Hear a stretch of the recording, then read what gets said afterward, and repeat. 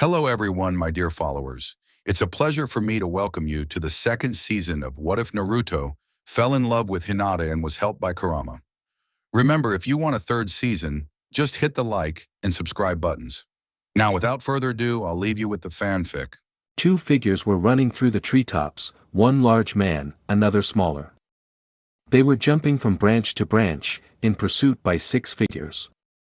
The six pursuers were each wearing dark blue pants and shirts, covered by a gray flak jacket. Each wore a white mask with small slits for eyes, each had a unique painting on them, with swirls or lines. The symbol on the forehead indicated they were from Kirigakure, the hidden mist village. They were in pursuit of two of their own. The large man had a dark blue one-piece attire with no sleeves. He wore striped wristbands up to his elbows and the same on his legs. Bandages covering the lower half of his face, his headband attached crookedly to his head. He carried a giant cleaving sword known as the Executioner's Blade, fabled as one of the legendary swords from Kiri. The other wore a long green kimono-style outfit, with a brown sash hanging behind him. Long brown hair framed the white Kiri Umbu mask, a bun tied to the back of his head underneath a white fabric. "What should we do, Zabuza-san?" The smaller figure asked. They had been fleeing their pursuers for quite some time. The two of them had fled their village after attempting to assassinate the fourth Mizukage in a coup.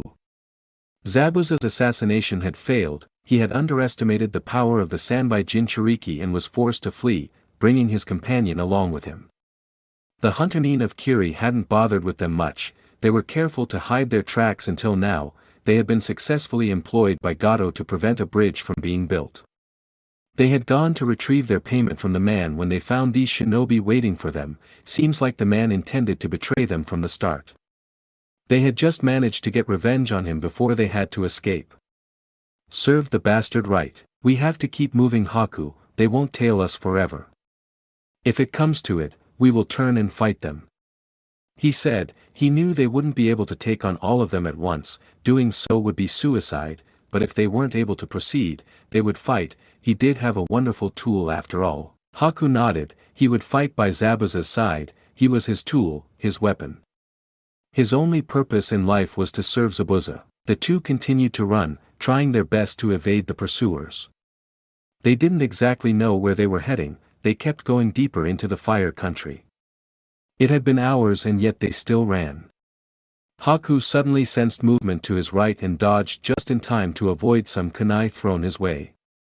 Zabuza became alerted and immediately turned around, swinging his word just in time to deflect more kunai. Haku readied some senbon and threw them at a figure to his right. The senbon struck the target in the chest. It immediately burst into water. "Water clone," Haku remarked, picking up speed. "Zabuza-san, I don't think we can avoid our pursuers any longer." "Ah, looks like we'll have to fight," Zabuza said, grinning under his wraps. Zabuza quickly spun around, throwing his gigantic cleaver at the men behind him. They all either ducked or dispersed just in time for the blade to crash into a tree. In a moment, Zabuza was standing on the blade. Haku had jumped further into the trees, hiding himself. 5 figures all landed, either in trees or on the ground, around Zabuza. "Give it up, Zabuza, we have you surrounded," one of them shouted. "Ho, is there a higher price for bringing me in alive?" Zabuza asked. "The fourth wants to punish you himself. I'd like to see you try," Zabuza said before running through a series of hand signs, faster than they anticipated. "Kirigakure no Jutsu, hidden mist technique," Zabuza said, raising one arm into the air and the other held in front of him. A heavy mist started to fill the area, extremely dense, so dense, nobody could see a few feet in front of them. Zabuza was smirking, feeling out for his opponent's locations by sound alone. All of them were still. He suddenly felt a presence behind him as a kunai was approaching. He blocked the man's wrist and threw him away. He hopped off his sword, grabbing the handle, and swinging it downwards. He had found a target directly below him. He swung down but only managed to hit dirt. He stopped, carefully listening to the area around him. "Did you really think a mist jutsu would work on us?" He heard a voice from behind him. He spun his blade around but did not hit anything. This was bad. He was outnumbered in here. Although he could track them and not get hit, they were making it impossible for him pinpoint their locations, to go on the offensive. Guess I'll just have to settle for giving them a good fight, he thought, before swinging his blade at his next target. Naruto was sitting down on a log, reading through his father's scroll. It had been incredibly easy for him to learn the shadow clones and the Rasengan. Kurama had helped with the last one. This jutsu now though, Hiration, was on a whole nother level. It was incredibly complex, requiring several seals and massive knowledge about space-time ninjutsu that he just simply couldn't grasp. He was quickly realizing just how amazing his father had been. The trio had decided to take a short break. Kakashi should be several hours behind them at this point, if he had figured out where they went at all. Sasuke was reading through one of his clan scrolls and Hinata had been meditating at a nearby pond. They had divided up some of their rations and discovered they had just enough to make it to the hot springs. The three of them were all occupied when they noticed some mist starting to fill the air. It began to grow thicker and thicker until they could all barely see anything. Hinata. Sasuke. Naruto said, he didn't like this mist, it felt heavy. Here. Sasuke said, appearing next to him, Sharingan active. The mist is laced with chakra, I can't see through it. Sasuke said, this was bad, if there was an enemy nearby they wouldn't be able to spot them. Hinata. Naruto called out again, I'm right here, Naruto-kun. He heard a voice from beside him, nearly causing him to jump. He was relieved to hear her voice. He turned to her and saw her Byakugan was active. Can you see? He asked. Yes, it's a bit difficult but I can manage. There is a lot of chakra in the air but I can see through it. She responded. The three were standing there, surveying the situation. Do you think someone is after us? Naruto asked. Hinata shook her head, then realized Naruto probably couldn't see her. No, I don't think so, I don't see anyone coming towards us, wait. She began to focus her vision, it was harder to see long distances with this mist. I see, some figures. It looks like a large man, with a big sword. He's being attacked by several others. She said. Both Naruto and Sasuke stood at attention. Should we try to help him?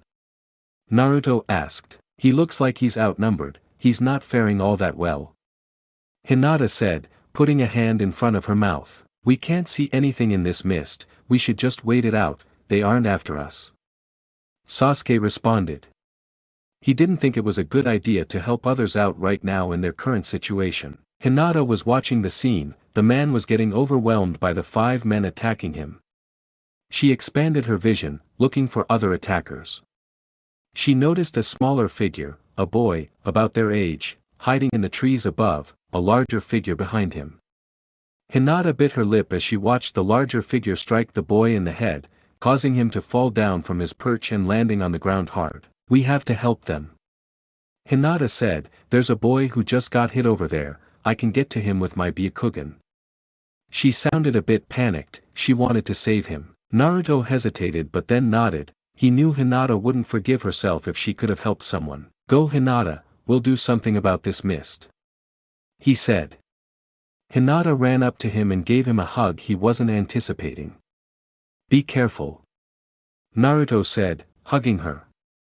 She nodded into his chest before breaking away. And running towards the boy at full speed. What are we going to do about this mist? Sasuke asked, he didn't know of a way to dispel it. I'm not sure. Naruto thought, what could they do? Sasuke suddenly had an idea. He pulled out his sword. Naruto. Channel some wind chakra into my sword. He yelled. Naruto aimed in the direction the voice came from. You ready? He called out. Do it. Sasuke yelled back. Naruto put his hands in front of him and started to channel wind chakra. Gusts of wind began to pour away from him towards Sasuke, moving the mist between them. Sasuke continued to hold the blade, letting it absorb the wind chakra. Hinata had broken away from the group, running towards the downed boy, but trying to keep her presence hidden. She arrived just in time to see the man jump down with a kunai in his hand. Zabuza is wanted alive, but nobody said anything about you brat. The man said as he came down to strike Haku. Haku sent some senbon needles flying at the man, only for him to block them effortlessly. Haku attempted to stand but his ankle had been injured. He started to go through some hand signs when he felt a presence. He looked up to see a girl dark in a light purple outfit strike his attacker with her palm on the side. The man was sent hurtling towards a nearby tree, he collided with it and then flipped himself onto his feet. He landed, clutching his side. Ugh, damn that hurt. It feels like my insides are on fire, he said. Hinata landed next to Haku, crouching down. Are you okay? Hinata asked, lending the boy a hand. He warily eyed her hand before accepting the gesture and allowed himself to be pulled upwards, before holding himself on one leg, slightly letting the other touch the ground. His ankle was sprained, he could tell that much. It would be difficult to fight in this condition. I am fine. My name is Haku, may I ask yours? He said respectfully. Hi Haku-kun, I'm Hinata. She said with a slight smile. She looked him over with her Byakugan and could tell he had injured his ankle. She had learned a few minor healing techniques from her scroll. I'll heal your ankle in a moment Haku-kun, but we need to deal with him first. How well can you see in this fog? She asked. Not well, I can sense movement based off of sound, but this man is silent as a ghost, I did not hear him come behind me. Haku replied. It was true, he had learned lots of techniques from Zabuza in the art of silent killing, but it was difficult for him to utilize those techniques in this mist. He also preferred not to kill his opponent, but he would do that if necessary. Hinata nodded and kept her eyes on the man she had hit earlier. So far, he had not moved much, he just sat there, clutching his sides. Hinata suddenly saw some motion behind her and spun around just in time to duck a kunai swipe, barely cutting a few strands of hair. She spun, attempting to trip the ninja with her leg, the man dodged slightly then kicked out at Hinata. She put her arms up, blocking the attack but the force sent her back a bit. She spun again, opening her palm, aiming a strike at the oncoming ninja. Her strike hit him in the stomach and he suddenly dissolved into water around her. The water began to form a bubble around her, the man was suddenly standing next to her, one hand in the sphere she was trapped in. She tried to move her body, but it seemed to be bound by the water. Suiro no Jutsu, water prison technique, the man said, holding her there. Hinata sat a moment, thinking out her situation, when she realized that she couldn't breathe, the prison was filled with water. She began to panic slightly, was she going to die here? Calm down, she thought, there must be a way out of this she began to think, she couldn't move her body so she began to concentrate. She started focusing chakra into her tenketsu, releasing more chakra. The bubble began to waver, the ninja looked down in surprise to see the bubble collapse and Hinata was free. She immediately aimed a juken strike at this stomach, causing him to stumble backwards. She rushed forward, she crouched down, one arm in front of her, one behind. You are in my field of Kaya. She was cut off as the man rushed at her, kneed her in the face which sent her tumbling backwards. Ugh, damn brat, that really hurt. The man said, as he clutched his stomach. He quickly steadied himself, pulled out a kunai, and rushed at Hinata. She was just starting to shake her head from the blow. She could feel a trickle of blood flowing from her nose. She looked up just in time to see the man charging at her. She didn't have time to react as she saw the kunai coming closer to her. In the blink of an eye, Haku was standing in front of her, senbon in hand, blocking the kunai. Thank you, Hinata-san, I can take care of him from here. Haku said. He started to go through several hand signs with just one hand. One-handed seals. Hinata thought, this was impressive. Haku then slammed his foot on the ground. The water from the water prison began to fly up into the air, creating shards of ice. Sensatsu Hyosho, 1,000 ice needles of death, Haku called out as the thin ice needles began to shoot towards the shinobi. Ice style. Hinata said out loud, this was a rare combination element. Haku jumped out of the way at the last second as the countless needles of ice pierced the man. He cried out in pain as he fell to the floor, blood flowing out of his wounds. Hinata was looking at him with her Byakugan and could tell he was still alive. Haku limped over to Hinata and sat down. Let me see your ankle. Hinata said. She did a few hand signs and her hand started to glow green. She placed her hand on his ankle, mending the muscle. After a few moments the glow stopped. Any better? She asked.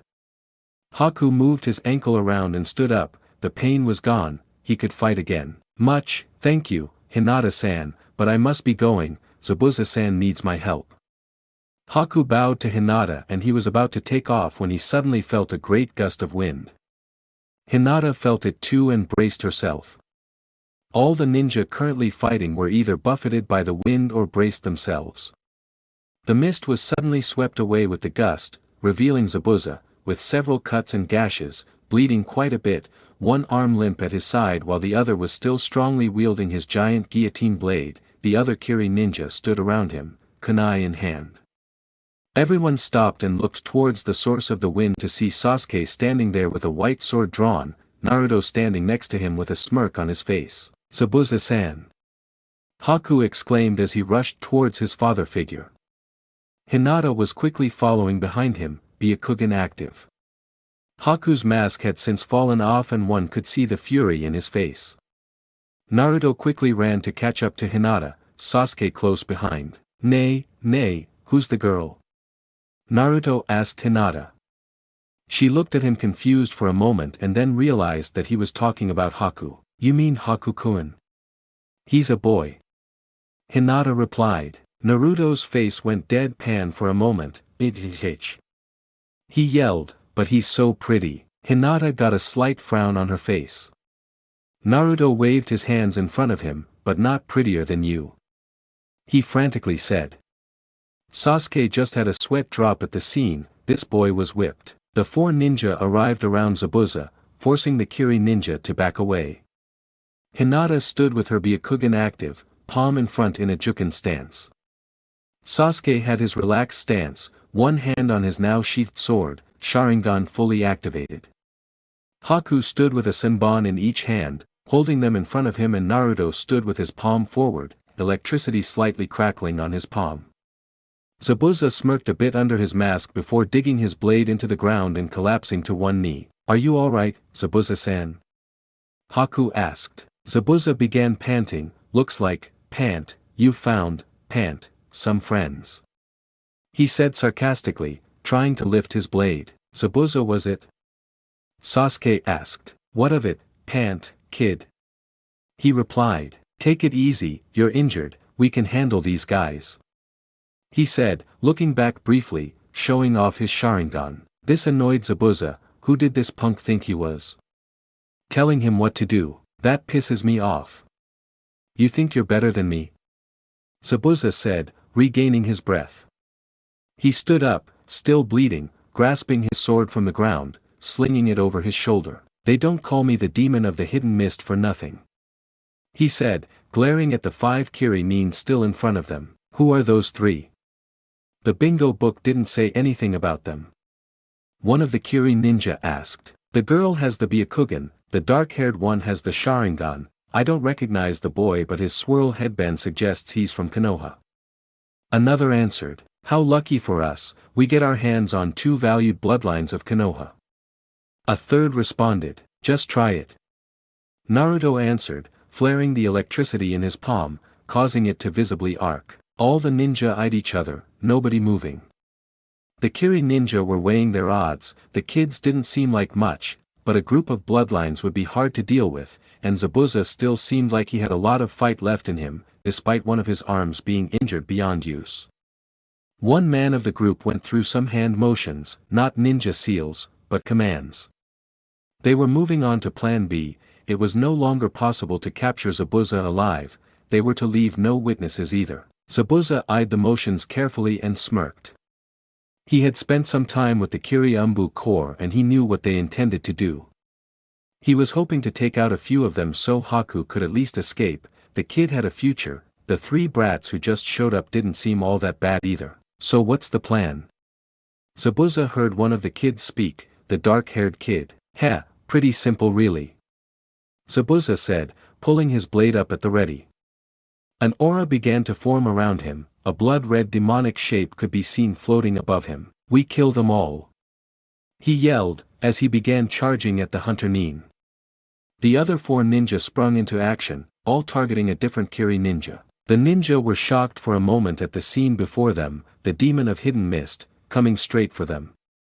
Zabuza cleaved downward between 2 of them, they both dodged to the side.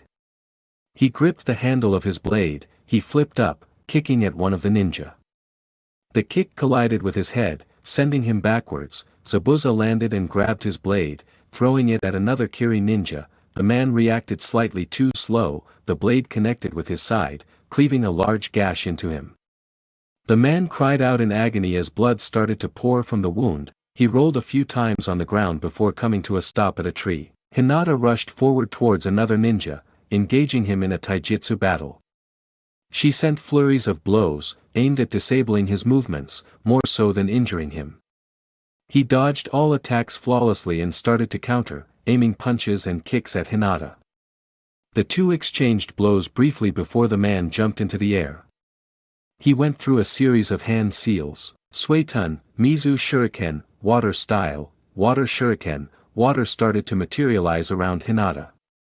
They all started to take the form of shuriken. They all started spinning and heading towards Hinata. She stood perfectly still, one arm in front of her, Byakugan active.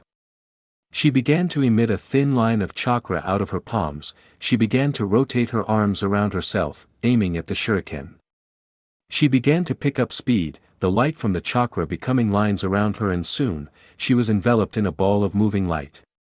Her chakra beams hitting the shuriken, destroying them.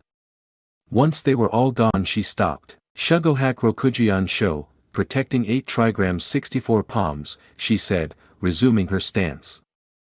The ninja landed a few steps away. TCH, a Hyuga, just my luck, he thought. His thoughts were quickly interrupted by Hinata rushing at him, aiming to disable him once again. You'll have to do better than that, girl, it doesn't seem like you want to kill me. He taunted her. Hinata ignored his words and continued her onslaught, aiming for his vital, but non-lethal points. She began to pick up the pace. She had started using more precision strikes, disabling some chakra points as she went along.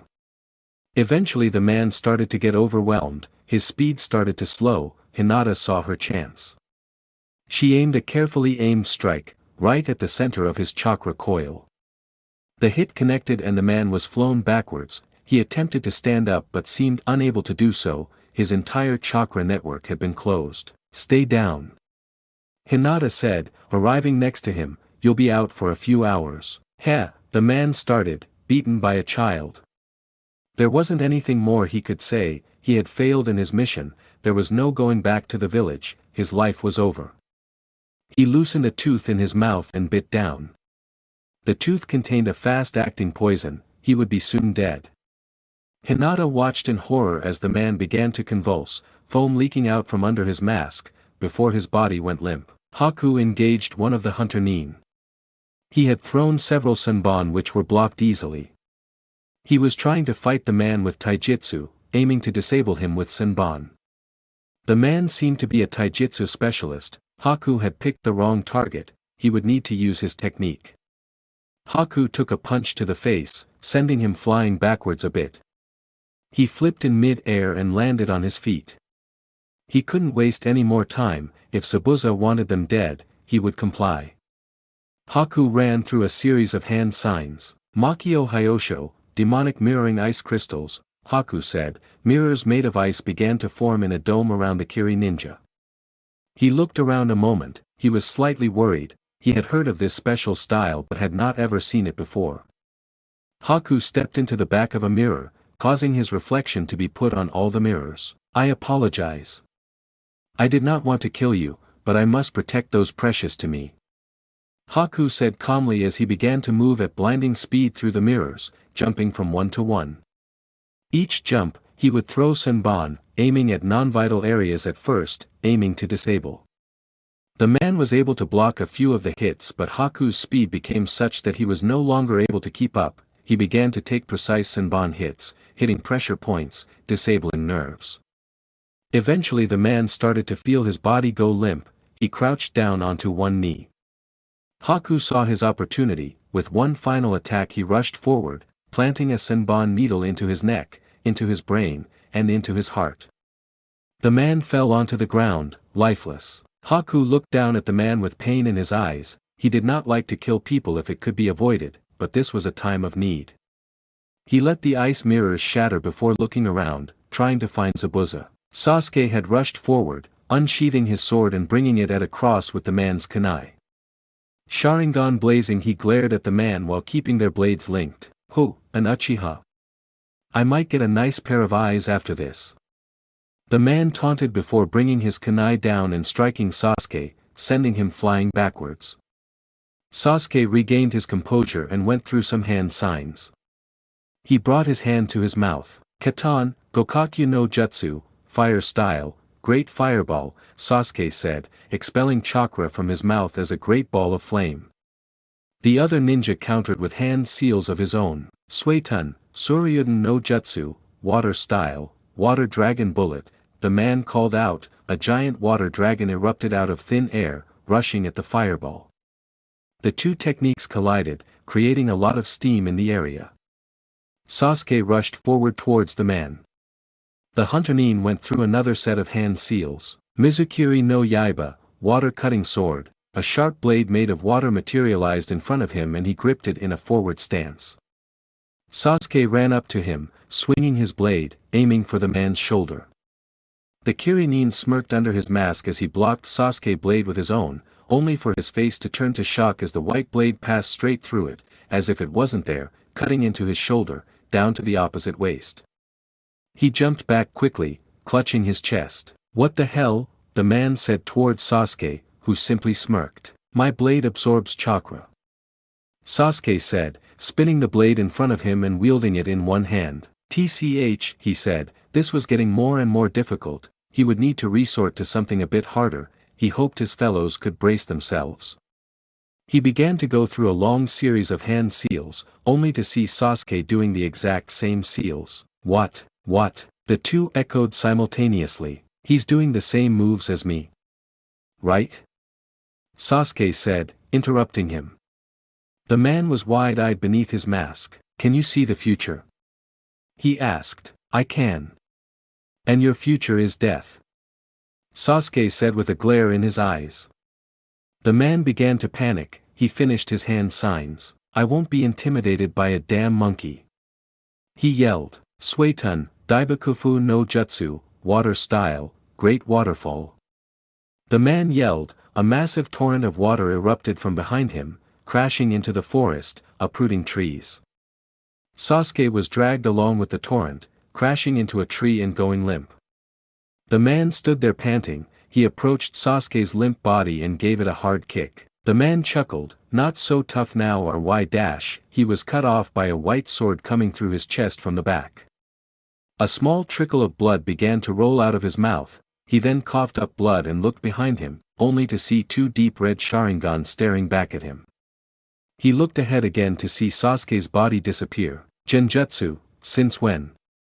he asked weakly. "Since the beginning, you never had any hope of defeating me," Sasuke said matter-of-factly. Although he was calm on the outside, this was his first kill. He knew it needed to be done, but he still felt some remorse over it. He let the man slowly slide off of his sword and fall limply to the ground. Sasuke looked down at the lifeless body hesitantly. He then whipped his sword to the side, pushing the blood onto the ground before returning it to its sheath. He surveyed the area and began moving to where he heard the most sounds of battle. Naruto had engaged his opponent in a taijutsu battle. The Kirinin had received a few nasty shocks early on and had decided it was better to keep his range. The man had been blasting Naruto with different water jutsu, trying to keep him away. Naruto had countered each one by either hitting them with fire blasts or countering with a water technique of his own. "What is this kid?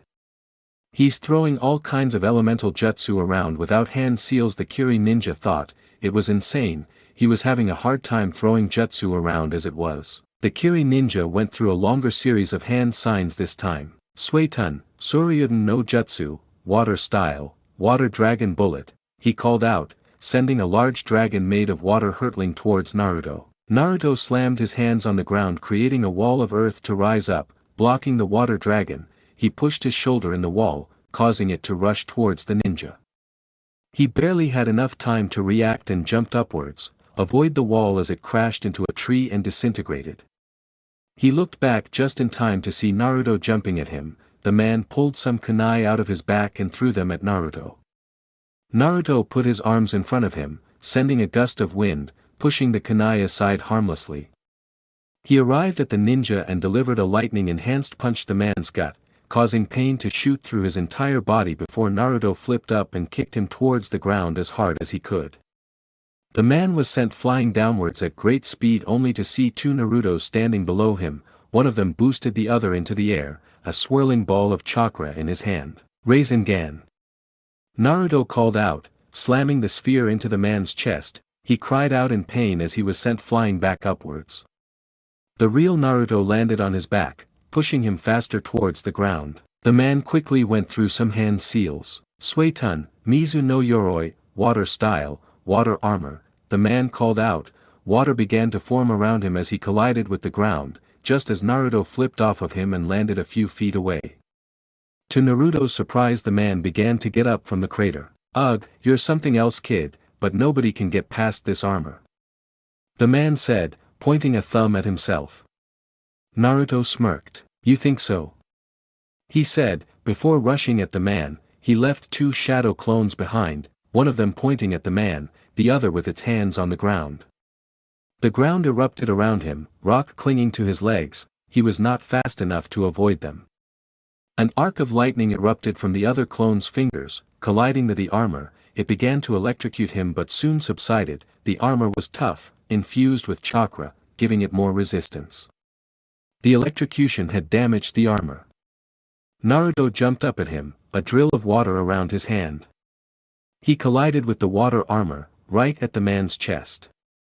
The armor was holding strong but soon started to relent. Naruto passed next to the man, drill still in hand. He looked behind to see a hole, straight through the man's body, where his heart used to be. Naruto looked in shock. He didn't think his technique would hit him that hard. Blood erupted from the man's mouth as well as body as he fell to the ground, blood pouring out of him. Naruto could only look back in regret. He had not wanted to kill the man. He closed his eyes shut and clenched his fist. You are a shinobi, kid, you will have to kill people sometimes. He heard Kurama's voice in his head. The first one is always the hardest, but you will get used to it. I don't want to get used to it, life means something. Naruto said, gritting his teeth. Now wasn't the time for this. He needed to make sure everyone else was okay. He heard some signs of battle still going on as he started to head towards the noise. Zabuza was engaged in a fight with the Kirinin, and things were not going well. He was slowing down. His fight with all five of them at once had weakened him considerably. He was unable to land any solid hits with his cleaver, and with his one arm disabled he couldn't perform any hand seals. He blocked a few kunai with his blade but was a bit too slow to block the kick that followed. Zabuza went tumbling into a tree. He landed hard, breaking his other arm. Zabuza looked at the man, his sword lying on the ground. The Kirinin launched a flurry of kunai at Zabuza, piercing his shoulders and torso, pinning him to the tree. Zabuza cried out in pain. The man picked up Zabuza's sword and started to approach him. Ironic, isn't it? You will be killed by your own blade. It's too bad, really. I would have liked to see you beheaded publicly, but I guess doing it myself wouldn't be so bad a compensation. He said, walking up to Zabuza. Humph, just do it then. Zabuza said. In the blink of an eye the man was in front of him. He swung the sword down at his stomach, creating a deep cut. Some intestines could be seen escaping. Zabuza yelled out in pain. He could feel his vision fading. The man punched him in the face. No, no, no, you can't die yet. I want you to suffer for a bit. He lifted Zabuza's face to look at him. He unraveled the bandages. Zabuza just glared at him. You're about to die, be afraid. The man said. Zabuza just spit blood onto his mask. Pity. He said, but I suppose that's what is to be expected from the demon of the hidden mist. The man stood up, readying the sword to deliver the finishing blow. Any last words? Demon? The man said, forgive me. Haku. Zabuza said, preparing himself. The man began to swing the sword aiming for his neck, when an ice mirror appeared in front of him, Haku jumping out, grabbing the man's wrist. At the same moment, Hinata appeared, holding her palm at the man's chest. Sasuke was behind the man, with his blade to his throat, Naruto to his side, grabbing his other arm. "You will not harm Zabuza-san," Haku said, glaring at the man. "Humph, a bit late for that," the man said, grinning under his mask. Haku looked behind him briefly and noticed Zabuza's state, both arms covered in blood, unusable, his whole body with cuts and gashes, the gaping wound in his stomach, innards hanging out of them. Haku's face was horrified for a moment before turning to rage. He turned and stabbed the man with 2 senbon needles, straight into his jugular. He pulled them out and blood erupted from the puncture wounds. Naruto let go of the ninja's wrist to cover his face as blood poured out of the wound like a fountain. The man brought his now free hand to his neck. He dropped Zabuza's sword and brought the other hand up futilely as well, hoping to stop the gushing. Blood poured from between his fingers and from under his mask as he dropped to his knees before eventually falling over. His life had been extinguished. Haku immediately turned around and knelt down next to Zabuza, who was bleeding profusely. "Can you heal him?" Haku asked, looking to Hinata. She had a tearful look in her eyes as she shook her head. Haku stared at the man before him, tears starting to well up in his eyes. "Don't start with that, Haku. You knew this would happen someday." Zabuza said, "You were a great weapon, you served your purpose as my tool. But most of all, you were my closest friend." Zabuza said, he wasn't ashamed to admit it now, on his deathbed. Tears started to come out of Haku's eyes as he held the hand of the man he worshipped. "Can you do something for me, Haku?" Zabuza said. Haku nodded. "Live on. Don't dwell on me. See you, kid." With those final words Zabuza closed his eyes as his breath left him. "Goodbye, Zabuza-san," Haku said, as he whipped the tears from his eyes. Hinata had buried her head into Naruto's chest, lightly sobbing. Sasuke had ground his teeth, looking down at the ground. Naruto simply looked on sadly. Haku knelt down and started to dig with his hands. "What are you doing, Haku?" Naruto asked. "I'm going to bury him, he deserves a funeral." Haku replied. "Let me help," Naruto said, gently pushing Hinata away. He put his hands on the ground and the earth gently started to move away from underneath Zabuza, allowing him to slowly sink into the dirt. Once his body had completely vanished, Haku had fashioned a makeshift cross out of branches and placed it at the head. He grabbed Zabuza's sword and plunged it into the ground. All 4 ninja stood there in silence and they all bowed to the grave. Naruto placed a hand on Haku's shoulder. "My name is Naruto Uzumaki, this here is my girlfriend, Hinata Hyuga, whom you've already met." He gestured towards Hinata. Haku nodded. Naruto then nodded towards Sasuke. "That is Sasuke Uchiha. We are 3 ninja on the run from our village as well," he said sadly. Haku nodded again. "Are these people precious to you?" Haku asked. Naruto nodded without hesitation. "I love Hinata with all my heart, and Sasuke is my best friend," he said, a bit embarrassed. Haku looked between the 3 of them and decided he had nowhere else to go. "Naruto-san, would it be alright if I joined you?" he asked. Naruto blinked for a moment before getting a grin on his face. "Of course you can, Haku," Naruto exclaimed, offering his hand. Haku looked at it hesitantly before smiling and grasping Naruto's hand. They had gathered up all the bodies and buried them all. There was no reason to leave them all out unceremoniously. They may have been enemies, but they were still people. As they were cleaning up the corpses, they noticed one of them was missing. Hinata had used her Byakugan and attempted to search for him but found nothing. The man had fled. Either back to his village or elsewhere, they could not tell. Haku stood in front of Zabuza's grave, staring at the dirt. He had been deep in thought, thinking about his life, his time with Zabuza. Ever since he was very young he had spent all of his time training to be a weapon. He never dreamed he would have outlived him. His bloodline was hated in his village, they were seen as evil and needed to be eradicated. He had killed his father with his own hands, after the man had killed his mother and tried to kill him. He had met Zabuza not long after and followed him along. He didn't even dream that he would outlive him. He always figured he would have died as his tool. He was after all, a shinobi, trained only to be useful to his master. "You ready to go, Haku?"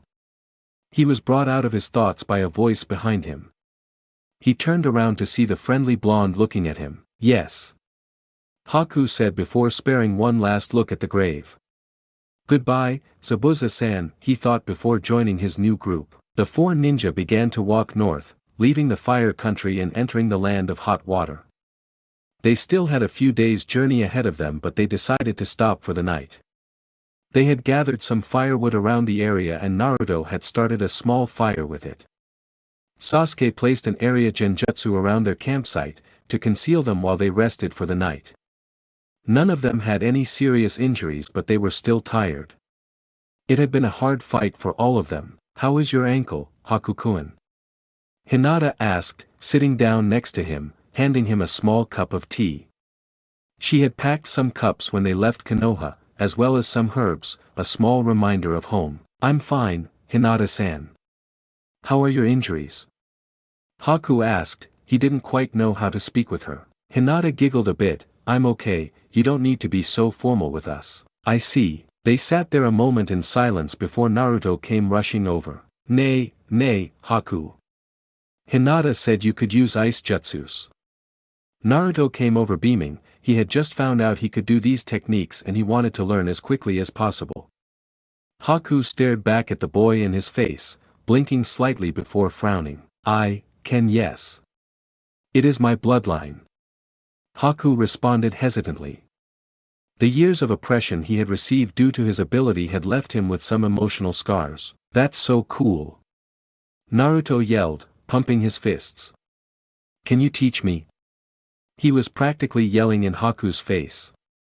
Hinata placed a hand on Naruto's shoulder. "Naruto-kun, we need to be quiet or someone might find us," she said gently. Naruto looked over to her and nodded. "So can you?"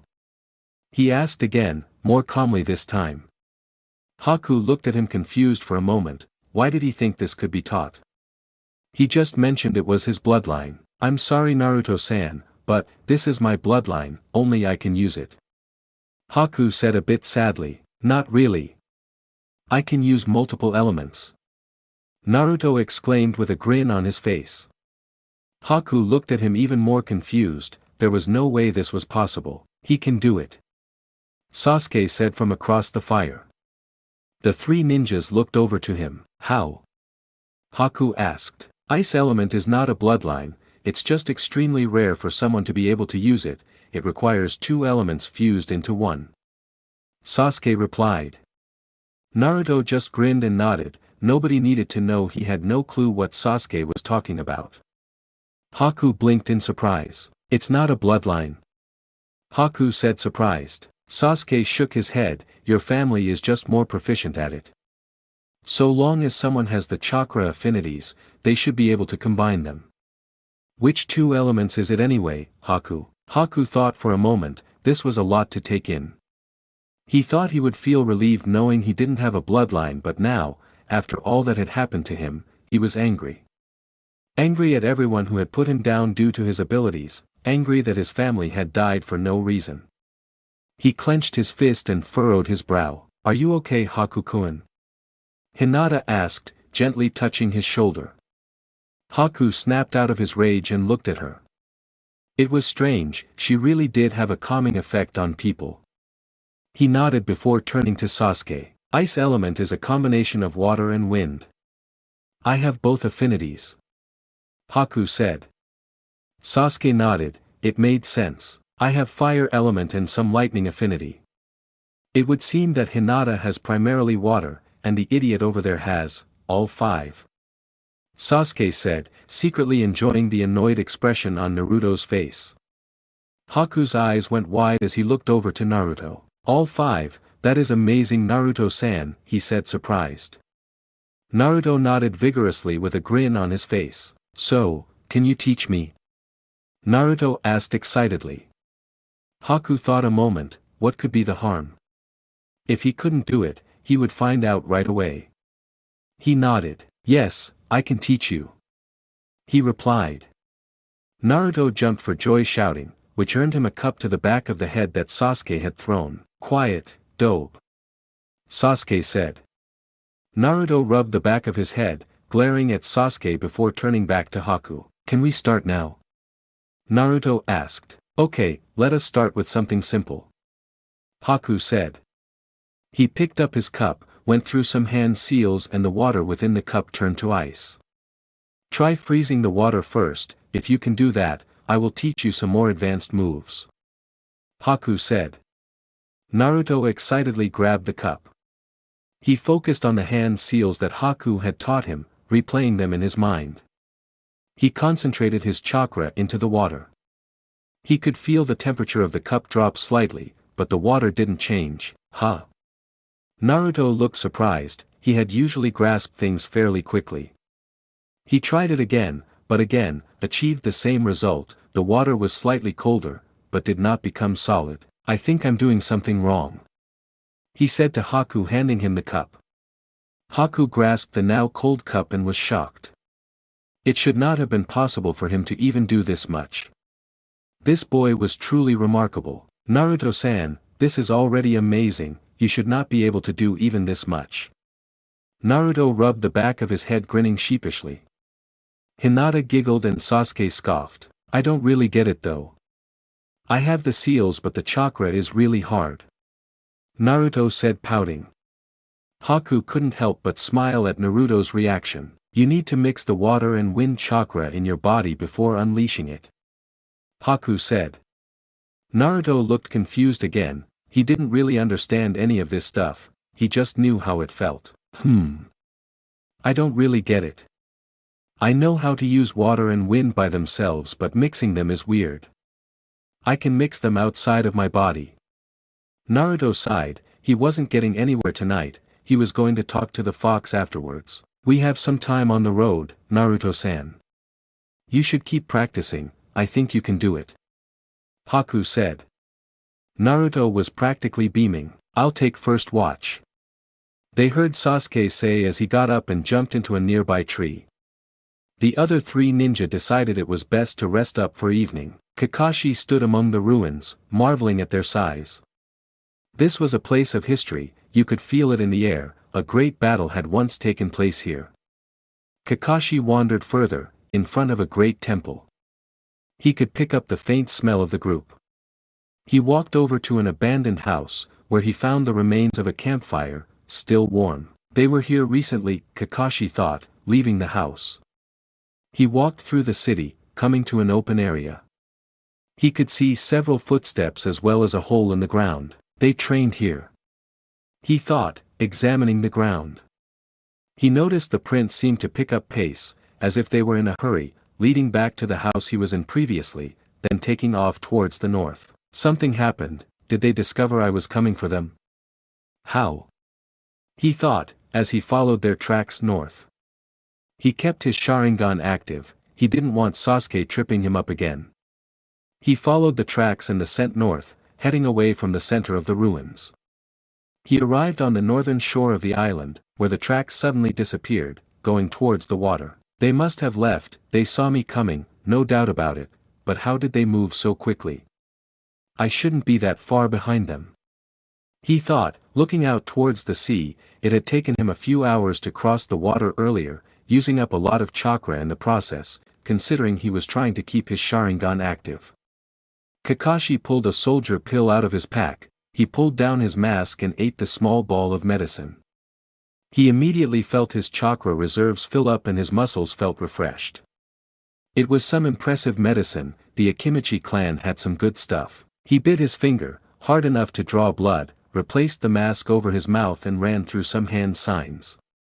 It was going to be difficult to keep track of their scent, but he was sure they didn't go into the water, it was still there, just faint, he would need some help. He slammed his hand on the ground, black markings flew away from his hand and a puff of smoke appeared. When the smoke cleared, Pakin was standing there. What is it, Kakashi? He asked, a lazy look in his eyes. They went across the water. My nose just isn't quite good enough to keep tracking them. I'll carry you, just keep me going in the right direction. Kakashi said. Haku nodded and started sniffing the ground. He picked up their scent as Kakashi picked him up. He began to run on the water, Haku directing him. It would take him a few hours still to get to land, there was a lot of water to cross. Kakashi arrived on the edge of the fire country several hours later. He dismissed Haku as it looked like the kids left some tracks. He started following them into the woods. As he went further up the coast of the fire country he stopped as a familiar smell caught his attention. Blood, lots of it. He took a moment to follow the scent, leading him deeper into the forest. Please let it not be them. Kakashi thought. He frantically jumped through the trees, following the scent. He came across various weapons, kunai, senbon, and blood spatters strewn about. The area was also very wet, like a torrent of water had come through. He kept moving when something caught his eye, a glimmer on the forest floor. He jumped down to examine the source. He came up to 6 mounds of dirt, 5 of them had Kiri masks on them, the final one had a giant cleaving blade at the head. I know this blade. Kakashi thought as he touched the metal. He remembered now, it had belonged to Zabuza, an infamous nuke from Kiri. He examined the other graves and noticed the masks. They must have been trailing him. I wonder if they were involved. He thought. He was brought out of his thoughts when he heard a noise coming from nearby, a twig had snapped. He drew a kunai, holding it in a reverse grip, and stared towards the source of the noise. He slowly walked nearer, just as he arrived at a bush, a man jumped out from behind, kunai in hand. Kakashi quickly blocked the kunai, grabbing the man by the shirt and flipping him onto the ground, pushing his kunai against the man's neck as he straddled his attacker. Kakashi examined him carefully.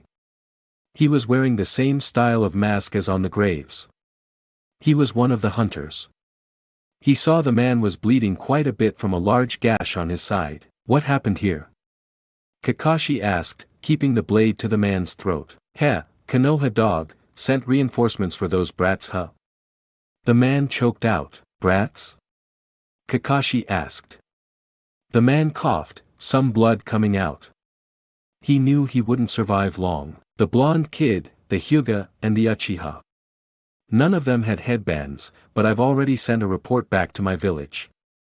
Don't think you can get away with this, the bingo book should be updated very soon.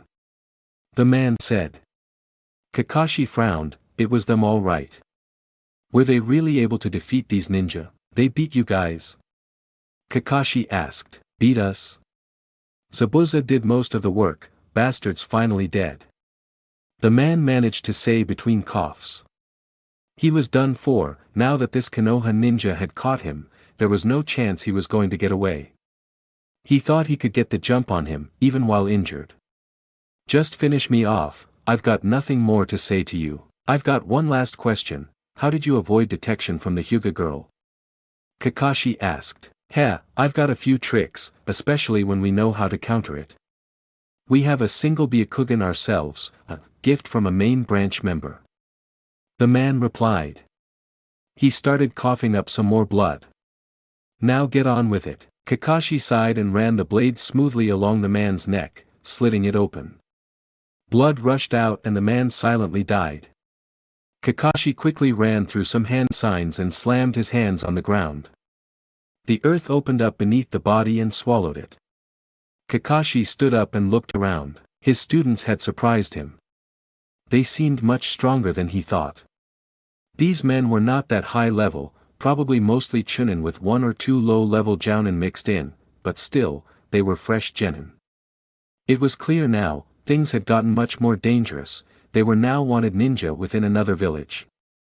He needed to find them at all costs. The village hidden in hot water, formerly a shinobi village, was now a peaceful resort. People from around the country went there for their luxurious spas and hot springs. The village was no stranger to shinobi, many of them were around. Situated between the fire and lightning countries, the village had seen its fair share of both Konoha and Kyumo ninja. For young shinobi could be seen entering the village. They stood in awe and marveled at the resort. Plenty of hotels and hot springs could be seen around the village, streets lined with restaurants and shops. Several stalls set up in between with different games to play, with various prizes to be won. Naruto was bounding around excitedly. It was his first time seeing these things and he couldn't contain himself. He had never been to any events like this. He had tried once, but was shunned by the hosts and kicked out of the festival. Hinata was also impressed by the area. She had been to a few festivals when she was younger with her family, when her mother was still alive. She was looking around at everything forlornly, remembering her kind and caring mother, her once loving father, and her little sister, who had always been full of energy. Sasuke was quietly and calmly excited. He didn't show it, but he did like these sorts of things. At least, he didn't oppose them. It was good to relax every now and again. His father was always strictly against them, saying an Uchiha didn't have to lower themselves to commoner status for entertainment. Sasuke had always hated that idea. What was wrong with relaxing?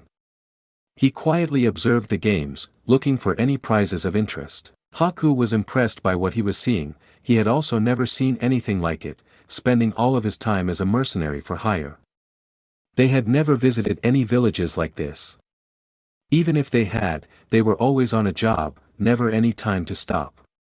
He marveled at the games, wondering how they were played and eyeing the food stands. Hinata was able to grab Naruto's arm, calming him down. She rested her head on his shoulder, arm wrapped around his. She led him and the group over to a nearby hotel. The group walked up to the hotel reception with Hinata in the lead. "One room please," Hinata said. The woman behind the counter looked up at the group and smiled. "Are you sure you don't want to? Maybe spend some time alone with your boyfriend?" she said with a wink. Hinata and Naruto's faces both went bright red. Haku looked confused and Sasuke had a slight blush and a frown on his face, looking away at nothing. "Just one is fine," Hinata said, still blushing. The hostess giggled a bit and handed Hinata a key. "You'll be in room 206. The open-air baths are open all night. Please enjoy your stay," she said. Hinata placed some money on the counter before the group headed towards the stairs. The group went up the stairs and entered their room.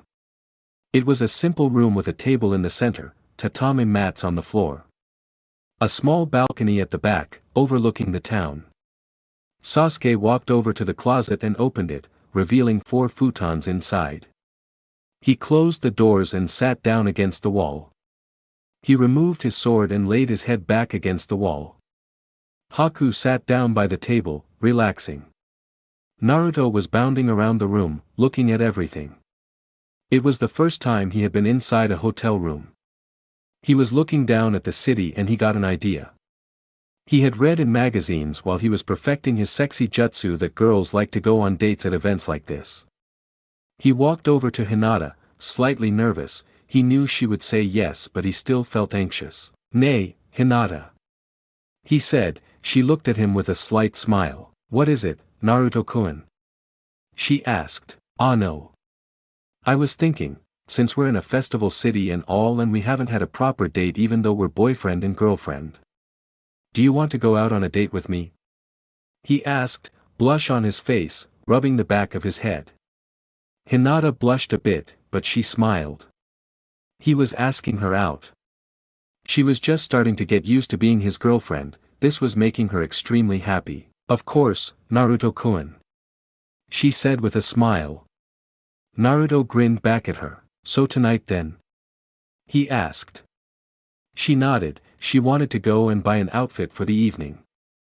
The two just stared at each other for a moment until they heard Sasuke's annoyed sigh. Naruto had a vein bulge on his head. "You got a problem?" he yelled towards Sasuke, shaking his fist. Sasuke just shook his head, before lying down further, closing his eyes. He was tired and wasn't in the mood for Naruto's antics right now. Something was bothering him about their display, but he wasn't quite sure what it was. Was he jealous? No, it wasn't that. Hinata wasn't his type, so what was it then? He shook his head. It wasn't worth thinking about right now. They had a long road ahead of them, but it looked like they were going to stay here a while. He needed to find his brother, figure out what happened. There was no way he was dead. Haku looked at his companions with a look of confusion. Date? What was that? He had never heard of such a thing. Naruto-san, Haku began. Naruto turned his way with a questioning look on his face. What is a date? Naruto just about face planted onto the floor, and even Hinata looked a bit confused. Sasuke scrunched his eyes shut further but didn't say anything. Naruto was wandering through the town, perusing the various shops. Hinata had gone out to buy something to wear for the evening. He didn't really have a whole lot of money, he had saved a small amount from his brief time as a ninja. He was checking the shops around, he found an orange yukata to wear that was reasonable priced, he was now just looking for something to purchase for Hinata. He just wanted to get her something to show his affection. Girls like that stuff, right? He thought as he was looking through the various shops. He had passed by some jewelry stores, he had looked around inside but those were far too expensive for him, and he didn't want to steal anything. He arrived at a small shop that looked like it sold souvenirs and small knick-knacks, and that's when he saw it. He looked in the window and saw a hair clip, with a large lotus blossom on it. Naruto ran into the store and up to the counter. Hey mister! How much for the hair clip? Naruto practically yelled at the man behind the counter.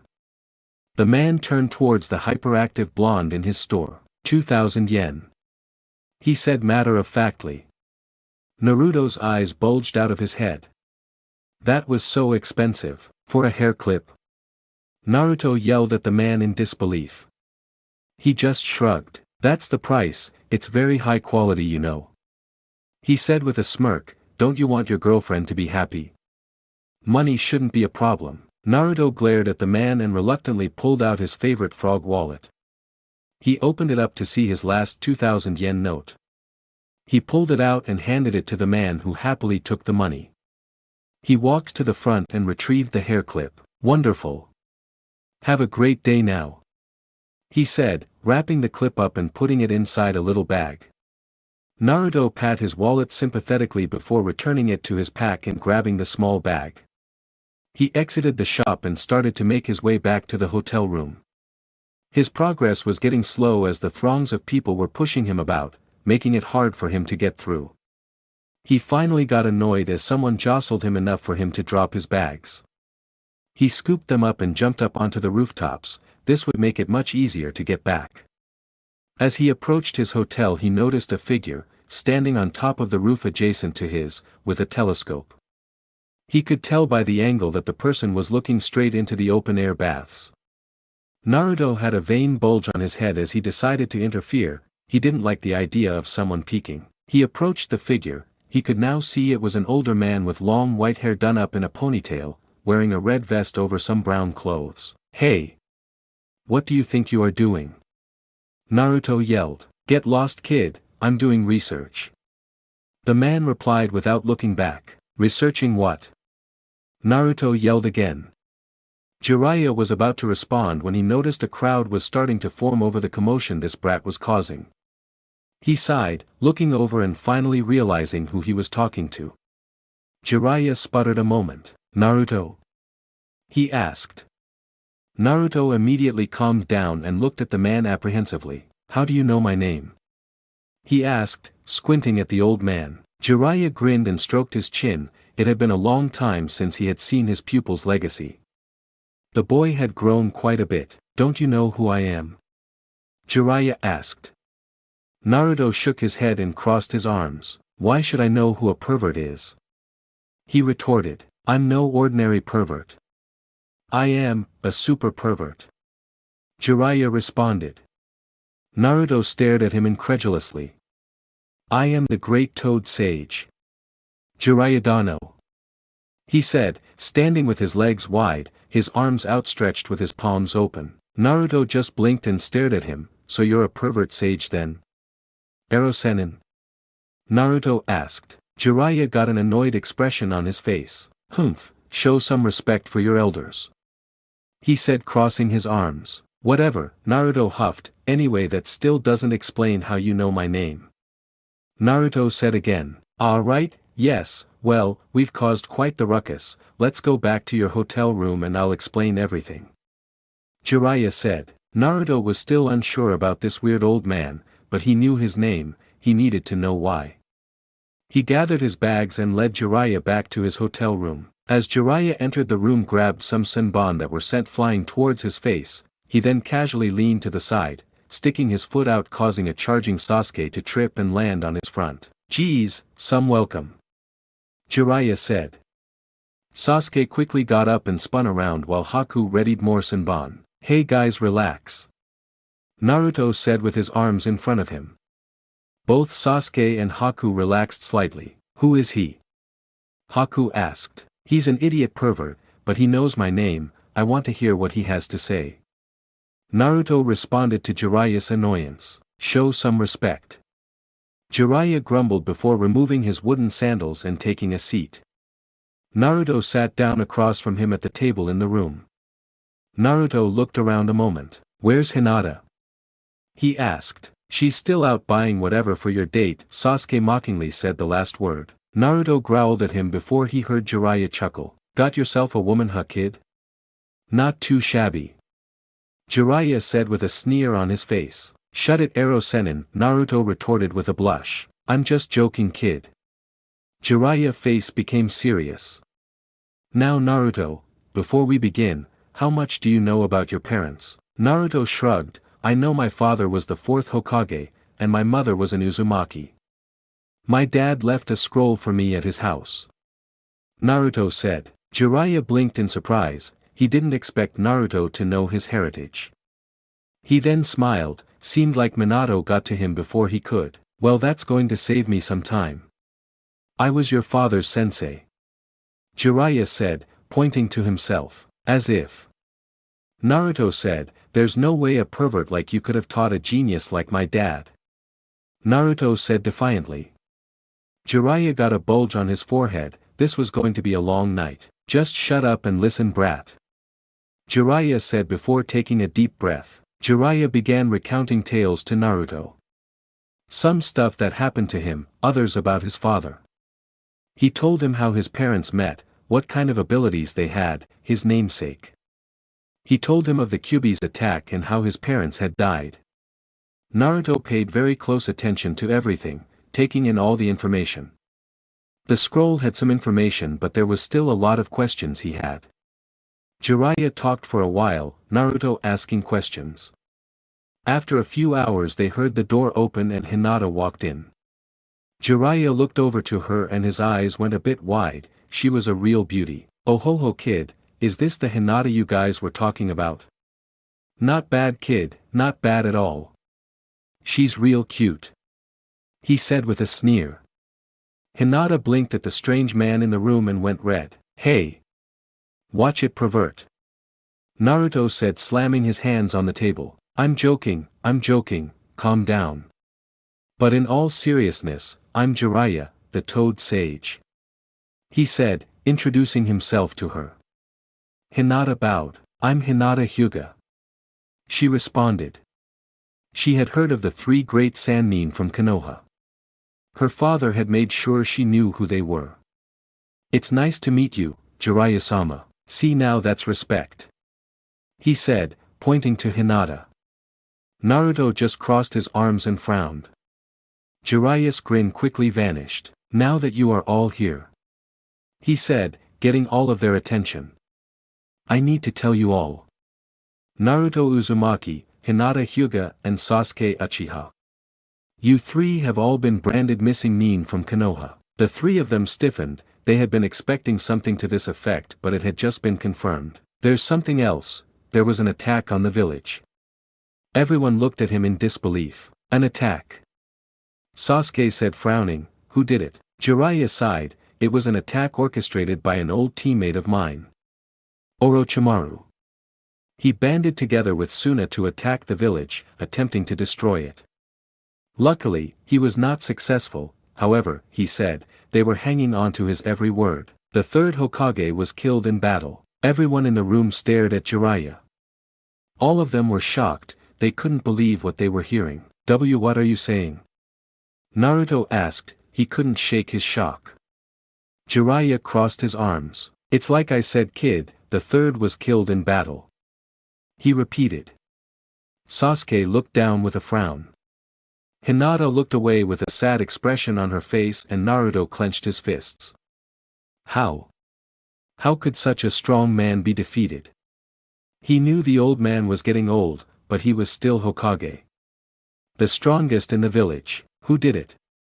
Naruto asked, frowning towards Jiraiya. The older man paused, he wasn't sure how to approach the subject. He feared Naruto may overreact and try to seek them out. He shook the thought, the boy needed to be warned, he needed to know what he was facing. It was mostly Orochimaru weakening him, but ultimately, it was a group called Akatsuki. Akatsuki? Naruto asked, he hadn't heard the name before. They are a group of S-class criminals. All of them have left their villages for one reason or another. They are very secretive and I only know of a few members. They wear black cloaks with red clouds. You have to avoid them at all costs, they are extremely dangerous. Jiraiya explained. Naruto grit his teeth. He wanted to yell and say he would take them on. Jiraiya-sama, Haku interrupted. Jiraiya looked over to the effeminate man. Yes, little lady. Jiraiya said, what do they have to do with us? Why should we be on the lookout for them? He asked. Jiraiya expected this sooner or later, he sighed. The group's current goal is to capture all of the bijou for an unknown purpose. He said. Looking around the room, there was silence until Naruto spoke up. First off, Haku's a boy. Naruto said grumpily, to which Jiraiya got a look of horror on his face.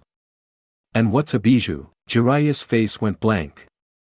How could he not know what that was? He had one sealed inside him for crying out loud. Really, kid? Jiraiya sighed, you should really know this stuff by now, didn't your father have any information about it in his scroll?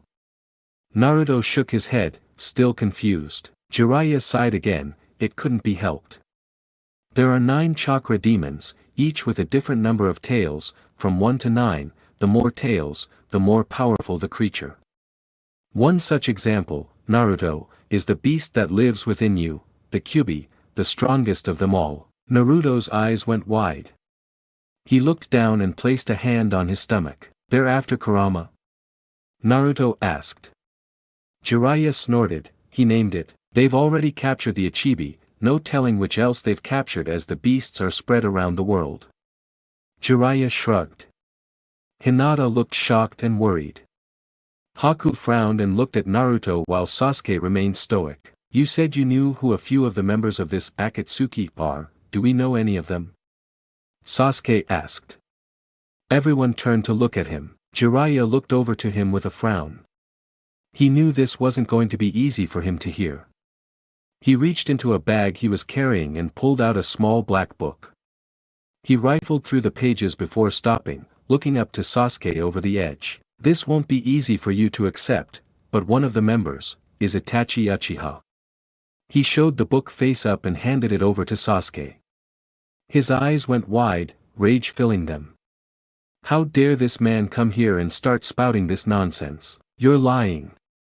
Sasuke said, his breathing starting to increase. He drew his sword, pointing it towards Jiraiya. There's no way my brother would do something like that. He yelled, he was about to start charging towards Jiraiya when Naruto jumped up and grabbed him from behind. Hinata jumped forward and grabbed onto his wrist, disabling it, causing him to drop the sword. Haku had also stepped in front of him, arms outstretched. Sasuke was starting to hyperventilate, he was panicking, his mind running in every which direction. Sasuke calmed down. Naruto said, holding his arms. He could feel his friend's breathing increase further until he went limp. Oi! Sasuke! He said, shaking him in a panic. Relax, kid, he's just unconscious, seems like it was a bit of a shock for him. He'll wake up in a bit, just set him down over there. Jiraiya said, pointing vaguely around the room. Naruto looked over to Hinata pleadingly, she nodded and activated her Byakugan. She examined Sasuke's body, he was fine, just passed out. He's okay Naruto-kun, it's as Jiraiya-sama said, just unconscious. Naruto still felt uneasy but let the boy down gently before sitting back in front of Jiraiya. Why would Itachi do that? Naruto asked. He had seen Itachi around and Sasuke spoke so highly of him he could only be a great ninja. Beats me, kid. No idea, but there's another. He looked over towards Hinata and she got a bit of a sinking feeling. He picked up his bingo book and flipped a few pages before turning it to her. Koga Hyuga is another member. Hinata froze, staring at the image. Her hands began to shake uncontrollably, her breathing started to get shaky. Her eyes grew wide, tears starting to form in them. Flashbacks of her family's massacre began to flood into her mind in spurts. Her father getting struck and collapsing, the entire side branch dropping dead in front of her, Niji helping them escape, Hanabi. It was too much, all the fear and despair of that night came rushing back to her. Hinata began to cry, she fell down to her knees, shaking uncontrollably. Naruto jumped to his feet and rushed to her side, kneeling down beside her. He grabbed her shoulders as she fainted and rested against him. Hey Hinata. You okay? He asked frantically. She remained passed out leaning on him. Jiraiya sighed. This was the kind of the reaction he expected from her, although the Uchiha passing out was a bonus. Naruto sat down, he rested Hinata's head on his lap and turned back to Jiraiya. I'm going to find them. Naruto said, a look of determination on his face. Jiraiya frowned. I don't think you should do that. They are extremely powerful, you wouldn't stand a chance as you are now. He said, crossing his arms. Naruto furrowed his brow. But if they are coming for me anyway, what should I do? If I can't fight them, and they are coming for me, sooner or later, they will find me. He put a hand on Hinata's head, patting her hair gently. I can't let anything happen to her either. He said, almost in a whisper. Jiraiya just looked at him. It was uncanny how much he reminded him of Minato. He got a smile on his face. I want to tell you to go back to the village. But I won't do that, I've been sent by our new Hokage to retrieve you guys. He said, mocking the term Hokage. He was no leader. This caught Naruto's attention, he didn't even think about a replacement. Who is it? Naruto asked. Some cutthroat, secretive man named Danzo. He runs a top-secret organization called Root. They are the shadows of the Leaf Village, he's an extremely dangerous man and I don't trust what he would do. He explained with a scowl, so should we go back then? Naruto said sadly. Jiraiya thought for a moment, he was not going to let Danzo have his way. He wasn't sure if he was going to be able to stall forever, but if he could get a few months, even years, it would be worth it. Not a chance in hell. It isn't any safer for you there. He'd probably just lock you up to contain the Kyuubi and then try to restore the Hyuga clan. He said with a disgusted look on his face. Naruto's face darkened, he did not like this thought. So what should I do then? Naruto asked, he felt lost. He couldn't go back, he couldn't keep training by himself, dangerous men were after him. It's simple. I'm going to train you here. Jiraiya replied with a smirk. Huh? Train me? Why would I need your training? Naruto asked with a frown. Jiraiya had a vain bulge on his head. Now listen here, I trained your father and he was a genius. You however, have a long way to go. I can teach you some amazing things kid, I can teach all of you. He said, looking around the room. Haku nodded, he had been quietly listening, it was not his place to pry. He would gladly accept help from a legendary ninja. Naruto hesitated a moment, maybe it was better this way. Okay, but, Kakashi-sensei is still after us, we can't stay here for very long. Naruto replied. Heh, don't worry about Kakashi. Danzo ordered me to have him return to the village, they are a bit short-staffed with the attack and all. He said, waving his hand. Naruto was starting to feel better, maybe it wouldn't be such a bad idea to train for a little while. He felt Hinata starting to stir on his lap. She turned to look up at him, he brushed some hair out of her face and whipped a few stray tears still on her cheek. You okay? He asked. She stifled her tears and looked up at him. She needed to be stronger, for him. She nodded and sat up, she looked around and saw Sasuke begin to stir.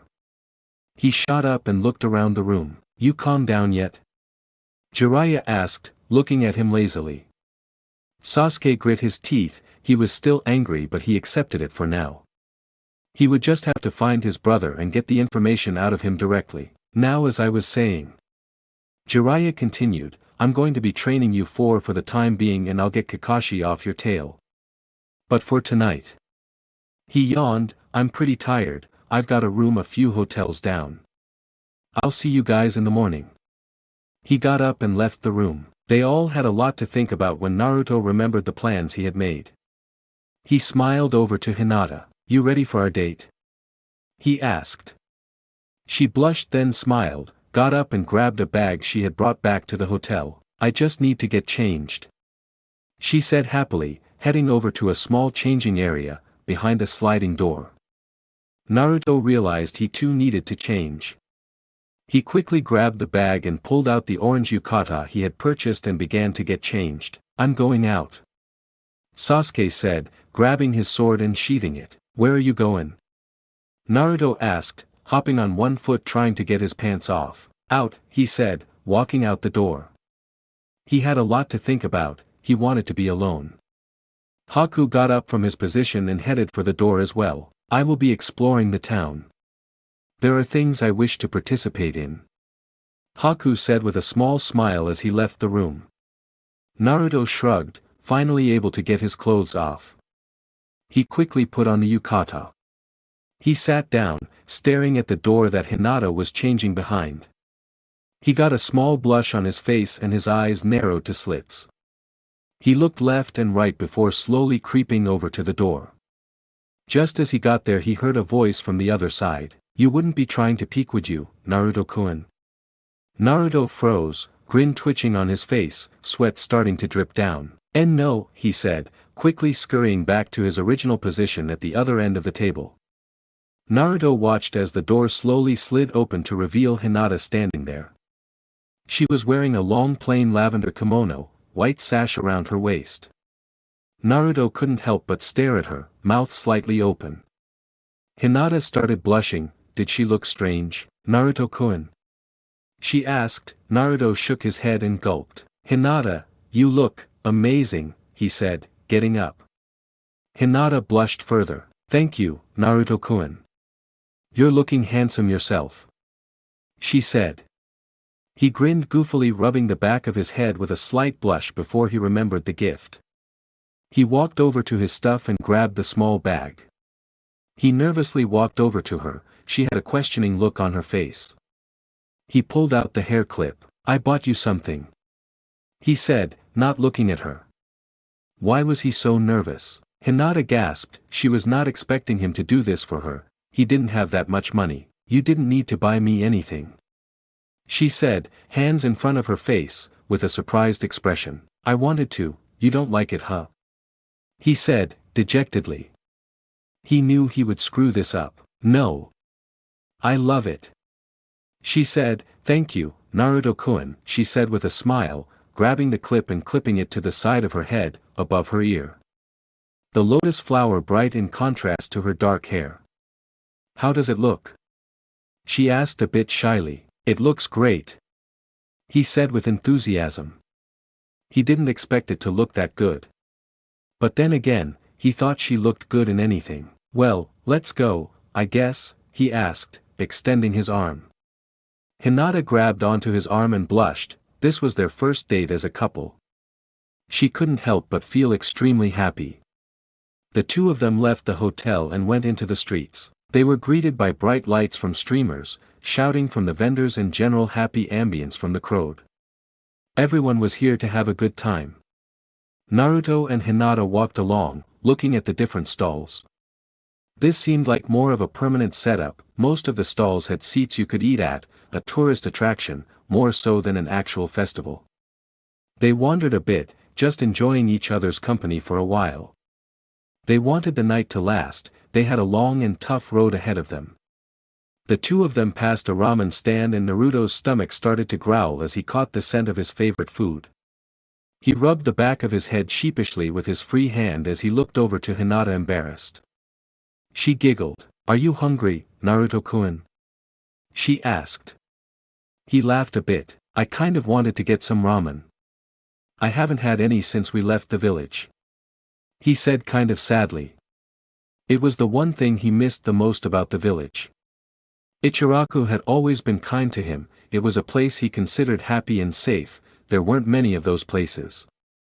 Hinata nodded and let herself be led to the stall. They both took their seats and ordered their food. Hey old man. I'll have 2 miso ramen, 1 pork and 1 chicken. Naruto yelled at the host. The man turned around and nodded. And for the lady? He said with a smile, just a miso ramen please. She said politely, coming right up. The man said as he got to work. He quickly made their bowls and handed it to each of them. They grabbed their chopsticks and broke them apart. They held them between their fingers. Itadakimasu. They both said in unison. Naruto immediately started to dig in, eating loudly while Hinata slowly ate hers gracefully. Naruto finished his first bowl in record time and was waiting for his second. This ramen is great. Just like old man Ichiraku's.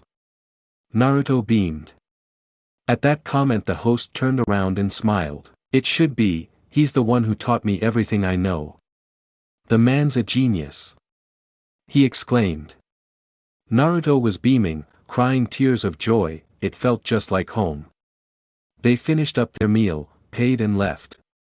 They continued their walk along the rows, admiring the small and large prizes. They hadn't bothered to play any of the games, being ninja, they found it unfair to the rest of the people, they simply observed.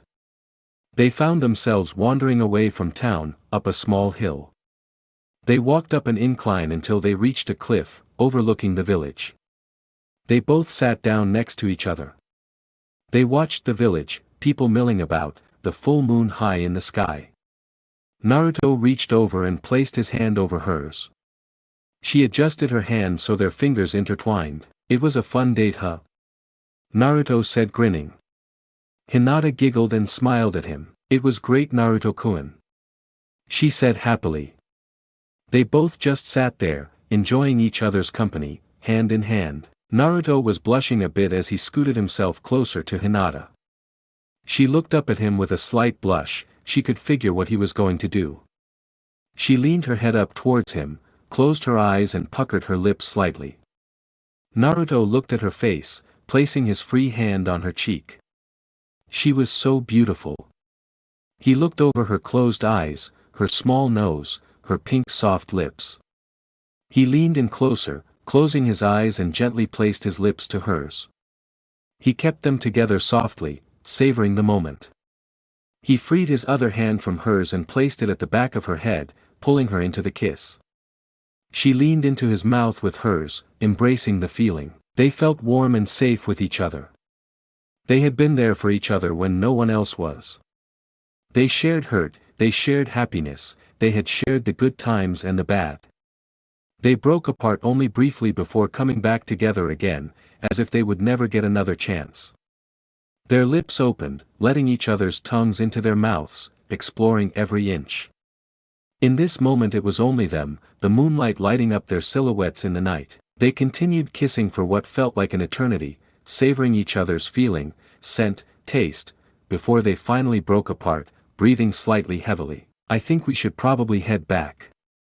Hinata said, to which Naruto pouted with a smile. You're probably right, it's getting late. Naruto replied. They both grasped each other's hands as they returned to the hotel. Sasuke was walking through a secluded area of town. It was dark, the streets were vacant. He could barely hear the crowd in the distance at the center of town. This seemed to be the residential district, away from the eyes of tourists. He wandered aimlessly through the streets, deep in thought. He had so many questions he needed answered. Why had his brother betrayed the village? Why was he helping a criminal organization? Where was he? There was no reassurance when he knew his brother was alive, especially knowing what he was up to. But could he really trust the old man who gave him the information? Sasuke shook his head. There was no point questioning the information, it seemed reliable. Jiraiya was a well-known ninja around the world, he didn't really have a reason to lie to him. For now, he would just have to accept the truth as it was until he could confront his brother and see for himself. All he had to do now was find him. He continued to wander, not paying much attention to his surrounding when he found himself outside the village, in a dense forest. He surveyed his surrounding and could still just barely see the glow of the village behind him, the area illuminated by the full moon. He sat down next to a tree and stared up at the moon. How was he going to find his brother? "Ni-san, where are you?" he said aloud. "Ku, I believe I can help with that," a voice from behind him said. Sasuke quickly jumped backwards, one hand on his sword, his Sharingan flaring to life. "Who's there?" Sasuke called out, examining the darkness within the trees. His Sharingan barely able to make out a chakra signature. A pale man walked out of the shadows. He wore a beige shirt with black sleeves and black pants, a large purple rope tied around his waist. He had long black hair framing a pale white face, purple markings around his snake-like eyes. He had his arms crossed with a smirk on his face. "My name is Orochimaru. I'm here to offer you something. I can help you find your brother and give you the power to match him," he said, snake-like gaze never leaving Sasuke's red Sharingan. Sasuke eyed him warily. He had heard of this man, and he knew nothing good would come of it. "I don't want anything to do with you. Get lost," he said angrily. This man was butting into things he knew nothing about. He didn't want to fight his brother, he just wanted to find him. He was confident Itachi would tell him what he wanted to know. Ku, you're acting as if you have a choice in the matter," he said before glaring at Sasuke. Sasuke froze. He felt such a strong killing intent, he could almost see his own death. This man was dangerous, he could kill him in the blink of an eye. "Move," he thought as he watched Orochimaru begin some hand seals. "Move." He thought again, his body refusing to obey. He was frozen in terror as Orochimaru's neck began to stretch, his head floating towards him, snake-like fangs in his mouth. "Move." With this thought, he was able to bite his lip, freeing himself from his stupor and jumped sideways, avoiding the head flying at him. It quickly changed direction and continued to fly at him. Sasuke flipped in the air, landing on his feet and charged straight at the head. He pulled out his sword, ducking under the head. He jumped forward, spinning in the air. He pulled out his sword and sliced 5 times across the elongated neck. The slashes cut all the way through the neck, severing the head. Sasuke landed, his sword clutched behind him, one hand on the ground and slid slightly before looking at what he had done only to see the body dissolve into a brown muck. Sasuke looked around frantically to see a blob start to meld out of the ground and take the shape of Orochimaru, still smirking. "Not bad. You have potential. Let's see how long you can last." Orochimaru extended his arm towards Sasuke and 4 snakes came out of his sleeve. Sasuke looked wide-eyed before he sheathed his sword and ran through some hand signs, ending with tiger. He inhaled deeply. "Katan, Hozenka no Jutsu, Fire Style, Phoenix Flower Jutsu," Sasuke yelled as he exhaled multiple small balls of fire. Each struck a snake, lighting them ablaze and causing them fall to the ground, writhing. The rest of the fire went rushing towards Orochimaru. He waved his arms and a gust of wind blew them away harmlessly. Sasuke rushed towards Orochimaru, unsheathing his blade. The snake-like man looked at the blade in fascination as he easily dodged Sasuke's attacks. It was an Uzumaki blade, how curious an Uchiha would have it. He supposed he could play with him for a little while. He blocked an oncoming swipe from Sasuke and kicked him in the stomach, sending him fly backwards into a nearby tree. Sasuke fell to the ground before plunging his blade into the ground to help push himself up. Orochimaru opened his mouth wide and a snake's head emerged. It opened its mouth to reveal the hilt of a sword. Orochimaru grabbed the hilt and pulled out the Kusanagi blade, a short sword.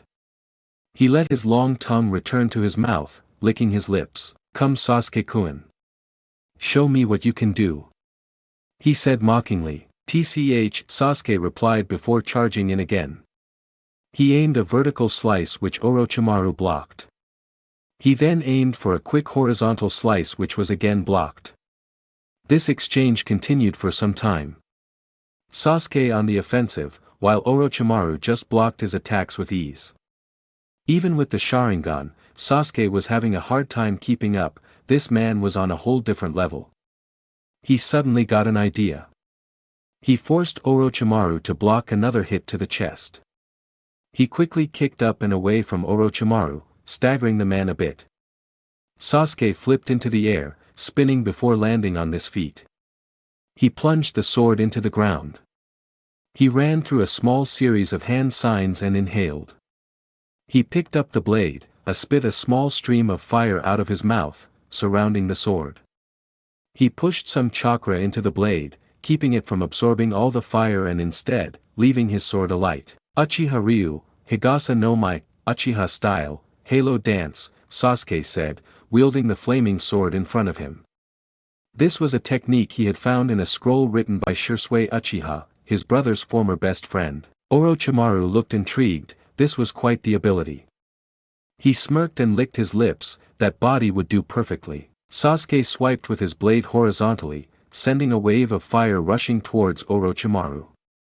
The man attempted to block with his sword but realized something was off. This fire was hotter than it should be. This was no ordinary flame. Orochimaru jumped into the air just as he noticed Sasuke was aiming towards him with his flaming sword. Orochimaru dodged and let Sasuke fly past him. Sasuke got a smirk on his face as he pulled some wire. The wire came from behind Orochimaru. Sasuke landed behind a tree and pulled harder. The strings connected with Orochimaru, pinning him to a tree. Sasuke quickly attached them to his sword and slammed it into the ground. The blaze around his blade lit the lines on fire and they ran along them right to Orochimaru. The man screamed in pain as he was lit on fire along with the tree. Sasuke watched the man burn as he deactivated his Sharingan and knelt down panting. Ku, well I suppose I've played with you long enough. Sasuke's eyes went wide as he looked up to see Orochimaru standing not far away, completely unharmed. You did well, Sasuke-kun, he said as his neck began to extend and his head started flying towards Sasuke. He tried to stand up but was too weak.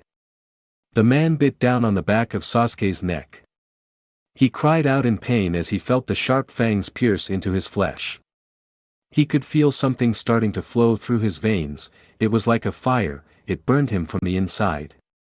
3 dark marks began to form on the back of Sasuke's shoulder, forming a wheel, not unlike his Sharingan.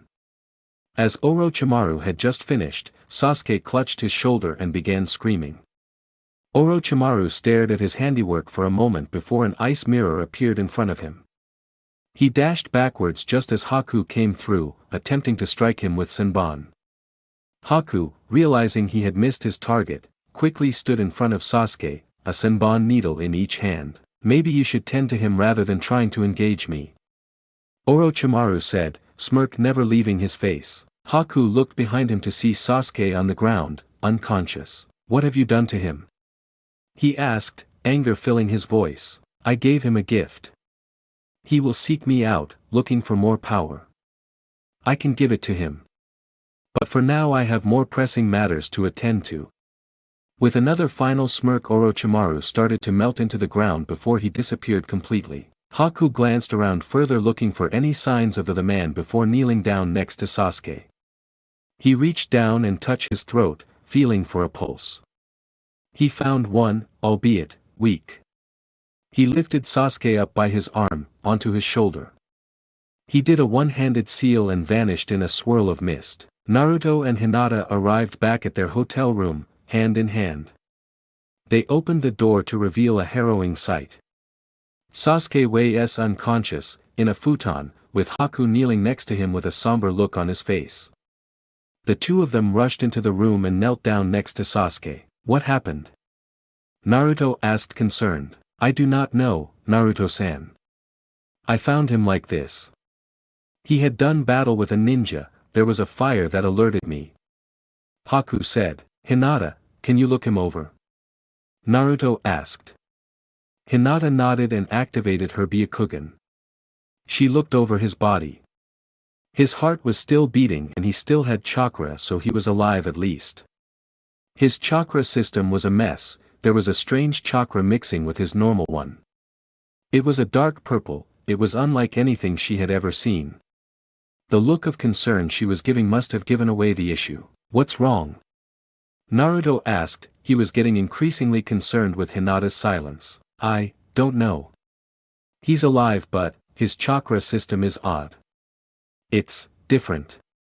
He has a strange dark chakra infiltrating his system. I don't know what we can do. She said, worry filling her voice.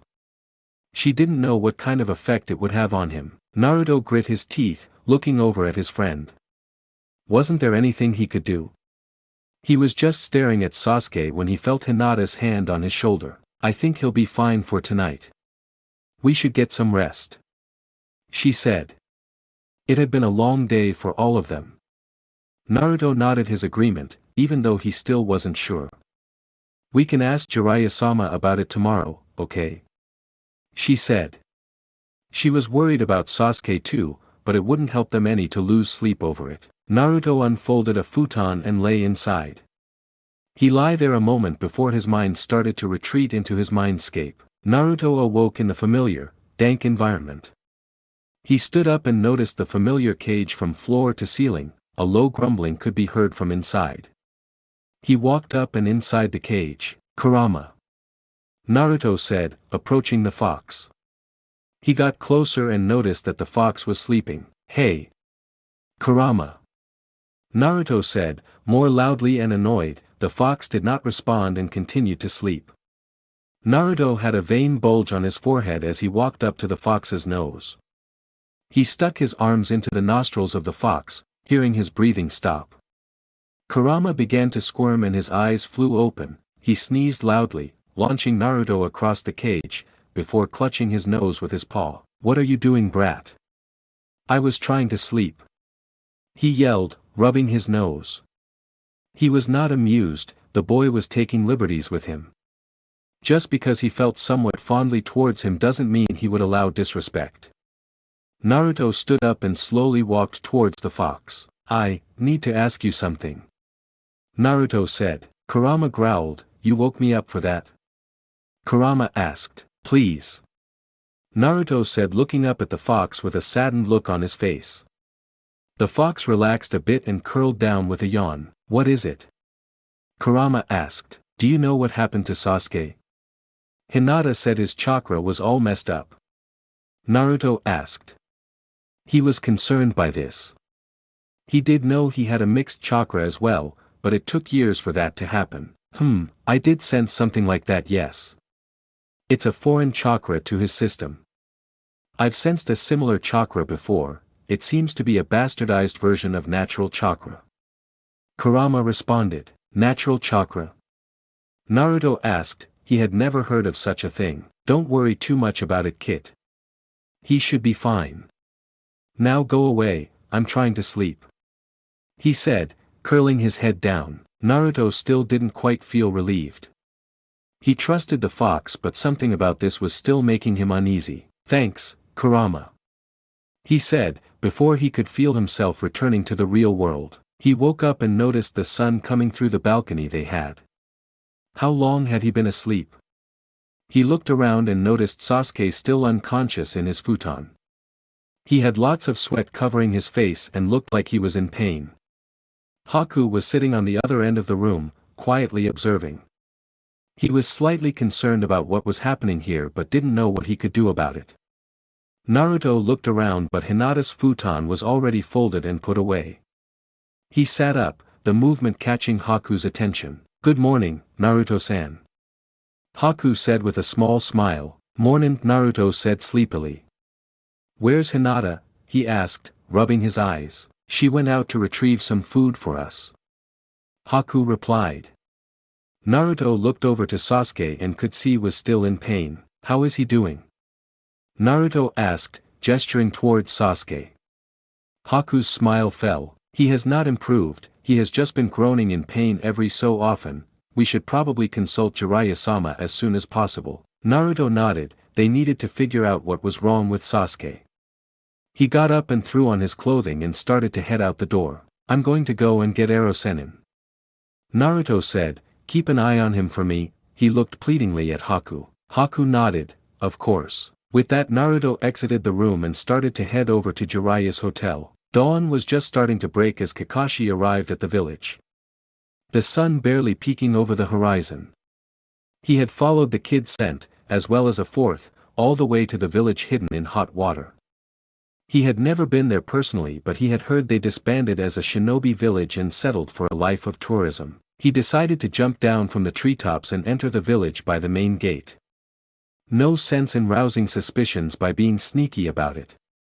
He entered the village and walked down the main road with all the stalls. All of them closed from the night before. He was keeping a keen eye out, observing the shops. Very few people were about at this time of the morning, most were still in bed. He was faintly following their scent when some movement caught his eye. He looked to the roofs to see black clothes and messy blonde hair jumping from roof to roof. Naruto? He thought. He had finally caught up to them. It had been a rough few weeks, especially when he lost them at the Uzumaki Island. He rushed forward following the boy. He watched as he entered a nearby hotel. He decided to keep his distance for now, see if he could figure out what he was up to and where the others were. He followed Naruto through the lobby and up to a room. Naruto entered the room and shut the door behind him. Kakashi made a note of the room number and went outside the building. He found the balcony associated with the room and jumped up.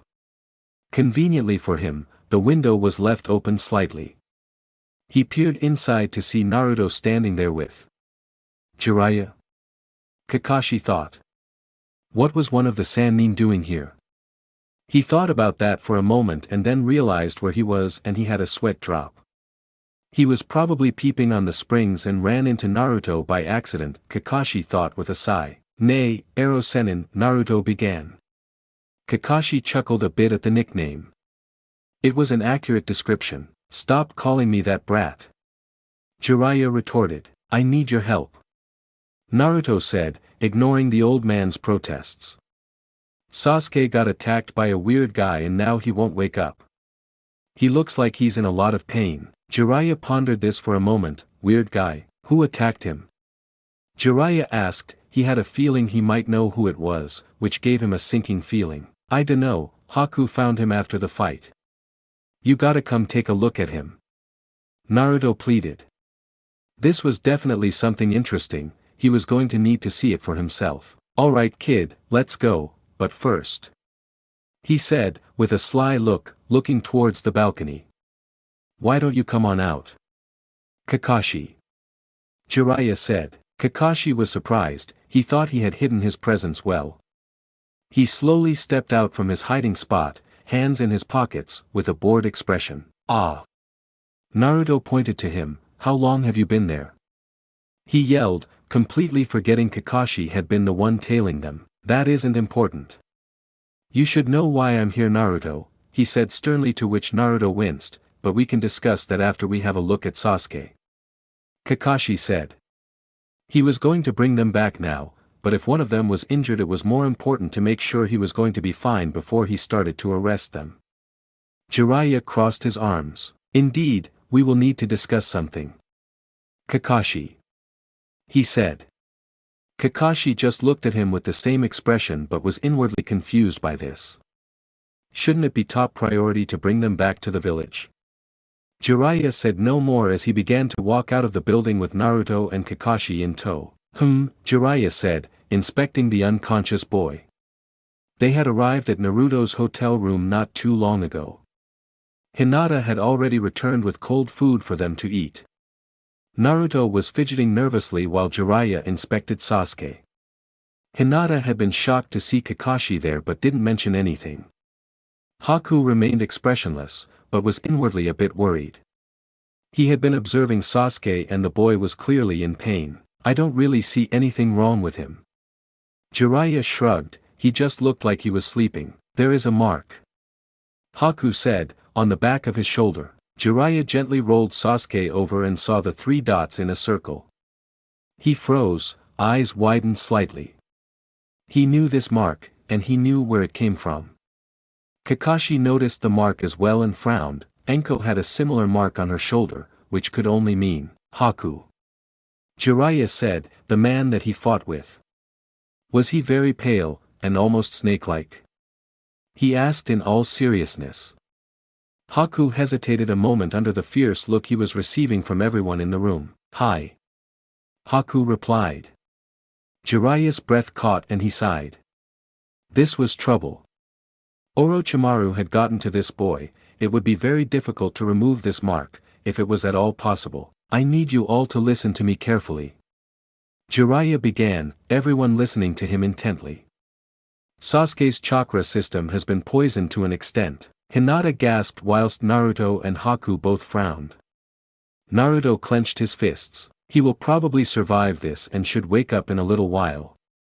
He was given power from an old teammate of mine, Orochimaru. He paused. Naruto had never heard of him whilst Haku and Hinata had heard only rumors. Who is he? Naruto asked. He is a frightening man. He was exiled from the village for his inhumane experiments on the villagers. This is one of those things. Jiraiya continued. It is known as the curse mark. It enhances his chakra by forcing natural energy into it. Doing this will grant him great power, but if he doesn't control it properly, it could consume him, changing who he is. Why would he do this to Sasuke? Naruto asked. Jiraiya thought for a moment, then shrugged. My best guess is, he's trying to recruit an Uchiha. He has had a fascination with the Sharingan. But he wouldn't be satisfied with any Uchiha. Only the strongest will do, but I suspect Itachi has grown a bit too powerful for even him to fight. Naruto frowned. Is Sasuke going to be okay? He asked.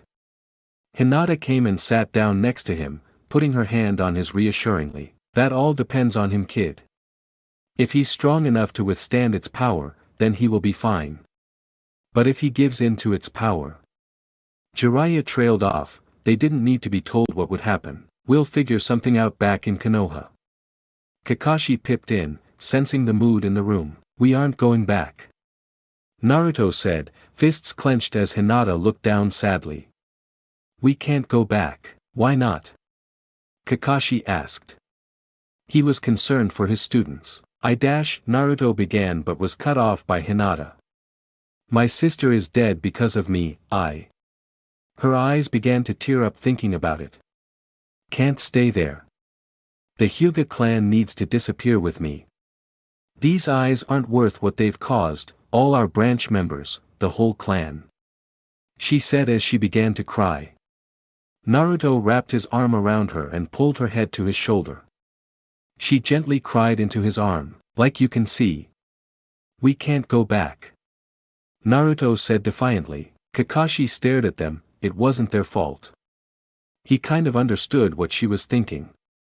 He too had felt guilt when he had survived when Obito died, when he had to kill Rin, when his sensei had sealed the Kyuubi. But they were just children. They were Konoha shinobi, they needed to be back where they belonged. But he started but Jiraiya waved him off. Kakashi. I need to speak with you about that. He stood up and motioned for Kakashi to come with him. I can't believe it. Kakashi said, shocked. Jiraiya had recounted the events that happened in Konoha, with the third and Akatsuki, and now Danzo's rise to power. I know it's a lot to take in. But I want to train them up a bit, make them stronger. This really is the better way, the village isn't safe so long as Danzo is in power. I'll try and keep him off of their scent for as long as I can. Jiraiya said, but what should I do then? Kakashi asked. He had previous orders to carry out. Well, nothing. Your new orders are to return to Konoha. But you know. I could use someone to keep an eye on Danzo. Jiraiya replied. This caught Kakashi's attention. You want me to spy on the Hokage? Kakashi asked. This was an unusual request, it seemed almost like treason. Spy is such a nasty word. I would say, keep a watchful eye on. The world is dangerous these days for a new Hokage. He could use an experienced bodyguard, to keep him safe. Jiraiya said with a wink. Kakashi got the idea, he could still be loyal to his Hokage whilst keeping his students safe. Before I go though, there's something I can do for Sasuke, Kakashi said. Jiraiya looked over to him with folded arms. He raised his eyebrows. You got something in mind for that mark the snake bastard gave to him? Jiraiya said. Yeah, Minato-sensei taught me some useful seals. I think I know just the one to suppress the curse mark, he said thoughtfully, hand on his chin. He motioned to head back into the room and proceeded to enter it. He walked over to Sasuke and leaned him up into a sitting position. Naruto, hold him up for me, I'm going to seal his curse mark. Naruto did as instructed and held Sasuke in a sitting position. Kakashi began writing symbols with his fingers around the curse mark, going around to the floor in several directions, making a complex design in a circle extending outwards. He finally went through some hand signs and placed his hand over top of the curse mark. Seal, Kakashi said, and all of the writing rushed around the curse mark. Sasuke cried out in pain, although still unconscious as the seal went around the mark to settle in a loose circle. Sasuke's breathing came easier and he no longer looked like he was in pain. You can lay him back down, Naruto, Kakashi said. Naruto, still with concern in his face, laid Sasuke back down. Is he okay? Naruto asked. Kakashi nodded. He's just sleeping now. Hinata activated her Byakugan and examined him. The strange chakra was now gone and seemed to be contained within the seal on the shoulder. Incredible, Kakashi-sensei, she said, looking at his handiwork. What did he do? Naruto asked. He contained all of the foreign chakra into one point, Hinata said.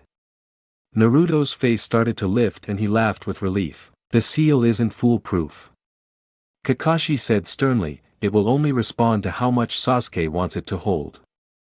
It will let the chakra flow out if Sasuke wants it to. Naruto nodded. Sasuke is stronger than that, he wouldn't let something control him. I hope you're right, Kakashi replied. He didn't want to doubt Sasuke, but he was an Uchiha. If he found a way to obtain more power, he wasn't so sure if Sasuke would be able to resist. In any case, he should wake up in a little while. Naruto, why don't you tell me what's happened to you? Your chakra feels different. Naruto started beaming as he began to recite the battle he had with Ashina and their adventures up until this point. Ho, sounds like you guys have had quite the adventure, Kakashi said, rubbing his chin. Naruto was getting a hell of a lot stronger. Seemed like Sasuke and Hinata weren't far behind, especially with the artifacts Naruto was going on about. Yeah, it was great. I'm super strong now. And so are Hinata, Sasuke, and Haku. Naruto was beaming. He liked his team. I can see that, Kakashi said with a smile under his mask. Naruto was continuing on, exaggerating his abilities when they noticed Sasuke starting to stir. Everyone crowded around as he began to open his eyes. Wah! Sasuke began to say when he felt a great pain in his shoulder. He instinctively reached in and placed his hand over the spot, wincing. Hey Sasuke! You okay? Naruto was yelling practically in the boy's face. Give him some space, Naruto, Kakashi scolded, pulling the boy away. Sasuke's eyes went wide as he looked at his former sensei. What was he doing here? He looked down angrily. So they had been caught, they were probably back in Konoha by now. What had happened to him? Where are we? He asked, to no one in particular. You're still in the hot water village, Kakashi said matter-of-factly. Sasuke was confused by this. What was Kakashi doing here then? So then, why are you here? He asked. Kakashi sighed. I just caught up now. You've been out for about a day. He paused. Maybe he could stick around for a little while, make sure they all got settled before returning back to the leaf. I'm going to stick around for a little while. I don't think I'm quite done being your sensei just yet. I've got some things I need to teach you for. You'll train us? Naruto asked. Sure, seeing as how you've gotten some nice elemental affinities and Haku here has a unique one.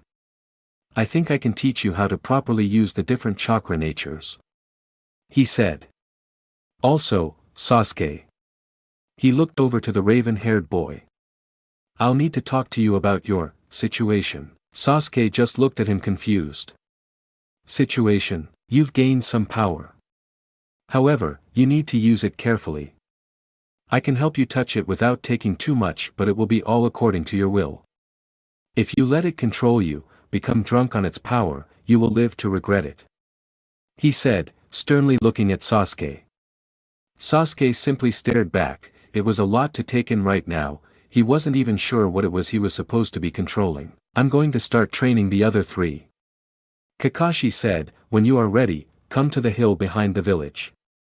Kakashi looked over to Jiraiya, you coming? Heh, I think I'll do some more research for my series. Jiraiya said with a lecherous grin on his face. Naruto looked annoyed and Hinata had a blush on her face. Kakashi just grinned under his mask. This could mean a new book would be released sooner. Okay then. He stood up and gave a quick glance to the genin in the room before leaving with everyone but Sasuke following him. The rest of them had been gone for a few hours now. Sasuke had gotten up and was flexing his muscles. He had been bedridden for almost a full day. He was sore, he needed to stretch. He ran through a quick warm-up routine, push-ups, sit-ups, squats. He started molding his chakra. It felt different, more powerful. He could feel the mark on his shoulder, slightly pulsing. What is this thing? He thought, rubbing the spot. He decided to activate his Sharingan while standing in a mirror. As soon as they appeared he could feel the strange chakra begin to get warmer. He looked over himself and could see a dark, purple chakra swirling around his shoulder. He molded his chakra into the point and it began to slowly pour out, trickling through his chakra system. He decided to let more out. It came like a torrent, rushing through his body. Black, flame-like markings began to expand from the mark on his shoulder, covering half of his body.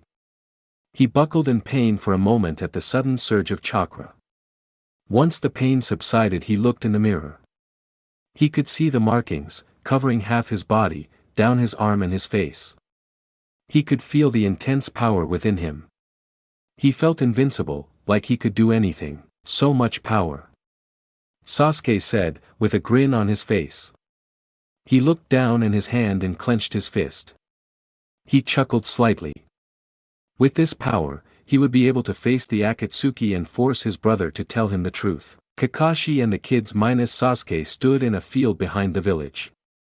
It was a secluded grassy clearing, with a forest nearby. Kakashi stopped a small ways away from the group. He turned to face them and reached into his pouch. He pulled out 3 small pieces of paper and held them up in front of his face. Paper? Naruto asked. Not just any paper. This is special paper that reacts to your chakra. It will tell you what kind of chakra nature you have. He said. Mine is lightning, so when I do this.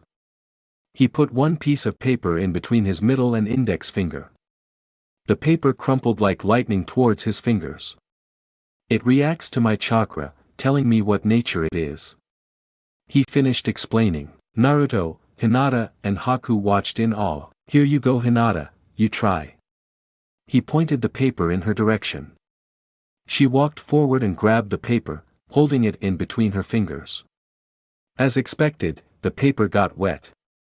Okay, you've got water nature. He handed a paper towards Haku. He grabbed the paper and started to channel chakra through it. The paper split in half, then got wet and froze solid. Kakashi blinked for a moment. This was a tad unexpected. Interesting, ice element is incredibly rare. Haku looked down sadly. I have been persecuted all my life for having it. He said sadly. Kakashi placed a hand on his shoulder. I'm sorry, Haku. He said sympathetically. He knew this would be the right group for the boy. Naruto had experienced similar disdain from the villagers. It was a main reason he had left in the first place. Okay, now that is settled dash. Hey! I didn't get a paper. Naruto whined. I already know you have all the elements, Naruto. Kakashi replied with a sigh, but I want to do it anyway. Naruto crossed his arms defiantly. Kakashi sighed again and pulled out a paper and handed it to him. Naruto grinned and channeled chakra through the paper. The paper at first didn't change, everyone watched as the paper suddenly turned all black, all of them looking at it in wonder and surprise. Kakashi was shocked, it had never done that before. He grabbed the piece of paper away from Naruto and felt a slight pull on his chakra as he did so. This is, he thought. It was a special type of chakra nature, a combination of them all. Kakashi simply looked at Naruto. He truly is strong. He thought with a smile on his face. Is that good? Naruto asked. Kakashi simply nodded with a smile. You're pretty strong, Naruto. He chuckled, rubbing the back of his head. Okay, enough about that. I want to assess Haku's abilities. Kakashi prepared himself in a loose fighting stance as Haku pulled out a few senbon. I will not hold back. Haku stated, mentally preparing himself. Kakashi raised an eyebrow. Then neither will I, as he reached up and pulled up his leaf headband, revealing his Sharingan. Naruto and Hinata stepped to the side, allowing the combatants to face off. Naruto was laying off to the side, Hinata was resting her head on his stomach. Both of them staring up into the sky, enjoying each other's presence.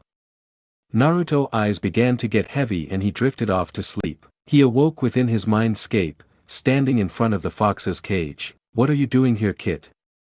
Kurama asked. I need some help with my training. Naruto replied, I don't really get this whole chakra mixing stuff Haku was talking about. What? You came to me for that? Figure it out on your own.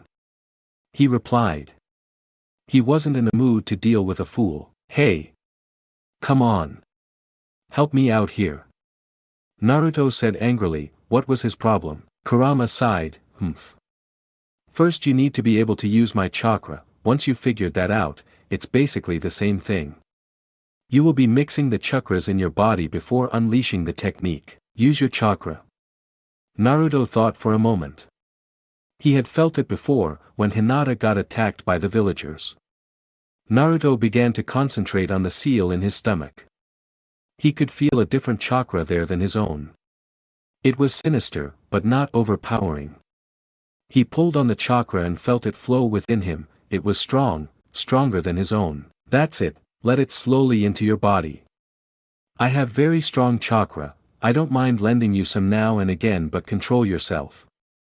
You may give in to your more primal instincts if you allow it to consume you. Naruto nodded and focused, he let the red chakra slowly into his system, merging with his own. His eyes shifted into a red color, same as the fox's. Naruto clenched his hand into a fist, he felt incredible. I feel strong. Naruto said, in a deeper voice. Careful Kid, remember whose power you are using. Use my power properly, and you will become incredibly powerful. Abuse it, and it will turn on you. Naruto relaxed and pushed Kurama's chakra away, his eyes returning to their normal deep blue. He nodded, unclenching his fist. I think I get it now, thanks Kurama. I'll find a way to repay you. He said, you can start by changing your mindscape a bit. It's very dull in here. Kurama replied, laying down. Naruto pondered a moment before grinning. He clapped his hands together and the sewer, pipe-lined walls began to vanish and be replaced by a wide field. The cage disappeared and the sun started to shine down on the area. How's that? He asked. Not too shabby Kid. Kurama replied, settling down to sleep. Naruto nodded before he felt the tug on his mind that he was returning to the conscious world. Naruto opened his eyes and looked down to see Hinata with her head still on his stomach, she had fallen asleep. He gently brushed some hair out of her face, causing her eyes to flutter open. She smiled up at him. He bent his head downwards, shifting his body so he could lean down and give her a light kiss. She returned it happily. Naruto looked around at Kakashi and Haku training as it seems their spar came to a close. Kakashi returned his headband over his eye and breathed out heavily. You're fast, very fast, and if this wasn't a spar I would have been fearing for my life. Well done, Haku. Zabuza trained you well. Haku smiled but felt strange. He was not used to receiving compliments. Thank you, Kakashi-san, Haku said, relaxing himself. Kakashi took a moment to catch his breath. Okay Hinata, I'm going to teach you some water jutsus. He waved her towards him. She reluctantly got up from Naruto's lap, to which he pouted and grabbed her hand. She giggled, "I'll be back, Naruto-kun," planting a kiss on his cheek before she walked over to Kakashi. He raised his eyebrow. Seems like they have become quite close. He had only been teasing them beforehand, but it looks like they had actually taken the leap. "Congratulations," Kakashi said with a smile under his mask. "For what?" Hinata asked. Kakashi just waved his hand. "Oh, you know, finally getting that idiot to realize how you felt about him," he said teasingly. Hinata blushed a bit and put her fingers together. "He actually confessed to me," she said, poking her index fingers together. This was a surprise. He had always assumed that she would have been the one, since the boy seemed clueless to her affection. That's interesting. How far have you two gone then?" he asked slyly. "Kakashi-sensei," Hinata said, blushing deeply. "I'm only kidding, Hinata," he said, with a chuckle at her reaction. "Enough about that though, I want to teach you some elemental affinity jutsus. I have the perfect one for your fighting style," he said. He ran through a few hand seals, slowly, so Hinata could follow along. "Suetun, Mizu no Yoroi, water release, water armor," Kakashi called out. Water began to flow around him, creating a protective layer around his body. Hinata looked in fascination. "This will create a protective water barrier around you. It should repel most weapons and even some jutsu. Keep in mind, lightning style will be a problem for this, and it is only as strong as how much chakra you put into it. You can also move your chakra around to change its shape." He flexed his arm and the water armor got thinner and created a blade at the end. "See?" Hinata nodded and activated her Byakugan. She found it easier to mold chakra with her Byakugan active. She went through the hand seals. "Suetun, Mizu no Yoroi, water release, water armor," she called out. A thin layer of water began to form around her body. Not bad. You've got the basic function, but it needs more chakra. Keep practicing that and you should be able to do it in no time," he said smiling.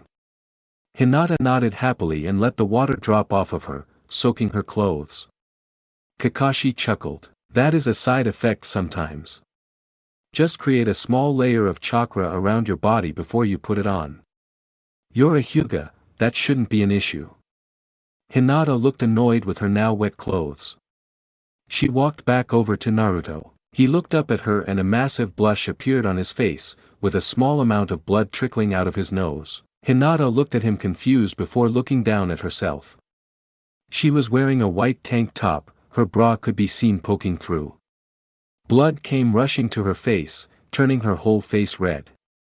She covered herself with her arms and crouched down. "Wow," Naruto said. "Geez," Hinata said, embarrassed. Both of them were drawn out of their antics when they saw a figure approaching. Everyone looked over to see Sasuke approaching, but he seemed different. He lumbered closer and they could all see the black markings around half of his body.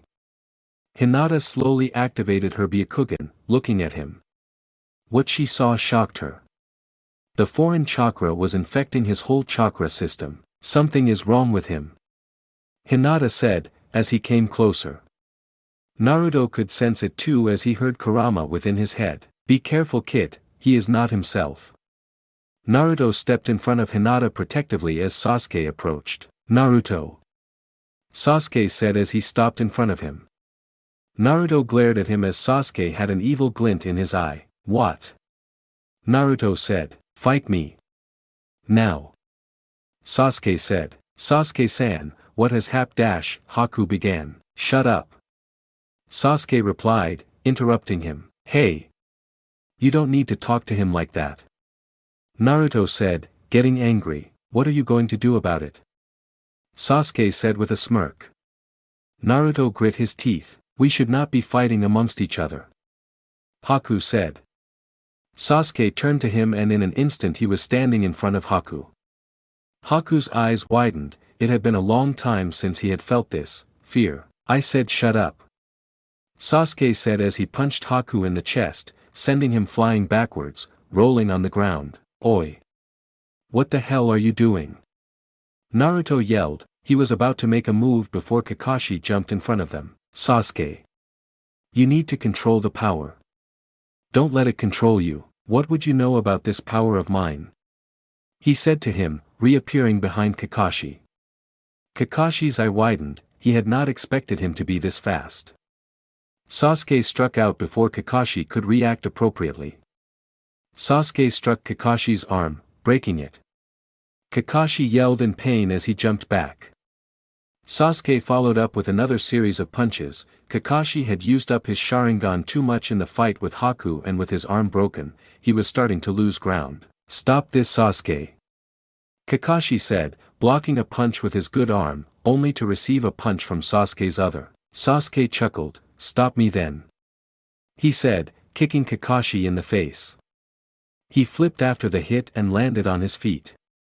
He couldn't perform any hand seals with his arm in this condition. He was in trouble now. Sasuke had caught him off guard with his chakra reserves already low. "Naruto!" Kakashi called out, "I have to retreat. You are going to have to stop him. I believe you can do it." He made a one-handed sign and disappeared in a swirl of leaves. "Tch, Shunshin," Sasuke thought, turning over towards Naruto and Hinata. Now that the biggest annoyance was out of the way, it would be easy to fight Naruto. "It's a bit crowded right now. Don't you think?" Sasuke said, looking at Hinata. Naruto caught where he was looking. He felt an anger fall over him. He was not going to let him get to Hinata. Naruto could feel chakra starting to rise up from his seal and flow into his chakra network. Hinata could only watch as Sasuke seemed to appear behind her. She felt a pulsing in her eyes, and time seemed to slow down. She saw his hand move, aiming for a strike at the back of her neck. She was about to dodge the attack when she saw a hand grab onto Sasuke's arm. She looked in shock to see Naruto standing there, red eyes and deep whisker marks. "You will not lay a hand on her," he said. The voice was deep and very angry. Hinata felt another pulse within her eyes, this time, more painful. She clutched her eyes as she fell to her knees. "Hinata," Naruto said, bending down, only to receive a kick to the head from Sasuke. "You don't have time to worry about her," he said. This time, his hit connected, knocking her unconscious.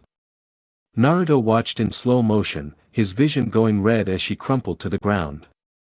At this moment, the only thing he could think was that Sasuke needed to pay for that. Naruto let out a yell, which sounded more like a growl, power emanating from him, and pushing Sasuke back. Sasuke shielded his eyes with his arm. When he lowered it, Naruto was standing there, a red cloak of chakra surrounding him, with one red tail flowing freely behind him. "You are going to pay for that," Naruto said, eyes glowing red, glaring at Sasuke, who stared back with a smirk on his face. Sasuke laughed. "Make me pay. There's no way you can beat me as I am now," he said, as he delivered a kick to Hinata's side as she lay unconscious. Naruto's anger flared. He jumped from his position and was before Sasuke in an instant. Sasuke barely had enough time to evade, even with his Sharingan active, the punch that was aimed squarely at his head. The force of the strike pushed him back slightly. He looked at Naruto in shock. Was this the fox's power? "I told you." A sinister voice came out of Naruto's lips. "I will make you pay for that, and then I will wake you up. Something is clearly wrong with you." "Nothing is wrong with me," Sasuke said matter-of-factly. "I simply know what I need to do now. If I can defeat you, I can save my brother and defeat the Akatsuki," he said, unsheathing his sword. "Why do you need to defeat me to do that? We're a team. We should be working together." Naruto shouted back. "Team? Working together?" Sasuke laughed. "You're all just holding me back now. Enough talk." He rushed at Naruto with his sword drawn. Naruto glared and flared his chakra in anger. He ducked under a sword swipe as the sword began to absorb the fox's chakra. He lashed out with a claw only for Sasuke to kick his hand away before spinning and hitting Naruto in the face with a roundhouse kick. Naruto reeled back but did not move. Sasuke stared at him shocked. My turn. Naruto said. He punched as fast and as hard as he could, hitting Sasuke in the ribs, breaking a few, and sending him flying back into a nearby tree. Sasuke collided with the tree and fell to the ground with a grunt. He slowly pushed himself back to his feet only to see a pair standing in front of him. He looked up shocked to see Naruto standing there. That was for Hinata. He stepped down on Sasuke's hand that was holding the sword, forcing him to let it go. Sasuke cried out in pain. Naruto reached down and grabbed Sasuke's collar, lifting him up. How? Sasuke said, as he could feel the chakra starting to dissipate, he was running out of power. His Sharingan slowly deactivated. Are you so strong? He asked, visibly upset by this outcome. Naruto's red cloak started to fade, but his eyes remained red. It's because I fight for people I want to protect. Hinata, Haku, Kakashi-sensei, and even you Sasuke. He said, still maintaining his grip. Sasuke looked away angrily. It's because I grew up with no one that I've come to value it so much. You should too Sasuke, you don't want to end up all alone. Sasuke looked like he had calmed down some. Naruto loosened his grip and Sasuke fell to the ground on his ass. He rested one hand on his legs. He sighed. Naruto was right. He had been a fool. The whole reason he had left the village with them in the first place was because they were stronger together. I'm sorry. He mumbled out. Naruto let Kurama's chakra recede into his body. He reached a hand down to Sasuke. As long as you've learned your lesson. Sasuke looked up and grabbed Naruto's hand. He pulled his friend up. He suddenly clenched Sasuke has very hard and got a furious look on his face.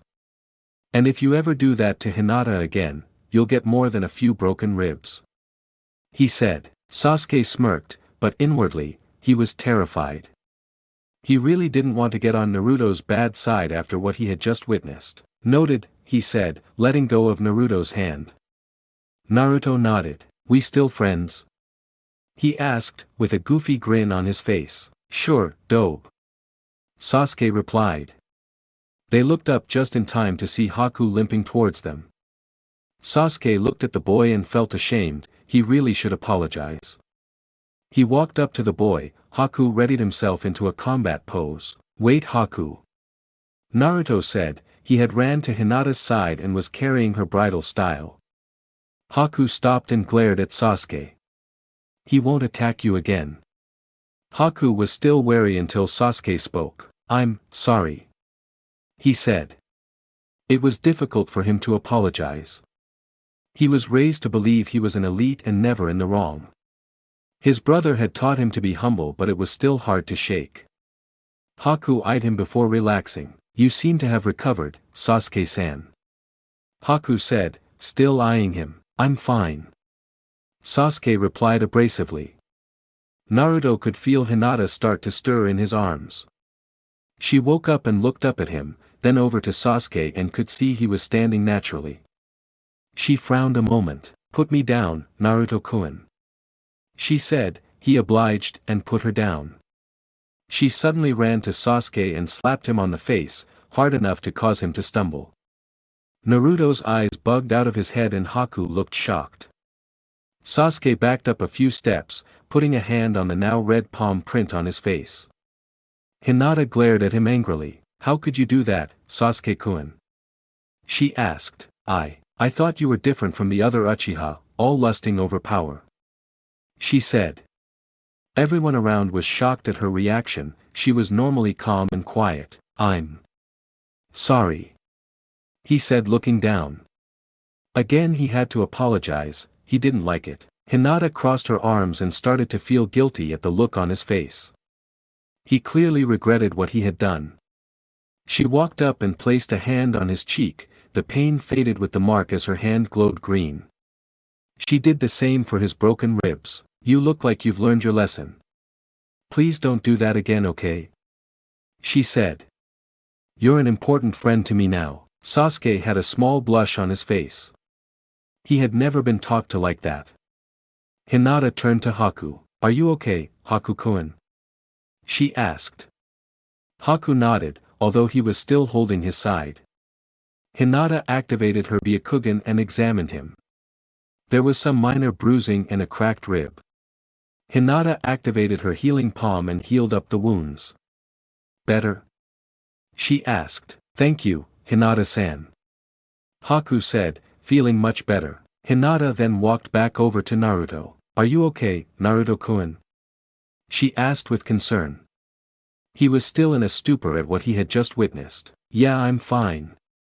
What about you? I'm fine, he didn't really hurt me. She said. Which got Naruto to glare at Sasuke one last time. We should head back, I think that's enough training. Naruto said. The group arrived back to their hotel room to find both Kakashi and Jiraiya waiting for them. Both of them with stern looks on their faces, although some relief could be seen as Sasuke entered the room. Looks like Naruto got through to him after all, Kakashi thought.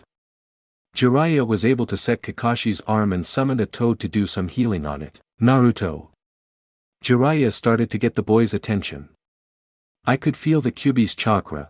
Is everything under control, huh? Why wouldn't it be? Naruto asked. Jiraiya looked at him in shock. Did he not fully understand how dangerous the Kyuubi was? It's a mass of pure hatred, that's why. If you lose control of it you could wind up releasing it. Jiraiya exclaimed. What? Kurama may not be the friendliest, but he sure isn't evil. He's always been with me, helping me out. I just borrowed some of his chakra.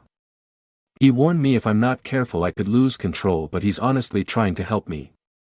Naruto retorted, he didn't like when people questioned Kurama. Even though he kind of understood why they would think that way, that's just what it wants you to think. So you'll lower your guard and it can break free. And also, why do you keep calling it Kurama? Jiraiya retorted, that's his name.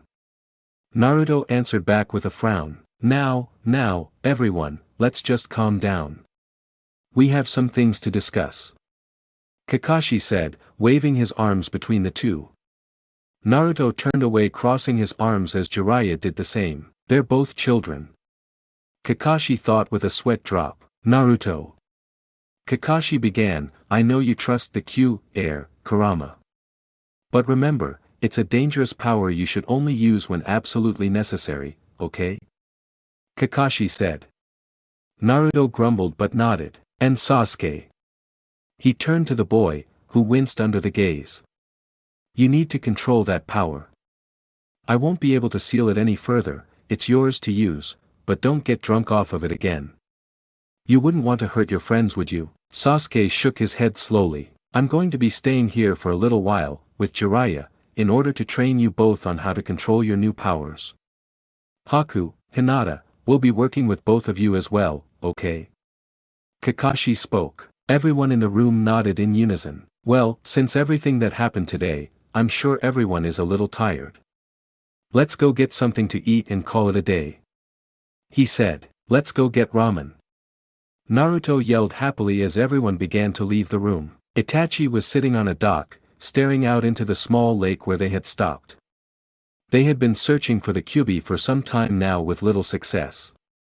He was yearning to complete his mission so that he could leave this wretched organization. He had been forced against his will to join with Koga when he was sent to retrieve him those many years ago. Itachi, Rika, Toshi, and Boruto had been tracking Koga for some time. He was making it all too easy. He wasn't even attempting to hide his tracks. We're going to catch him in no time. Toshi exclaimed as Koga's scent was still going strong. Rika had sent her bugs out in a perimeter, watching for any traps. Rika, report. Itachi said. No movement. She replied. The group continued to follow the scent until Boruto suddenly stopped and began to growl. What is it, boy? Toshi asked, sniffing the air. Koga was close, his scent was very strong here. Rika suddenly got some feedback from her bugs. He is close by. She exclaimed. They couldn't quite tell his exact location. Boruto suddenly barked loudly and ran into a nearby brush. They heard small signs of battle before the barking stopped and a whimper could be heard. Toshi froze as he saw Koga emerge from the bushes, holding the dog by the neck. What did you do to him? Traitor! Toshi yelled. Koga did a quick juken strike to the dog's head, liquefying its brain, before throwing the limp body towards Toshi. Take back your mutt, he said coldly. Getting into a juken stance. Toshi caught Boruto and knelt down. He checked his neck but found no pulse. He choked back some tears before getting angry. I'm going to kill you, Toshi said before charging towards Koga. Toshi! Stop! Itachi called out, but it was too late. Getsuga! Toshi yelled, spinning quickly, charging towards Koga. Kaiten! Koga shouted and began to spin around, creating a dome. The two abilities collided in some sparks as the chakra clashed. Koga's spin began to turn green and Toshi was sent flying back. He collided with a tree and slumped down. He clutched his left shoulder as blood started to spew out. His arm had been torn off by the impact.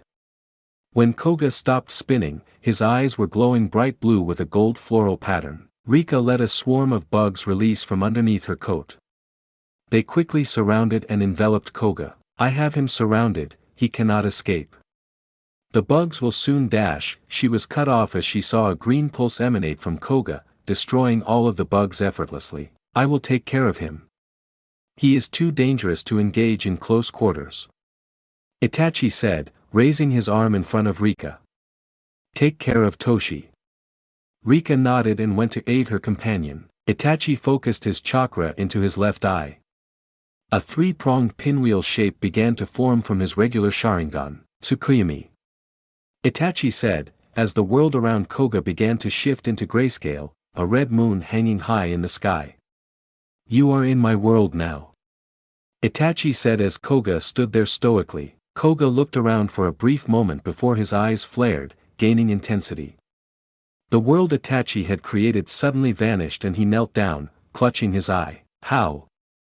Itachi looked surprised. It should not have been possible to break the illusion, only someone with a Sharingan should be able to do this. I know all about your Sharingan.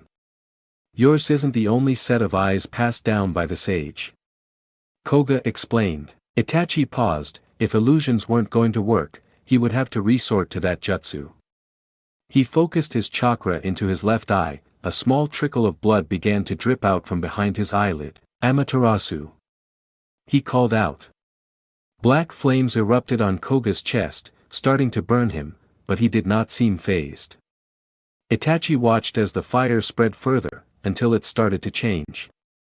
Koga became enveloped in a green cloak-like aura. A green pulse emanated from his body and the black flames became completely absorbed into the cloak. Koga stood there, 9 black balls appearing behind him. Itachi put his hand over his left eye. It had taken entirely too much chakra to do that technique. He didn't have any left to fight. That black flame was supposed to burn for several days, and yet, he had absorbed them. What are you? Itachi asked. I am the descendant of Hamura Otsutsuki, the brother of the sage of the 6 paths. Any chakra is nullified before me, Koga explained plainly. He suddenly rushed forward. Before any of them could blink, Koga had struck all 3 of them in the chest. They all awaited death but it did not come. What did you do? Itachi asked. I have use for you, Itachi. You are quite powerful. You will join me and aid in my quest, or, you and your brother will perish. You value him greatly, don't you? Koga said. Itachi's eyes went wide. He had done everything up until that point for the sake of his little brother. He could not allow that to happen. And if I betray you somewhere along the line? Itachi asked. I have struck you with a very advanced form of the Juken. It is a delayed strike, similar to the caged bird seal. At any moment, at my will, I can kill you. He paused, raising his hand in a one-handed seal. To prove I am not bluffing. A pulse of chakra emitted from him. Itachi heard both Rika and Toshi fall over. He looked over to them wide-eyed. He jumped to their sides, putting a finger to their necks. No pulse, both of them were gone. There is no distance on this technique. No matter where you are, I can kill you whenever I please, Koga repeated. He let the cloak drop and his eyes returned to their pupil-less lavender. Now come, we have work to do. he stated before turning and walking away. Itachi grit his teeth but turned and followed. He would need to figure out a way to end this technique, or, at the very least, find a way to end Koga. Itachi was broken from his thoughts as Koga approached him from behind. "What is it?" Itachi asked. "I've just been given a report from Zetsu." Koga began. "And?" Itachi asked. "We've located the Kyuubi. We are to move out and capture him immediately." Naruto sat on a log, his jacket undone, breathing slightly heavier. He had just finished a training session with Haku. He had a few cuts and bruises but nothing too major. It had been a few weeks since he had had to stop Sasuke's rampage. They had left the small village after that, to train in the woods. There was a small cabin that Jiraiya had used in the past. It was big enough for them all to stay comfortably. They didn't want to cause a ruckus in town. Ninja training all the time was bound to catch some attention. Naruto watched as Kakashi was training with Sasuke. He was teaching him some kind of lightning move. He watched the hand signs and watched as the lightning chakra began to physically manifest in Sasuke's hand. They had been trying this one for a few days now. Sasuke was almost there. Naruto looked down at his hand and concentrated some lightning chakra and watched as it manifested exactly the same way as Kakashi's. He let the chakra dissipate with a chuckle. One element was easy for him. After he had used the fox's chakra to confront Sasuke, he had a better grasp of mixing the different elements. Haku sat down next to him, also taking a break. "It had been a long week. Are you starting to get the hang of it?" Haku asked. "I think so." Naruto replied with a bit of a frown. He had gotten used to making the ice element. He couldn't do as much as Haku, such as the awesome ice mirrors. But he could change water to ice and make various weapons out of it. He found he liked to make weapons out of chakra, rather than try to use one made of metal. He even found himself doing that more often. "It's still really hard to do, but I've mostly got it down. I'll just leave the speed game to you, Haku," he said with a smirk. Haku nodded with a smile. He liked the new group he was with. They were very cheerful and welcoming, mostly. Sasuke was a little rough sometimes but overall was not unpleasant to him. The noise caught Haku's attention, looked over to see Naruto with his arms crossed and his face scrunched into a scowl. "Is something the matter, Naruto-san?" Naruto looked over to him. "I miss Hinata," he said with a pout. Haku couldn't help but laugh a bit. It had only been a few hours since Hinata had gone deeper into the woods to train. She had found a secluded area to meditate and to focus her Byakugan. Jiraiya had offered to keep her company but a glare and promise of pain from Naruto had kept him away. Naruto was brought out of his annoyance as Jiraiya walked up to them. "Yo Naruto. Come with me for a sec, there's something I'd like to talk to you about," he said, waving his arm. Naruto looked at the man suspiciously. "This better not be something perverted," he said, still with his arms crossed. Jiraiya sighed. "Give me some credit, kid. That may be my favorite pastime, but this is serious." The look Jiraiya was giving him convinced him that it was worth listening to. Naruto stood up and walked over to the man. Jiraiya placed an arm on his shoulder as they walked a short distance into the woods. "Okay Naruto. I'm going to give you something your father left in my hands before he died." Jiraiya went through a series of hand signs before a frog started to emerge from his mouth. Naruto jumped back a bit with a look of disgust on his face. "The hell?" Naruto asked, as the frog continued to jump out of Jiraiya's mouth. It was the longest one he had ever seen. "Yo, Giratora." Jiraiya addressed the frog. It looked back at Jiraiya with a questioning look. "What did you call me for, Jiraiya?" it asked in a surly voice. "I want you to store yourself with Naruto," Jiraiya said. The frog looked at him in surprise. Naruto looked on with confusion. He had no clue what was going on. "You sure that's wise, Jiraiya? Leaving the key to the lock it opens?" the frog asked. "Key? Lock? What is this all about?"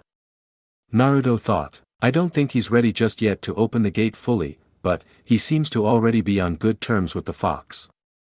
When the time comes, I want him to be able to use the power he was given. Jiraiya said. Naruto's eyes widened as the frog sighed. All right.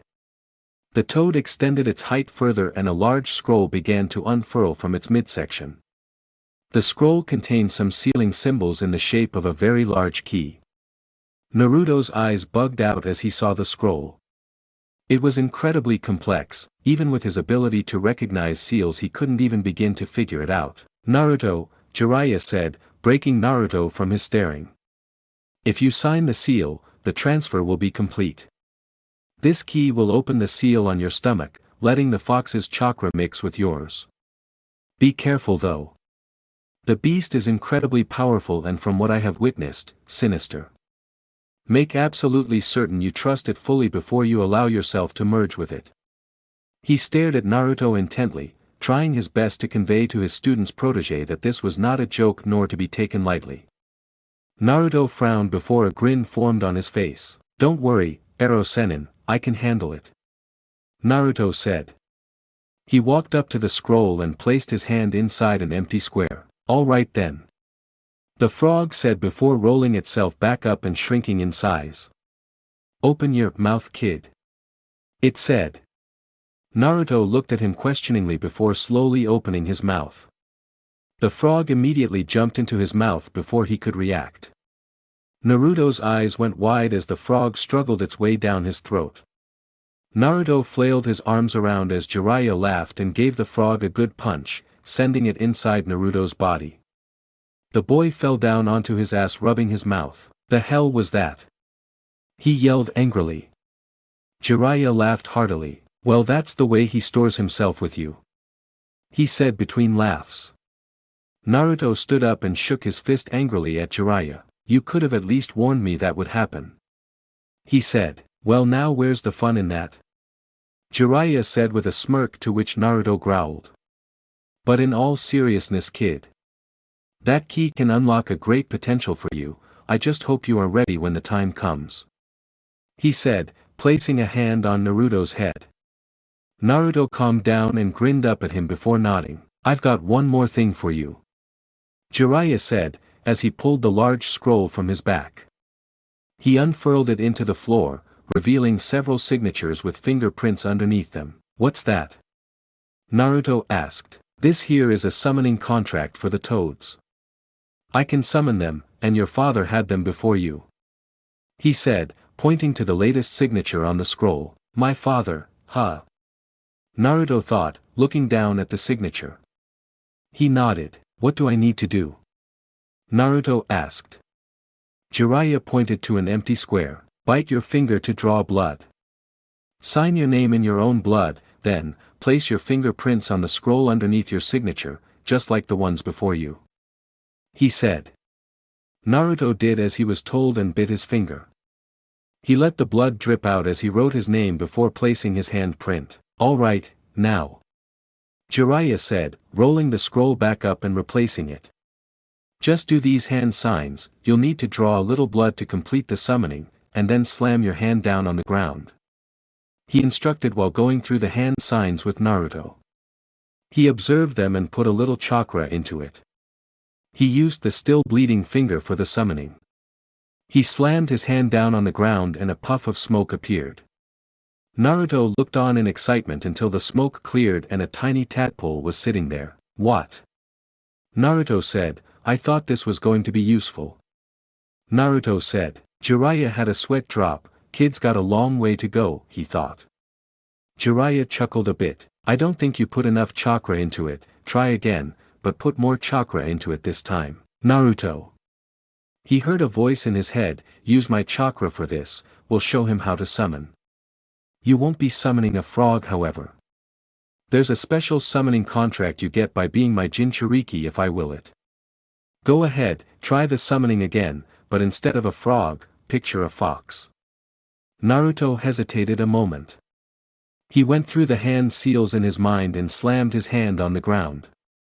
Another puff of smoke appeared, and when it cleared, a white fox the size of an adult man was standing there. Jiraiya jumped back with his mouth wide. He hadn't ever seen someone summon a fox before. Awesome. Naruto yelled looking at the fox. Who has summoned me? He heard a female voice say, I did. Naruto said, pointing his thumb at himself, you. The white fox said, eyeing Naruto up and down.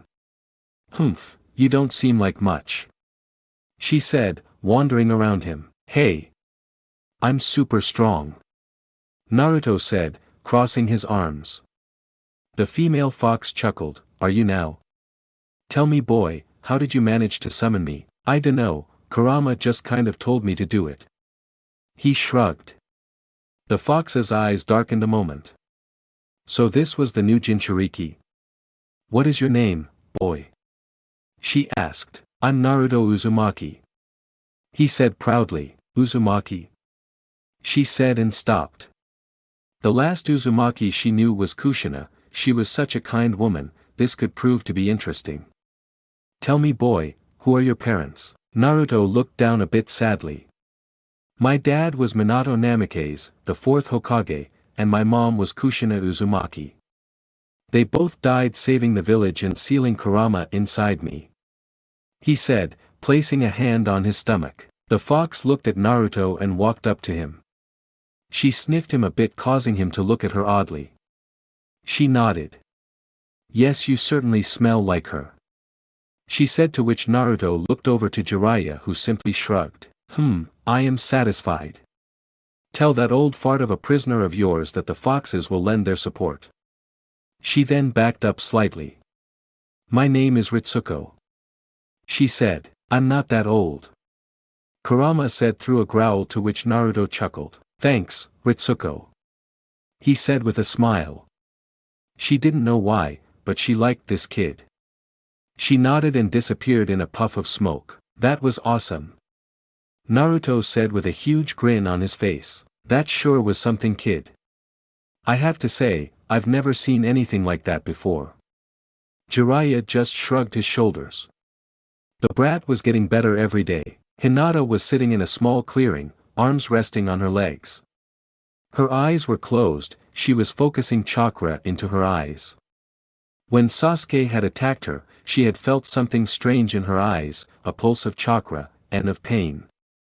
She had been trying to replicate the effects with little success. She pumped more chakra into her eyes, trying to get them to do the same thing. She sat perfectly still, focusing on nothing but her eyes. She activated her Byakugan. Her vision lit up in black and white, in an almost perfect circle around her. She focused her vision, allowing it to go further and further in all directions. She could see Haku sitting on the log by himself. He seemed to be cleaning some senbon needles. She could see Naruto and Jiraiya, speaking with each other further away. She could see Sasuke and Kakashi training. Sasuke using his curse mark but slowly, not allowing it to consume him.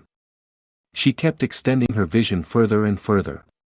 She could see the whole forest, the wildlife. Birds sat in trees, squirrels running around. Her vision continued, she could see the cabin they had been staying in. She remembered Naruto being quite protective of her with Jiraiya around. She found it sweet, although she didn't actually think Jiraiya would do anything. He had some more adult tastes, but she didn't believe he would harm her. Sure, she would keep her Byakugan active while changing, but she had caught Naruto trying to peek more often than Jiraiya. This was always curious to her. Was he that interested in her body? Was she really that attractive? She blushed at the thought but continued to focus her vision, pouring more chakra into it. She saw the town they had stayed at previously. She was remembering their date that they had had in the village. She reached up and touched her lips. She really did like it when he kissed her. A snapping twig from behind her caused her to flash her eyes open and turn around quickly. She looked with her Byakugan, but saw nothing. You are far too slow. She heard a male voice behind her, right in the blind spot. She whipped around as fast as they could, aiming a Juken strike at whoever was behind her. A hand grabbed her wrist effortlessly. Hinata looked on in horror at the man standing before her. He was wearing a long black cloak, with red clouds on it. She looked up to his face and could see pale pupil-less eyes staring down at her. Koga. She gasped. Hinata. He replied curtly. One of the loose ends I left, you and your sister. He said, grasping her wrist harder. Hinata winced as his grip was starting to get painful. She looked up at him with tears starting to form in her panicked eyes. This man was responsible for everything.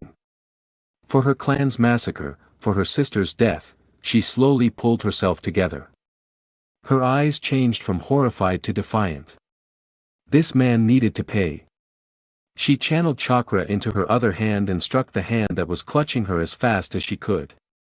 Koga looked surprised for a moment before letting go of her wrist and jumping backwards. The hit had connected, he could not feel his left hand. Impressive, he said. She had appeared so weak the last time he had seen her. It would seem that time with the Nine Tails had made her stronger. Hinata had gotten back into a fighting stance, her Byakugan fully activated. Hinata felt another pulse of pain in her eyes. This was the same feeling. She thought. Koga looked at her in shock for a moment. For a second, he could have sworn he saw something in her eyes, a tinge of blue. No, it couldn't be possible. She didn't have the artifact. Koga touched his left arm, reopening the tenketsu points. Hinata went through some hand seals. Mizu no Yoroi, water armor, she called out as water began to surround her as she retook her fighting stance. Koga held up his hand. I am not here to fight you. I am here to negotiate. He said, what could you possibly have to talk about? Hinata asked, venom in her voice. You will lure the Kyuubi away from the Sannin and Kakashi. Koga said, and if I refuse? She asked, but before she had finished her sentence Koga had appeared in front of her. He did a quick strike to her stomach, straight through the water armor, which made her buckle. His hand then turned green and he touched it to her chest. She felt a warm sensation and then a tightness in her chest. That was a modified Juken strike. At any moment, I can kill you. You will lead the Kyuubi to me. If you do not, I will kill the two boys traveling with you, I will kill him and make you watch, and then, only then, will I finally end your life. Make no mistake, you are now under my control. Do as I ask, or you will suffer. He said. Hinata could only stare at him in horror, tears running down her face, and put a hand to her chest. Meet me back here if you try to alert anyone, or if you don't show up. I will kill all of you. Starting with the boy. Koga said with extreme harshness in his voice as he left the area. Hinata slowly fell to her knees, still clutching her chest as the weight of her situation started to fall onto her shoulders. Hinata spent more time sitting in the forest. She felt weak, she felt useless. She had allowed someone to sneak up on her and now, she was completely in his control. She didn't want to risk Naruto's life, but she didn't want hers to end either. Everything was just starting to look up and now she was stuck. She cried silently for a time, she was truly alone right now. She couldn't warn Naruto, or anyone else. There had to be something she could do. She sat and thought about it for what seemed like hours. She noticed the sun was starting to set. Koga had told her to bring Naruto to a secluded area of the forest at dawn. If you try to alert anyone, or if you don't show up, I will kill all of you. Starting with the boy. Koga's words echoed in her mind. She hugged her knees to her chest. What could she do?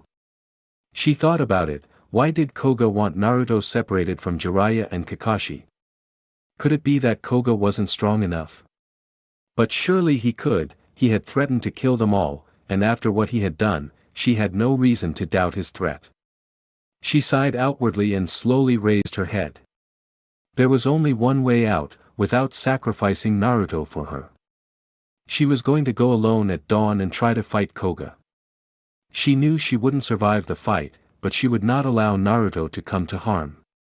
If he stayed close to Jiraiya and Kakashi, she knew he would be safe. She slowly stood up, and started to walk back towards the cabin. If she was going to die tomorrow, she wanted to spend her last night with Naruto. She started to approach the edge of the forest. She adjusted her clothing and straightened her hair. She wiped the tears from her eyes, she hoped they weren't too red, she didn't want to raise suspicion. As she stepped out of the forest, before she could even try to find Naruto she felt some arms wrap around her from behind and someone nuzzling the back of her head. "Hinata," Naruto said, holding on her waist. "I missed you," he said playfully. Despite her current situation she couldn't help but giggle at his affection. She turned around in his arms to face him. "I was only gone for a few hours, Naruto-kun," she said, wrapping her arms around his back, embracing him. She placed her chin on his shoulder and just rested there for a moment. Naruto pulled back slightly, while still maintaining the embrace, and lifted her chin. "You were gone so long, you'll need to make it up to me." He grinned. She smiled and blushed slightly at him. He pushed his lips to hers quickly. They both closed their eyes and enjoyed the moment. Hinata suddenly felt the memories of Koga slipping into her mind and she pressed her lips to his harder. They both opened their mouths slightly and Hinata pushed her tongue into Naruto's mouth. She deepened the kiss further, trying to show him how much she loved him. They broke away briefly for air. "Wow," was all Naruto could say before she kissed him again. She wanted to keep this going forever. She wanted to stay by his side forever. The thought of being separated from him, from everything, started to crush her heart. She let tears start to fall. Naruto noticed this and broke apart from the kiss. "Hinata?" he asked, looking at her with concern in his eyes. All she could do was let the tears fall as she hugged him closer. I am sorry, Naruto-kun," she was able to choke out, clutching onto him. "Sorry for what?" he said, trying to sound comforting. She thought back on what Koga had said. She wanted to sacrifice herself for Naruto, but she was scared. Would it even matter? What would happen once she was gone? Would they just capture Naruto anyway? She started to sob and hold on to Naruto harder. "Hey! What's wrong?" He was started to lose his composure. He hadn't seen her like this since Hanabi had died. It was starting to worry him. The commotion had caught the rest of the group's attention and they all came rushing over. "What's going on, kid?" Jiraiya asked. "I don't know. We were doing stuff and she just burst into tears," he said. Jiraiya got a knowing look on his face. I see, you touched something you shouldn't have," Jiraiya said, with his fingers on his chin. Everyone, including Hinata, looked at him with blank expressions on their faces. The only thing that could be heard was the sound of the wind. "Will you get serious?" Naruto yelled at him. "I didn't do anything." He had a blush on his face, as did Hinata. But the comment did help Hinata pull her thoughts together. She felt sleepy. She let her eyes close as she leaned her head against his shoulder. "Huh?" Naruto said, looking at her now sleeping form. "I guess she tired herself out. You should take her back to the cabin, Naruto," Kakashi said. Naruto nodded and picked Hinata up bridal style and started to make his way towards the cabin. "They going to be okay?" Kakashi asked. Jiraiya was standing there frowning. Even though he had made the joke earlier, he could tell something was up. "I'm going to keep an eye on them," Jiraiya said as he began to follow behind Naruto. Naruto laid Hinata down gently on a futon that was set up in the cabin. He lifted her up slightly in order to remove the jacket she was wearing and put it down next to her. He sat there for a moment, simply looking at her face. She really was beautiful, her round face, small nose, perfectly shaped lips. He got a small blush on his face and leaned his head down to kiss her gently when he heard the door open. He immediately shot back up into a sitting position. He looked behind him to see Jiraiya standing there with a frown on his face. He walked over and sat down next to Naruto. "I'm going to need you to trust me for a sec, kid," Jiraiya said. Naruto looked at him questioningly but nodded slowly. Jiraiya reached in and lifted Hinata's tank top, exposing her bra. "What the hell are you?" Naruto started to yell before Jiraiya waved him off. "Look," he said, pointing to her chest. Naruto looked down and saw a dark purple bruise in between her breasts, right over her heart. His heart started to beat faster. What had happened in the forest? "What is that?" Naruto asked. "I'm not sure, kid, give me a sec," Jiraiya ran through some hand signs and placed his glowing hand above her chest. He knew a few basic diagnostic jutsus. You didn't become an S-rank ninja and not pick up a few tricks. Obviously somebody has hit her here, doesn't seem to be any real physical damage. Suddenly Jiraiya's eyes went wide. There was something around her heart, a green bubble. He had never seen anything like it. Something is around her heart. It's a very powerful chakra. Naruto, switch with me. I've seen this type of mark before. Naruto heard Kurama's voice in his head. Ero Sennin. I'm switching with Kurama, try not to be too startled. He says he can help. Jiraiya nodded. Naruto closed his eyes, his whisker marks deepened, fangs could be visibly seen protruding from his mouth. He opened his eyes again and they were red with slits for pupils. Step aside, pervert. The voice coming out of Naruto's mouth was not his own. Jiraiya had some sweat starting to form. It did not happen often, but right now, Jiraiya was frightened by what he was seeing. How much of that is Naruto in there? Jiraiya asked. He's still in here. Don't fret, I'm not going to hurt you or her. Kurama said. He looked over Hinata's body and raised his arm up. It started to glow red. He placed it above Hinata's heart and the red chakra started to flow into her body. She woke up with a gasp and was looking straight at the red eyes. She then looked down and noticed her shirt was being held up by Naruto's other hand while red chakra poured from the other. Easy there, kid. I'm not going to hurt my host's mate. Naruto's face smirked a bit after that comment, seeing Hinata blush and turn her head to the side. She didn't particularly like have her shirt pulled up like this, but if it was Naruto. I'm going to heal the mark that was placed on you. This is a very old power. I have not seen it since the time of the Rikudos and Nin. Koga has found himself something powerful. The voice continued. Hinata nodded but her blush didn't fade and she didn't squirm. She could feel the chakra flow into her, it felt foreign and hot, making her uncomfortable. Almost finished, girl, bear with it. He said again. He pushed more of his chakra and the green aura around her heart faded and a small mark appeared where the bruise had been. In the shape of a fox's head. What is that? Naruto asked from inside his mind. I've removed the intruding aura around her heart. Whoever placed it won't be able to use it again. There are some side effects to this. She now has some of my chakra. She probably doesn't yet know how to use it, but you will now be able to sense each other's presence. He finished. Hinata nodded as Kurama replaced her shirt as it was. She noticed that she felt different, the tightness in her chest was now gone and she could feel Naruto's presence as well, even though she couldn't describe it.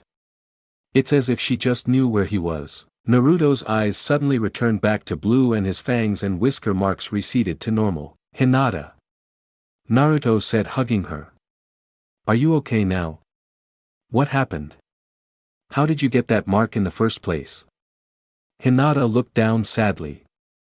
She was prepared to die for him and he had saved her without him even knowing what had happened. She felt ashamed she was planning on doing things without him. I ran into Koga in the forest. She said slowly.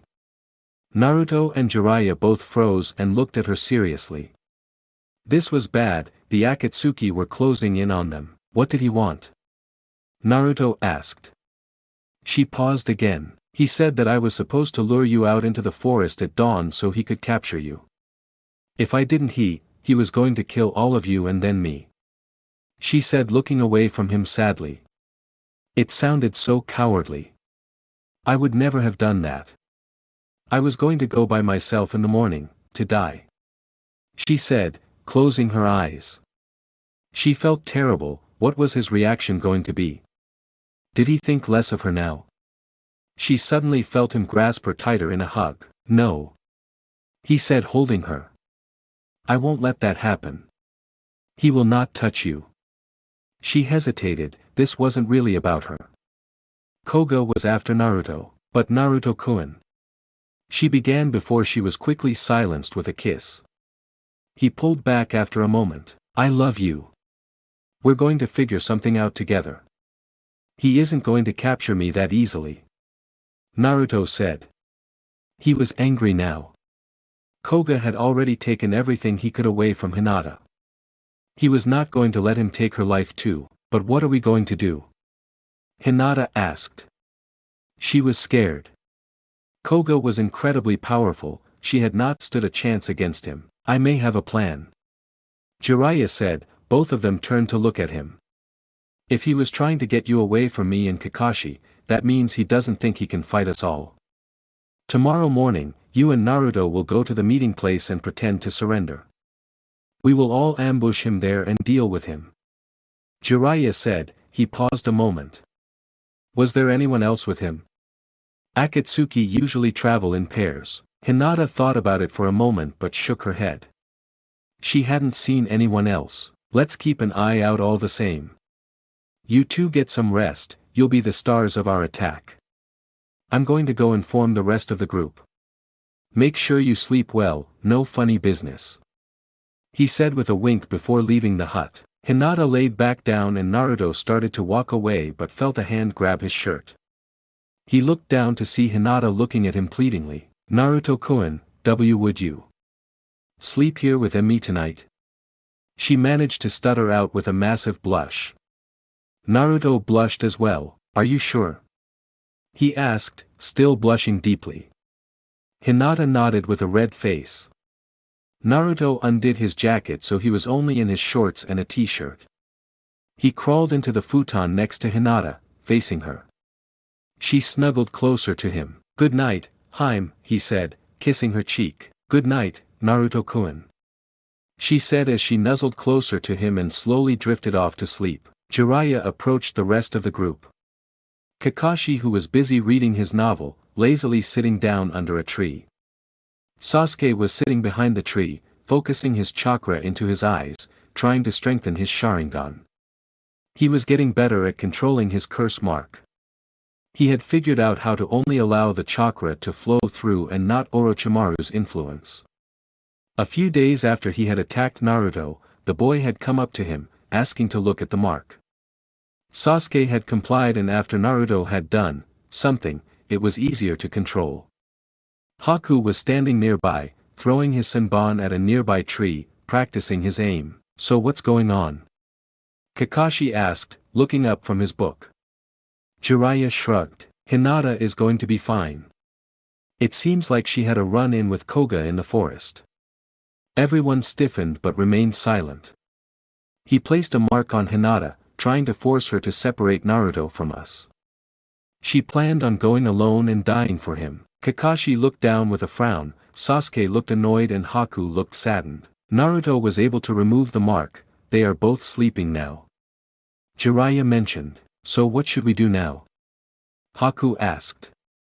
Jiraiya looked over to the boy. Tomorrow morning, at dawn, Naruto and Hinata are going to go into the forest to confront Koga. We are going to back them up. Be warned though, Akatsuki members usually travel in pairs, his partner is likely to be nearby. He looked over to Sasuke. Sasuke, he said. The boy stiffened to show he was listening but did not move or say anything. My last reports are that his partner is Itachi. Sasuke glared at the man. Are you going to be okay with that? If he shows himself, I will fight him and get my answers, Sasuke said. He was not going to let this chance pass him by. Jiraiya looked to the group. All right then, tomorrow, we will kill Koga Hyuga. Koga sat on a rock, Byakugan active, scanning the forest. Dawn was just starting to break over the horizon. He was waiting for Hinata to show up with the Kyuubi. He had no doubt she would give him up. People were selfish beings, they would do whatever it took to save themselves. Even if she didn't, it wouldn't matter. He would finish what he started in exterminating the Hyuga clan. Koga spotted Hinata and Naruto coming through the forest towards him. As I expected, she lured him out here to die, he thought. He extended his vision further, he could see the cabin they were staying in. He could see the sleeping figures of the rest of the group inside. Perfect, he thought. Itachi, Koga said, not looking away from his targets. Wordlessly Itachi emerged from the shadows with his Sharingan active. What is it? He asked. It seems like she has done as I commanded. He began, I want you to go to the cabin. If any of them wake up and try to come after those two, kill them. I do not want anyone interfering, is that clear? Koga commanded. Itachi hesitated a moment, he knew that his brother was in that cabin. I will not kill my brother. Itachi replied. Koga looked back with his Byakugan, pronounced veins along the side of his eyes. You will do as I have instructed, you know the consequences of failure. He glared at Itachi, he had no time for insubordination.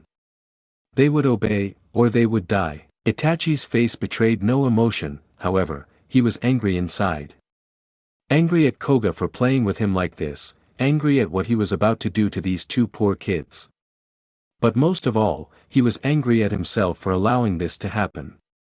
Once he found a way to remove this curse that was set upon him, he would make sure to end Koga's life. Humph, was his only response before he dissolved into a murder of crows. Koga trained his eyes back on the pair that was coming towards him. As they came into view he deactivated his Byakugan. What's going on, Hinata? Naruto asked, with a confused look on his face. Naruto-kun, I'm sorry, I really am but I don't want to die. Please just, go quietly with him. She said as tears started to form in her eyes, but, Naruto began before he was interrupted by Koga. You should do as she says, Naruto. He said, hopping down from the rock he was sitting on. You've done well, Hinata, however.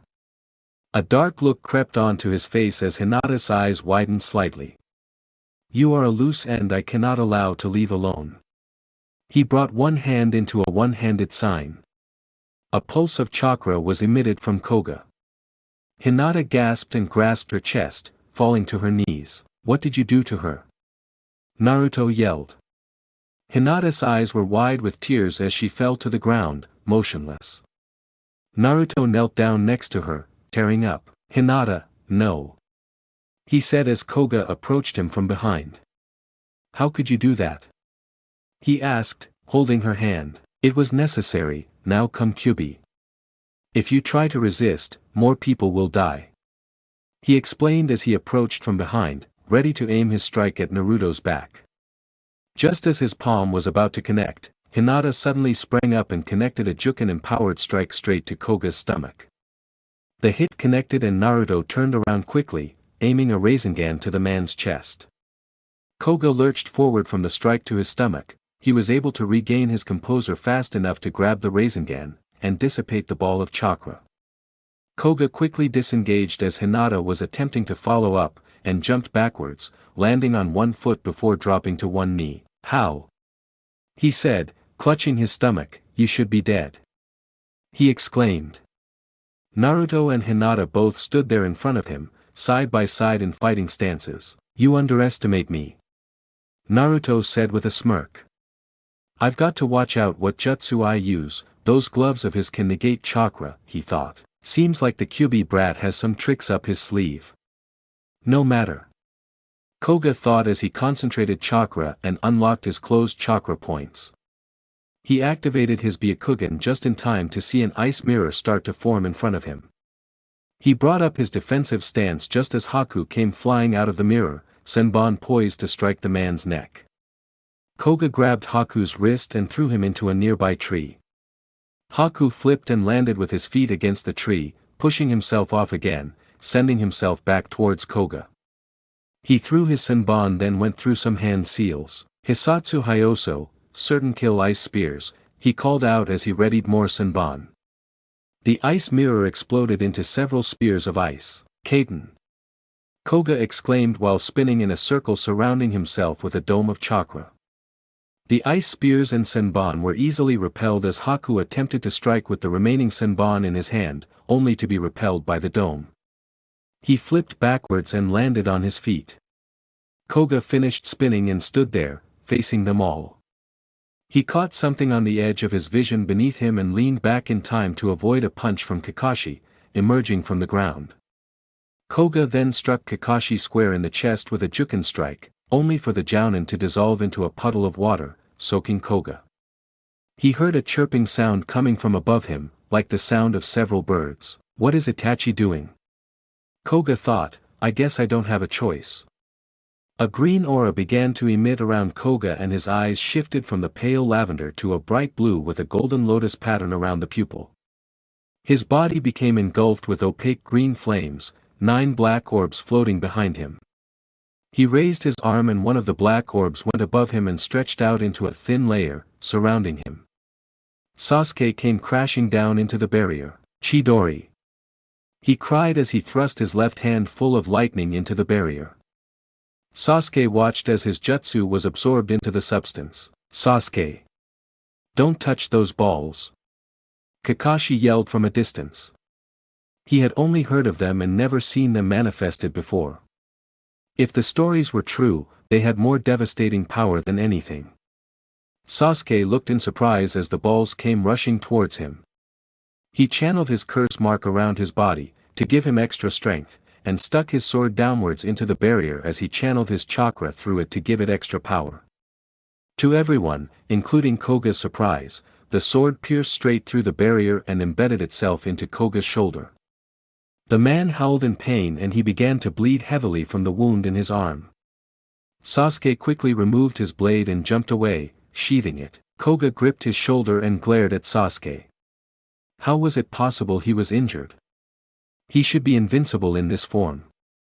His time was running short, he couldn't hold this form for long, he would need to finish things quickly. Itachi arrived in front of the cabin.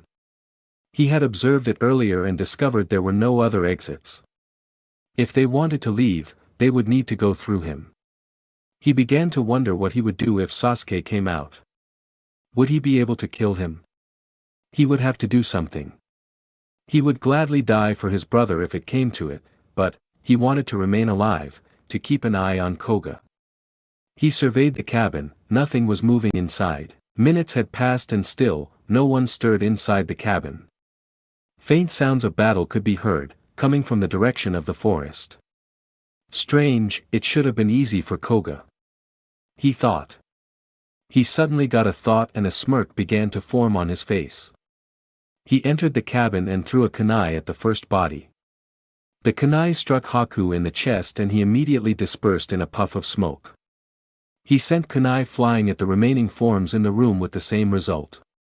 Every single one of them had been shadow clones.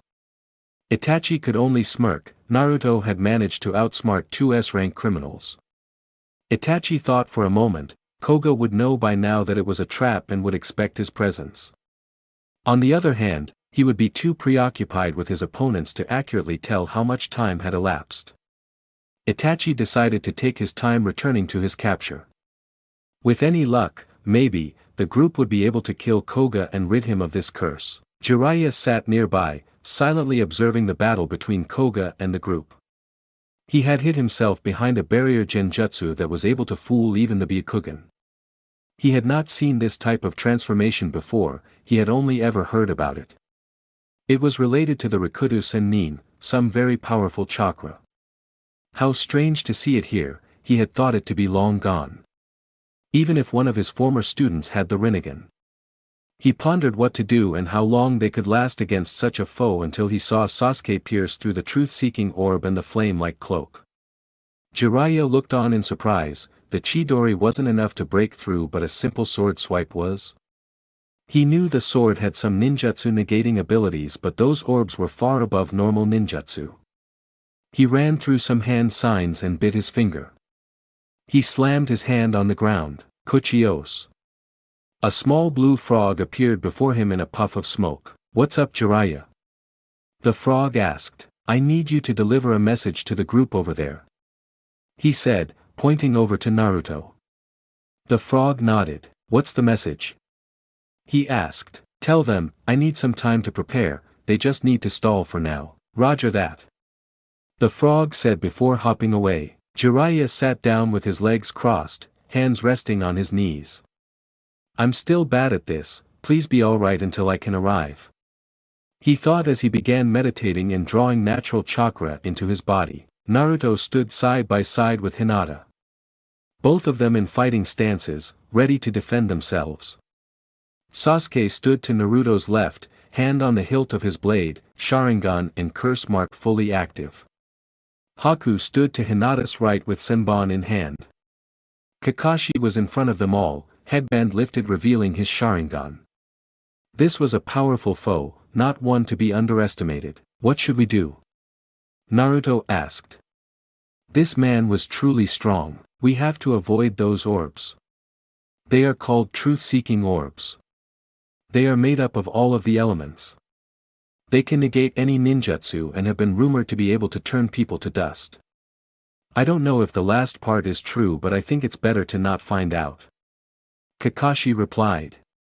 Just as he did, a small frog leapt up onto Naruto's shoulder. I've got a message for you from Jiraiya.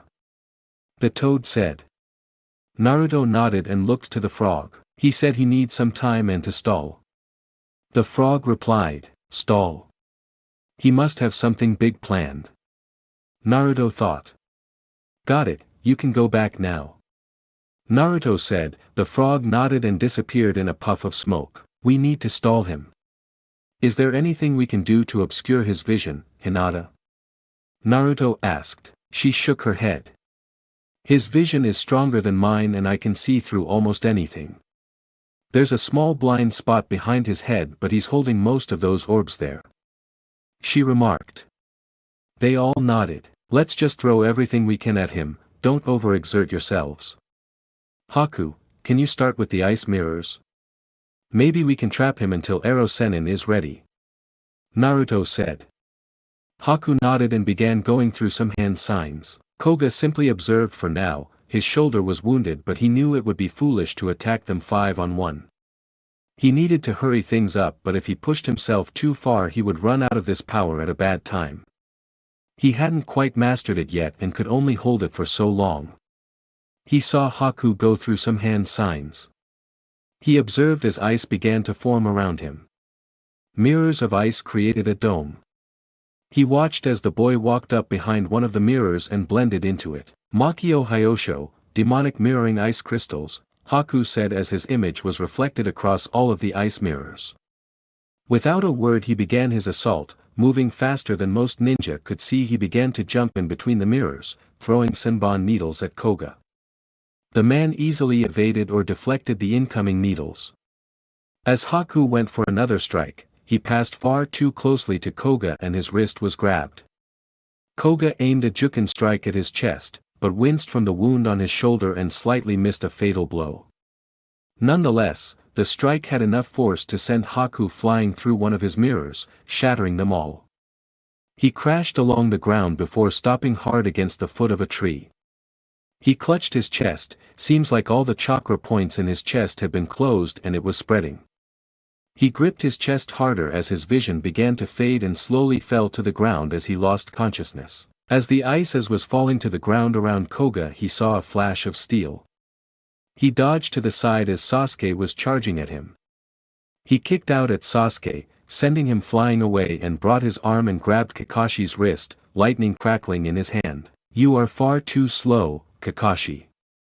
Koga said before throwing Kakashi's arm upwards, causing Kakashi to stumble slightly. Koga crouched down, one hand in front of him and one behind. Kakashi's eyes went wide. This was bad. He had made a critical mistake. 2 palms. Koga began, striking 2 chakra points. 4 palms, 8 palms, 16 palms, 32 palms, 64 palms.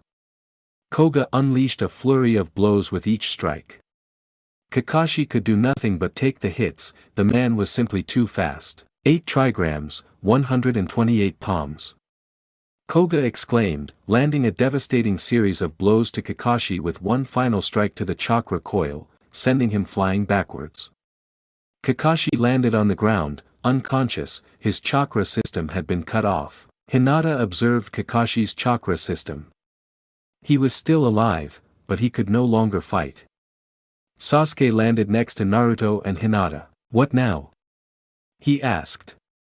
He was starting to feel the curse mark fade. He didn't have a lot of time left with it. Naruto clenched his fist. How much more time did Ero Sennin need? He was brought out of his thoughts as he saw Koga look towards them. I will give you one chance to surrender. If you lay down now and come peacefully, nobody else needs to get hurt. Koga taunted. Naruto grit his teeth. What was this guy on about? He was angry now. Kurama. He said out loud, about time.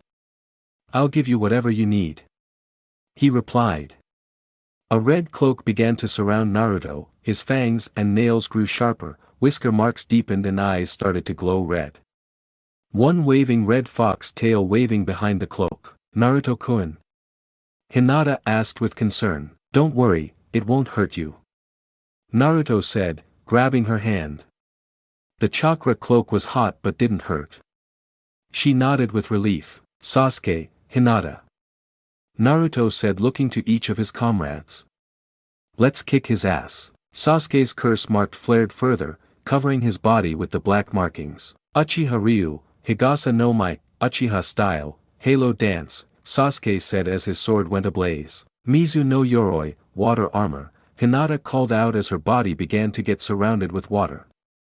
The three of them looked to each other for a moment before rushing at Koga. They began their onslaught. Naruto moved his hands, pulling rocks from the ground and hurling them at Koga. He broke them with his juken before turning an orb into a shield, blocking a fire wave from Sasuke, and he could feel the heat from the flames. He sent the ball off in the distance to burn. Something was up with the Uchiha child. He parried juken strike from Hinata while attempting to strike back. His arm was about to strike her before the water shimmered and ice spikes erupted towards him. He stopped in his tracks and flipped backwards, dodging a lightning bolt from Naruto as he pushed his palm towards Sasuke, sending a wave of air to destroy the arc of flame that was sent towards him. Kaiten, he said as a hail of sharp ice began to fall towards him. He spun, deflecting them all. In a moment he was being surrounded on three sides. Naruto was coming from the front, a swirling ball of chakra in his hand. Hinata was coming from his right, a thin beam of chakra in her arm, surrounded by water the shape of a spike. Sasuke to his left, sword ablaze, aiming straight for him. He attempted to back up but found an ice mirror behind him. He grit his teeth. He commanded one of the orbs near him. It began to deform and create a spinning silver vortex in his hand. He expanded it around him. Jinrin Tensei Baku, silver will rebirth explosion, silver wind exploded around him, sending the three ninja flying backwards. All of them cried out as they all landed hard, their chakra being drained. Koga stood there still unharmed. Sasuke put his sword into the ground to give him leverage to stand up. His curse mark had receded, but his Sharingan was still active and he was panting heavily. Naruto was on one knee panting, his cloak had receded. What was going on? It's like his chakra had been drained. Hinata stood up quickly, Byakugan still active. Her water armor had been destroyed in the fight, but had saved her life. She quickly ran and stood in front of Naruto protectively. Hinata. Pant, how do you pant still have chakra? Naruto asked. I don't know. But I won't let him hurt you. She said, glaring at Koga. You're a fool. She heard Koga say, but by the time her eyes caught up, he was standing right in front of her. She looked at him in surprise before he grabbed onto her neck and lifted her up. You should have heeded my warning. Now, you are going to suffer. Hinata. Naruto called out, but when he tried to stand he simply fell down.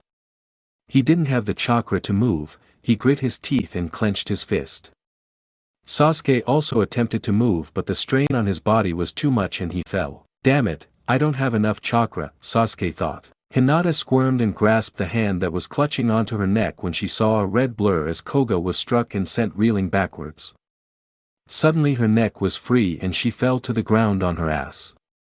She looked up to see Jiraiya standing there.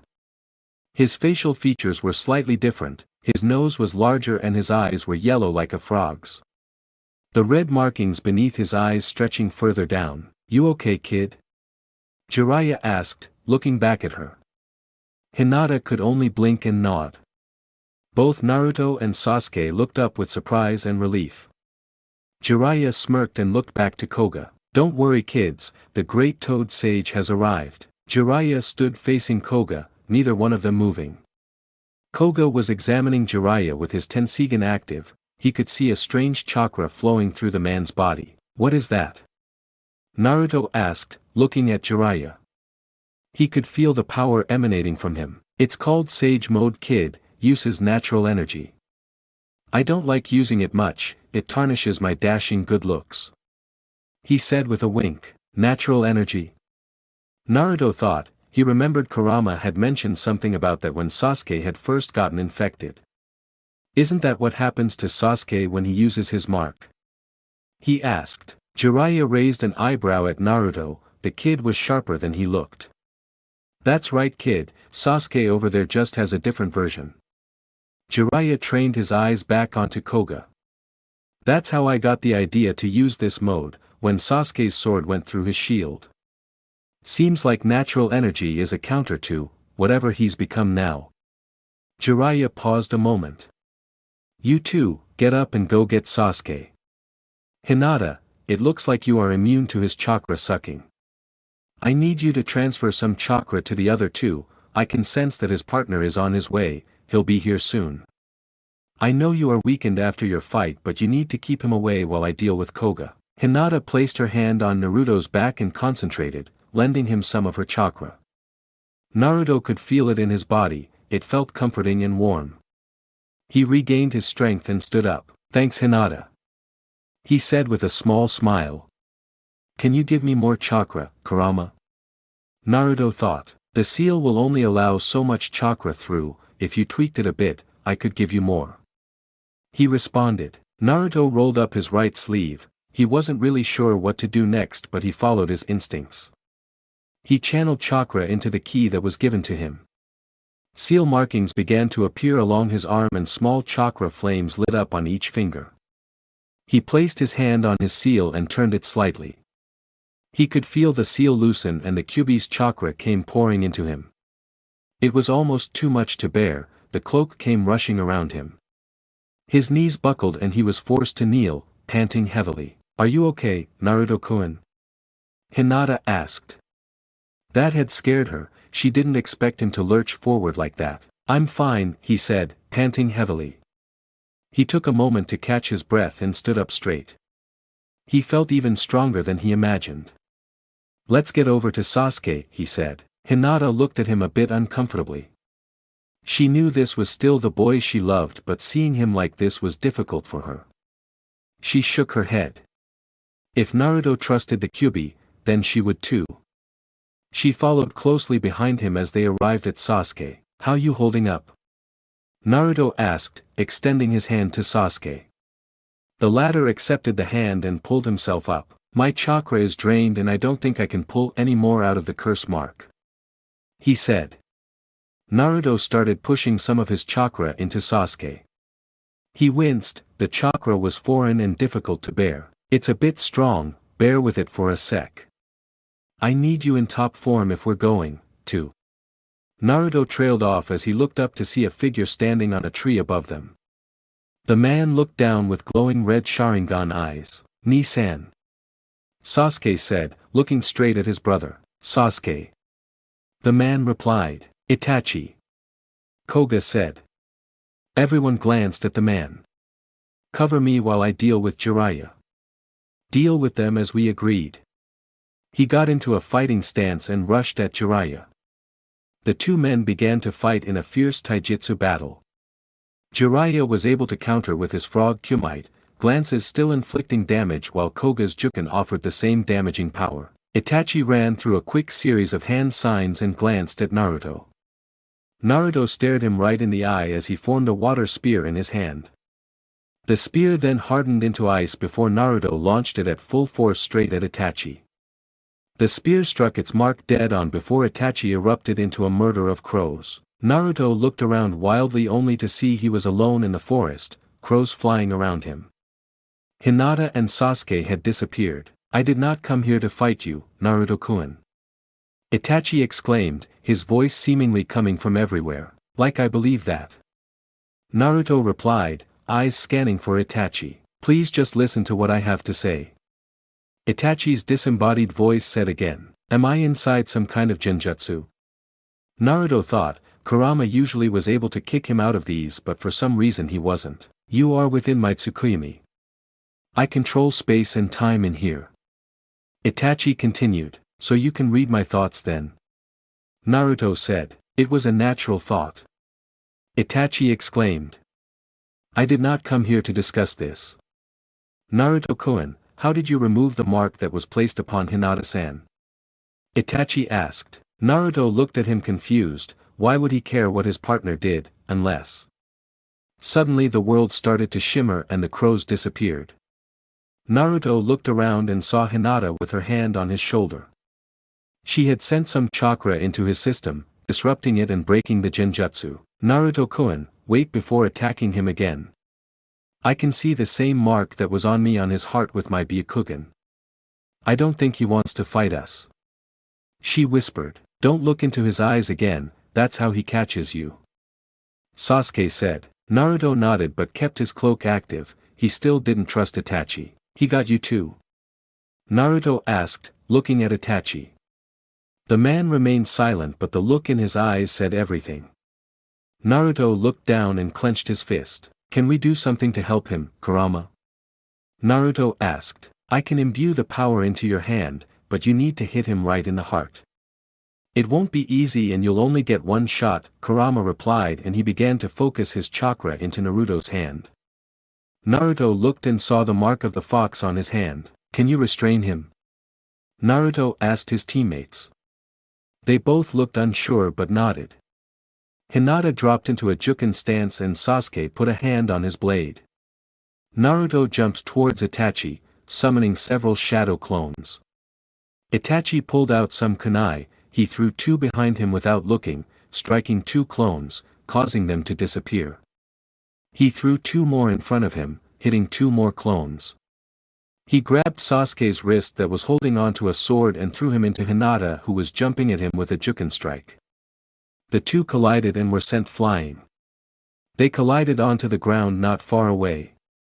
Naruto was just about to connect with his hand when he received a kick to his stomach from Itachi. The trio stood up shakily. The man had barely moved and countered their attack effortlessly. If you do not attack with the intent to kill, you will never reach me. Itachi said, jumping down from the tree. He went through some hand seals. Katan, Bukakyu no Jutsu, Great Fireball, Itachi said as a large ball of flame erupted from his mouth, heading straight towards Hinata and Sasuke. Sasuke quickly unsheathed his blade and blocked the fireball with his blade.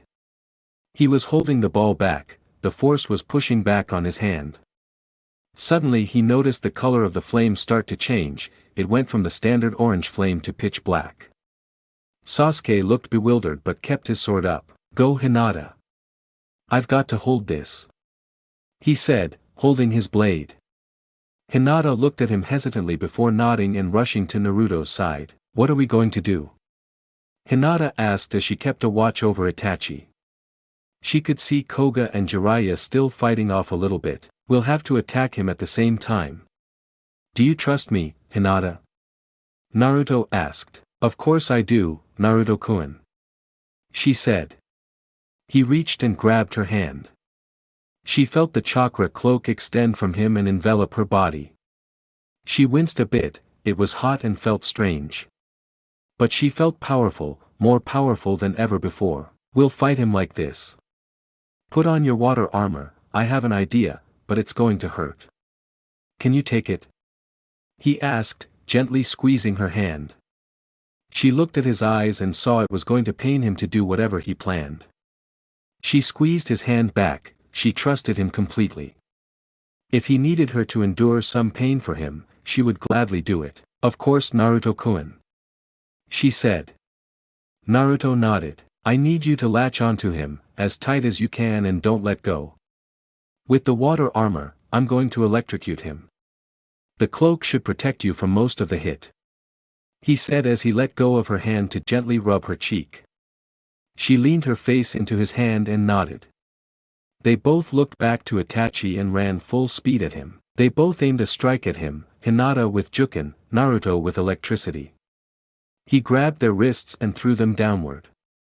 He stood on his hands and kicked in a circle as some shadow clones attempted to attack him, dispelling them all and kicking Naruto and Hinata backwards. They flipped up and charged again.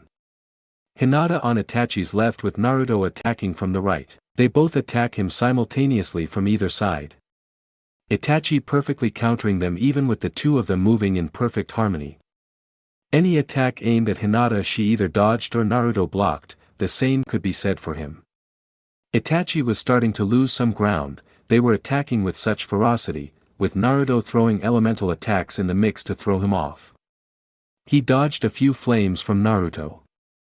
He swept down and tripped Hinata while punching Naruto in the gut. He jumped up to avoid another clone jumping at him. He went through some hand signs and sent some small fireballs flying at a flurry of stones sent towards him. He landed back on his feet as Hinata and Naruto started to regain their composure. They work very well together, he thought. He suddenly felt a great heat come from behind him. He turned around just in time to see a wave of black flame rushing towards him. He was shocked for a moment as he dodged the flame, seeing Sasuke with his sword aimed downwards as if he had just swung it. He landed after his jump to feel someone latch onto his midsection. He looked down to see Hinata clinging to him. "Now Naruto-kun," she yelled. Itachi looked up just in time to see Naruto pointing his fingers at him. He attempted to shake Hinata loose but she would not budge. A bolt of lightning erupted from Naruto's fingers and struck Hinata. She cried out in pain as the lightning bolt hit her full force. It traveled through her water armor and started to electrocute Itachi. He shook for a moment before Hinata fell off of him limply to the ground. He dropped down on one knee. He could barely feel his body, it would not respond. He looked up to see Naruto standing right in front of him. He barely had a moment to digest what was happening before he felt a hand on his chest. He looked down to see Naruto holding his hand there. He felt a warmth inside of his chest that faded almost as soon as it had appeared. "What did you do?" Itachi asked. Naruto let his cloak fade and sat back. He was drained. "I removed his mark," Naruto said, panting. Itachi's eyes went wide. He looked down to his chest. He checked his chakra network and could no longer feel Koga's influence. "So I'm free?" Itachi asked hesitantly. A small smile began to form on his face. It had been so long. He was starting to regain feeling in his body. He stood back up. "Thank you, Naruto-kun. I have some business to finish now," he said with a dark look on his face. He removed his Akatsuki cloak, revealing the standard blue ninja outfit. He immediately jumped off towards Koga and Jiraiya. Jiraiya had just blocked a kick from Koga. He ran through some hand signs. "Kibari Senbon, hair needles," he said as his white hair wrapped around him and began launching thin sharp needles of his hair towards Koga. "Kaiten," Koga said as he spun around deflecting all the needles. He finished his spin and rushed at Jiraiya. This man had been extremely difficult to deal with. His taijutsu and ninjutsu were extremely potent and the natural energy he was using seemed to go through his defenses. He sent some juken strikes towards Jiraiya, who parries the attacks, not allowing himself to be hit. "I need to finish this quickly. I only have a few moments of this power left," Koga thought. He aimed a few precise strikes towards Jiraiya. He faked a strike to his shoulder only to spin and close a few points on Jiraiya's arm. Jiraiya pushed backwards trying to disengage, but Koga saw him falter and continued his assault. He aimed more juken strikes at Jiraiya, closing more and more points, until he saw his yellow eyes return to normal. "This is the end," Koga said, channeling his remaining power into one of the orbs. It began to glow and change shape before becoming a golden blade. He thrusted the blade at Jiraiya. Just as the blade was about to hit, the man's body shimmered and disappeared. Genjutsu. It should not be possible, Koga thought. He concentrated with his Tensigen and two forms began to reveal themselves. Jiraiya was panting, his sage mode had dissipated, and standing by his side, was Itachi. Koga felt his Tensigen fade back to his normal Byakugan as he glared at Itachi. "What do you think you are doing?" Koga said. Itachi met his gaze. "I'm putting an end to this," Itachi responded. You know the consequences should you cross me? Koga replied, raising his hand up and channeling the mark he had placed upon Itachi. He still had use for him, but now that he had raised his hand against him, there was no point in keeping him alive. Koga glared at Itachi when he noticed that nothing happened. That will not work on me anymore. I am rid of your curse. Itachi said as he vanished in an instant and reappeared behind Koga. The Hyuga was surprised for a moment before he ducked the swipe from Itachi and aimed a Juken strike to his chest. Itachi dodged and kicked Koga in the face, sending him tumbling. Before he even hit the ground, Itachi was behind him again with another attack, sending him in another direction. He finally ran through some hand signs: Katan, Hozenka Tsumabini, Fire Release, Phoenix Sage Flower Nail Crimson, Itachi announced as he threw several shuriken at Koga while exhaling flames onto them, lighting them ablaze. Koga flipped up and landed on his feet. Kaiten, he yelled as he spun in a circle, the shuriken spinning around him. The trail of flames they left behind became an inferno that surrounded Koga. Itachi closed his left eye, a small trickle of blood began to pour out. Amaterasu, he declared, aiming at the flames. The once yellow flames became engulfed in black as Koga kept up his spin. He knew that if he stopped, he would surely die, but he could not keep up his chakra indefinitely. He grit his teeth, he despised doing what he was about to do. As he was spinning, he controlled his chakra and the earth around him shot upwards, bringing the flames with them. He stopped spinning and pushed out the wall of earth so he could walk out. Itachi and Jiraiya both looked at him in shock. How could he have done that without hand seals? What are you? Jiraiya asked in shock. Koga glared at the two of them. He no longer had the chakra to continue this fight. I will not forget this, Itachi, were his final words as he vanished from sight. Itachi stood, staring at the place where Koga once stood. He clutched his left eye. It always hurt to use Amaterasu. But what had Koga just done? He summoned some earth without using hand seals. He walked over to Jiraiya, deactivating his Sharingan as he could no longer sense Koga's presence. He lent his hand to the elder man who accepted it. I guess Naruto was able to help you out then, Jiraiya said, getting to his feet. He felt exhausted. It wasn't often he had to use Sage Mode. Even though it used natural energy, Koga was a fearsome opponent. He has freed me of that man.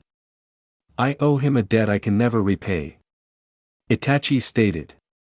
He heard some bushes rustling and looked over to see Naruto carrying an unconscious Hinata with Sasuke slowly following behind. They all looked a bit worse for the wear. Ni-san, Sasuke said, looking to his older brother. What happened with you? He said angrily. Why did you leave? I'm sorry Sasuke, I will explain everything later. For now, it would be better if everyone got some rest, he said as he looked over to the unconscious Kakashi and Haku. He walked over to Kakashi and lifted him up over his shoulders. We should head back to your cabin. Jiraiya walked over to Haku and picked up the unconscious boy's body and carried him over his shoulder. Sasuke eyed his brother suspiciously while rubbing his forehead. He still wasn't quite sure he could trust him right now, after everything he had done. How can I trust you? Sasuke asked. I will explain everything later Sasuke. I promise. If it puts your mind at ease. I was not willingly following him. Now please, your friends are injured. Itachi started walking toward the cabin, leaving no room for argument. Come on Sasuke, I think we can trust him. He's your brother after all, right? Naruto asked. TCH, he said before they all started to follow Itachi back to the cabin. Koga materialized inside a dark shrine. The Hyuga clan emblem embedded into the wall above an altar. He fell to his knees as soon as he arrived. I've used too much chakra, he thought while panting.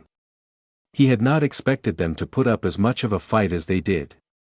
He even had to resort to using that. He calmed himself down and walked over to a nearby bed and lay down. It would be some time before his strength fully recovered. He was angry that he had lost a valuable piece. Itachi was a strong ninja, nobody could deny that. He was about to drift off to sleep when he felt a sudden presence. He opened his and activated his Byakugan without turning over. He could see a figure, sitting nonchalantly on the altar in the room. He wore the black cloak with red clouds of the Akatsuki. Sitting upon the man's face was a black and orange mask in the shape of a swirl going towards his right eye. "What do you want, Tobi?" Koga asked. This member was a nuisance. "Tobi saw your fight with Jiraiya." The hyperactive man said. "What of it?" "It was exciting. So much fun. You were all glowy and awesome, Koga-senpai." Tobi replied. "Humph, I don't need your praise." Koga responded. "But..." Tobi replied, his tone suddenly shifting into a much lower tone of voice, power emanating from the figure. Koga did not visibly react, but his eyes widened slightly. He had not felt such a power before. Since when was Tobi this strong? The leader is disappointed with the recent outcome. Leave the Kyuubi for now and focus on your other target. Tobi replied in a very serious tone. Koga did not reply, but the message was understood. Since Itachi has left, you will have a new partner, and Koga, do not let your personal feelings interfere with the mission. Was the last thing Koga heard before Tobi vanished in a ripple in the air. Koga let his Byakugan end and then shivered. Whoever that man was, he was truly terrifying. He was able to find him so quickly and infiltrate without his knowledge. He had set seals around the area to prevent any intruders, not to mention, this room was supposed to be sacred, only a Hyuga should have been able to enter. He closed his eyes and settled. He needed to recover quickly and try and see who this masked figure really was. Itachi sat with Jiraiya around a fire. They had laid Haku, Hinata, and Kakashi down to rest. Sasuke acted strong right up until they arrived at the cabin, and he soon collapsed. Naruto was slowly recovering while on his feet, but he felt like he needed to stay by Hinata's side. He felt guilty using her to stun Itachi, but it had worked and there would be no permanent damage, but still, he couldn't help it. "What are you going to do now, Itachi?" Jiraiya asked. He was sipping on a bottle of sake he had brought with him. He had offered some to Itachi, but the man had refused. "I can't go back to the village now, even if they did believe me. I know that the third has died by the hands of my former comrades. Who do they have as a replacement?" Itachi asked. Jiraiya paused a moment to sip his sake. "Danzo," he said flatly. Itachi sighed and shook his head. That was not good. He knew Danzo would have a higher watch on the Uchiha clan, and his father would be foolish enough to trust the man. "What of my father? My clan?" Itachi asked. "They are all fine, except..." Jiraiya trailed off for a moment as Itachi looked at him expectantly. "Your mother has fled, leaving a note that she could no longer bear to be around your father." Itachi looked down sadly at first but then frowned. That did not sound like his mother. She was always a loyal woman who loved her family dearly. Even if his father was brutish and cold sometimes, he knew she would have stuck around, no matter what. This was alarming. Could his father have tried to get the same power? He had to find out. "I'm going to be heading back to the village in secret. There are some things I need to look into. I do not believe my mother would just leave like that. I suspect my father had something to do with it," Itachi said. Jiraiya eyed him for a moment. "What about Sasuke?" he asked. "I assume he left for a good reason. He may be a little hot-headed and selfish, but I did my best to make sure he didn't grow up blindly following my father. He will try to return someday, and I hope that the village will welcome him back. As for the other two, he seems to care for them dearly despite what he says or even thinks. He may not know it, but he's come to love them as family," Itachi replied. "I will speak with him before I leave, it's the least I can do." He smiled, a rare occurrence for the usually stoic man. Jiraiya smiled back before downing the rest of his sake. This was going to be an unpleasant conversation. "Itachi, I need as much information as possible about the Akatsuki. I'll try and spread information that you died, but I need more info about the other members," he said, pulling out his notebook. Itachi looked at him tiredly. He didn't want to be a part of this anymore. "I don't know much. The leader never revealed his face to us. Koga was the only one I knew much about, and what you saw was about the extent of what I did. I've never seen him use the earth jutsu before. You seem to already have information on Deidara and Sasori as they attacked the village with Koga and I. He paused for a moment as Jiraiya was writing notes before he nodded to continue. Orochimaru was once a member, but I saw to his defection, he said, to which Jiraiya smirked. Kisame Hoshigaki of the Kirigakure is also a member. Jiraiya whistled, that was a strong one. Kakuzu from Takigakure is there. He is an elderly man. Him and his partner, Haiden from Yugakure, are said to be immortal. Jiraiya's eyes widened. He had heard of Kakuzu, the man was rumored to have fought the first Hokage. But he had never heard of Haiden. But Yuga hasn't been a village for years. How is he from around here? Jiraiya asked. Itachi paused for a moment. He is the reason they aren't a village anymore. He was a successful experiment of the Jashin secret technique. Jiraiya shivered. Bunch of fanatics, the only thing they care for is murder. Jiraiya mumbled. He slaughtered as many of his neighbors as he could before defecting from the former village. Jiraiya nodded as Itachi continued. There is a woman who follows the leader around. She has not spoken once during the Akatsuki meetings, but her presence is felt. There is also a plant-like creature, his name is Zetsu. He is not a fighter but mostly for intelligence and recon. He can travel through the earth and is able to hide his presence. Jiraiya sighed, this was becoming a problem. These were all very high-level ninjas. Tracking them, let alone fighting them, would be difficult. Anything else? Jiraiya asked. There is one other. We know of him only as Tobi. He has an orange mask in the shape of a swirl centering around his right eye. He paused for a moment. Jiraiya. The man looked to him. Do not take him lightly. I do not know who he is, but he is powerful and he is an Uchiha. Itachi warned. Jiraiya raised an eyebrow. How do you know this? He asked. I had enlisted his aid once, back when the call for the Uchiha extermination was made. We were able to negotiate a peace treaty, but he was going to help all the same. He presented himself to me and displayed his Sharingan. Itachi admitted. This was supposed to be an S-class secret, but he was far away from the village. What could they possibly do to him? Jiraiya sighed. He figured something like that was Danzo's doing. He closed his book. Looks like we both have some things to look into, huh? Itachi nodded. One last thing. It is not safe here. The Akatsuki know that Naruto-kun is here. It would be best if they left in the morning. Hinata's eyes fluttered open as the sun began to creep through a window of the cabin. She slowly stretched and looked around, noticing nobody else except Sasuke, who was still sleeping. She attempted to get up when she noticed a weight on her legs. She looked down to see Naruto sleeping soundly, bent over her. She blushed slightly that he was paying that close attention to her, and she sat up.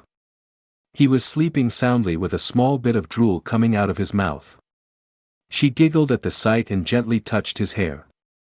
His eyes slowly opened and he groaned lightly. Mornin', he said groggily, still not lifting his head. Hinata giggled again. Good morning, Naruto-kun. She said, smiling down at him. He suddenly realized where he was and shot up into a sitting position. Hinata. Are you okay? I didn't hurt you too much, did I? He said with concern, putting his hands on her shoulders. I'm okay, Naruto-kun. It did hurt, but it worked out in the end, right? She said gently. He still looked at her with a worried expression still until it turned into a frown. I still don't like that I had to get you hurt in order to defeat someone. I should be able to protect you. He was cut off as Hinata kissed him. She backed away. You don't need to protect me, Naruto-kun. I want to fight by your side, along with you, rather than be protected by you. If I have to endure some pain in order to do that, then I will. She grabbed his hand. I don't want to see you hurt either. I love you, Naruto-kun. She said and hugged him. He returned the embrace wholeheartedly. They embraced for a few moments before their moment was interrupted by Naruto's stomach growling. He blushed as Hinata giggled. Are you hungry? She asked. Starving. He replied, they were just about to separate when they heard a sigh from across the room. Why are you two at this so early in the morning? Sasuke said, looking annoyed. I can do what I want. Watch. He said as he kissed Hinata deeply. Sasuke looked away with a look of disgust on his face before getting out of his futon and exiting the cabin in a hurry. I think I've annoyed him enough for one morning. Naruto said, breaking from the kiss with a grin on his face. Let's get some food. He said happily as he started to leave the cabin. The group had convalesced around the fire that had been kept going since the night before. Kakashi was sitting, reading his book as usual. Haku was quietly eating some food along with Itachi and Jiraiya. Sasuke had just grabbed a portion as Naruto and Hinata exited the cabin. Oh ho ho, breakfast after the fact. Jiraiya gibed with a wink. Naruto glared at him while Hinata blushed. Shut it, it's too early for your nonsense. Naruto said grumpily as he sat down and grabbed some food for Hinata, passing it to her. He then grabbed a portion for himself and began to dig in. Kakashi looked up from his book at everyone quietly eating. He closed his book and stood up with a stretch. Well, take care of yourselves. I'm heading back today. He said boredly as he began to walk away. Naruto just about choked on his food. What the? Already? He practically yelled. I've been training you guys for almost a month now. I'm sure the new Hokage will wonder where I've been. He said. Naruto jumped out of his seat and ran to Kakashi, hugging him around the waist. Thanks, Kakashi-sensei. He said. Kakashi rubbed the blonde's hair. You three are my students. You'll be fine on your own. Find whatever it is you are looking for.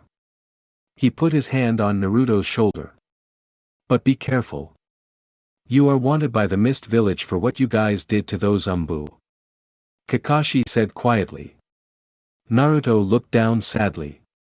Memories of his first kill floating back to his head. Zabuza did most of it, we kind of just finished them off. He trailed off. Was that your first kill? Kakashi asked. Naruto nodded. It will get easier. But don't ever forget them. Sometimes you will have to kill people. You will probably never want to do it. But remember, when it comes to a choice between them and you or someone you love, the choice should be easier. Kakashi said with an affirming grip on Naruto's shoulder.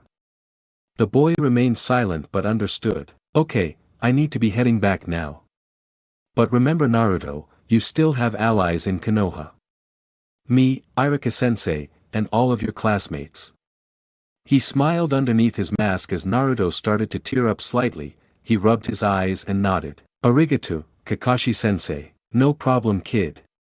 He said before he raised his fingers and disappeared in a swirl of leaves. Naruto looked back to the group as he heard Sasuke yelling. What do you mean you're leaving? He yelled at Itachi. Sasuke, I have to go back to the village. Father is up to something, but you just got here. You haven't even really told me what happened. He continued to argue. Itachi sighed and waved his hand towards himself. Sasuke got closer to him only for Itachi to reach up and poke him in the forehead with 2 fingers. Forgive me Sasuke, next time okay? Sasuke put a hand on his forehead with his eyes a bit wide. His eyes turned to anger and sadness. You promise? He asked. I promise. Next time I see you, I will explain everything. Sasuke grumbled a bit and crossed his arms. Fine. He said, although he wasn't completely convinced. Itachi sighed in relief before standing up and turning towards Naruto. I hope we can meet again on better grounds. He said, offering his hand to the boy. Naruto shook Itachi's hand. Yup. He said with a grin. Itachi grinned back before taking one last look towards his brother. Keep an eye on my brother. Was all he said as he quickly jumped away from the group. Jiraiya stood up and looked to everyone. Well, I guess it's time for me to get going too. He said a bit solemnly. Yeah, whatever. Naruto said, sitting down to finish his food. Hey now. Show me some respect. Jiraiya snapped back towards Naruto. The boy chuckled a bit. I'm going to miss you Ero-senin. Come find us again, I really did learn a lot from you. He said, rubbing the back of his head. Jiraiya grinned. Of course you did, kid, I'm great, he said before his tone went serious. You should probably leave here soon, the Akatsuki know where you are. I'll try and keep in contact with you from the summoning contract. Keep yourselves safe and keep moving. I know you guys are searching for the other artifacts. Don't give up, I'm sure you can do it. The group all looked at each other and nodded. You guys are on your own again. Keep each other safe. Jiraiya said with one last grin as he turned away from the group and began walking back towards the village. They had been traveling for almost a week. Taking their time, staying away from the roads. They weren't being hunted anymore by Kakashi, but now, they knew Kiri had it out for them. Naruto had been thinking about what Kakashi had said to him, about having to take a life. He had been mulling it over in his mind this past week. It had been weighing on him slightly. He hadn't intended to kill the Kiri ninja, he was trying to break through his armor and put too much force in it. They had stopped to make camp for the night. Naruto was absent-mindedly poking at a cup of instant ramen, barely eating his food, just staring at its contents. Hinata took notice and sat herself next to him. Are you okay, Naruto-kun? She asked, concern in her voice. He blinked quickly and looked up at her with a small smile. Yeah, I'm okay. He said unconvincingly, even he knew it. Hinata put her hand on his and kissed him on the cheek. It's okay, you can tell me. She said.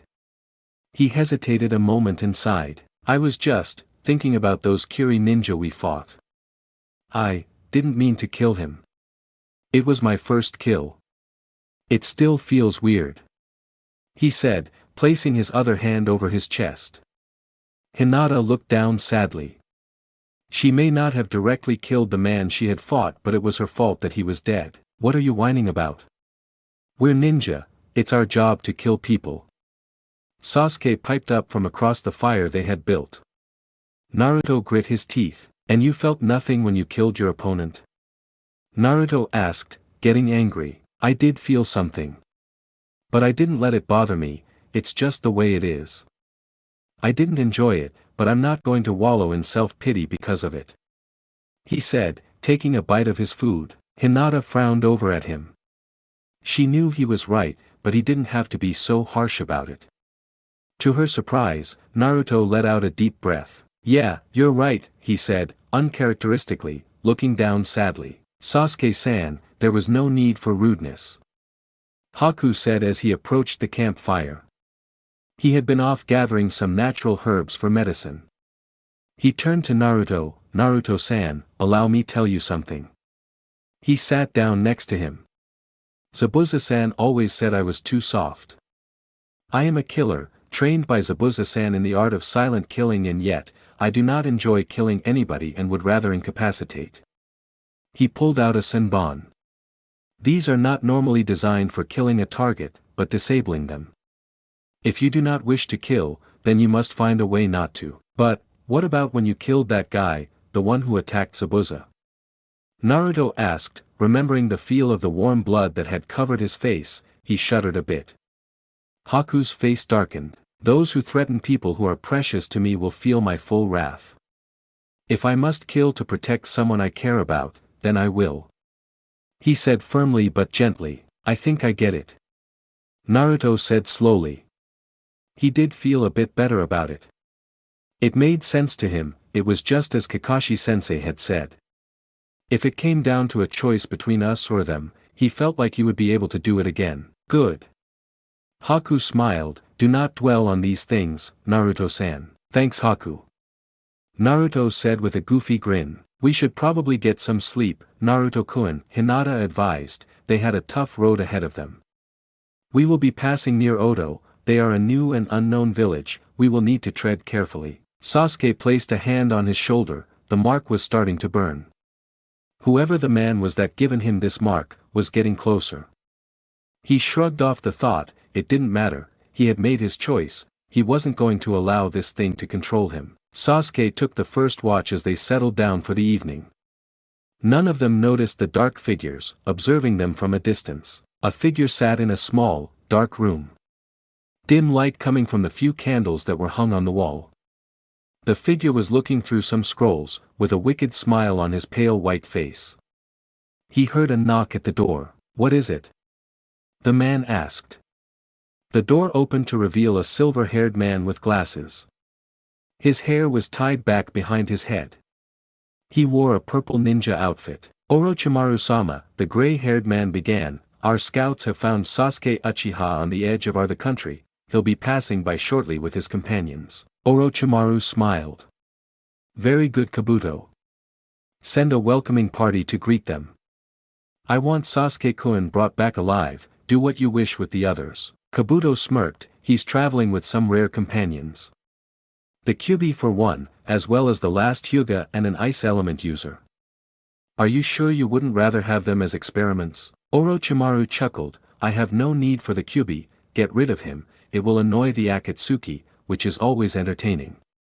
He said with a smirk, "I wouldn't mind having her eyes, but I don't need the girl. As for the ice user, I've got plenty of them. The mist is all too willing to get rid of their bloodline users."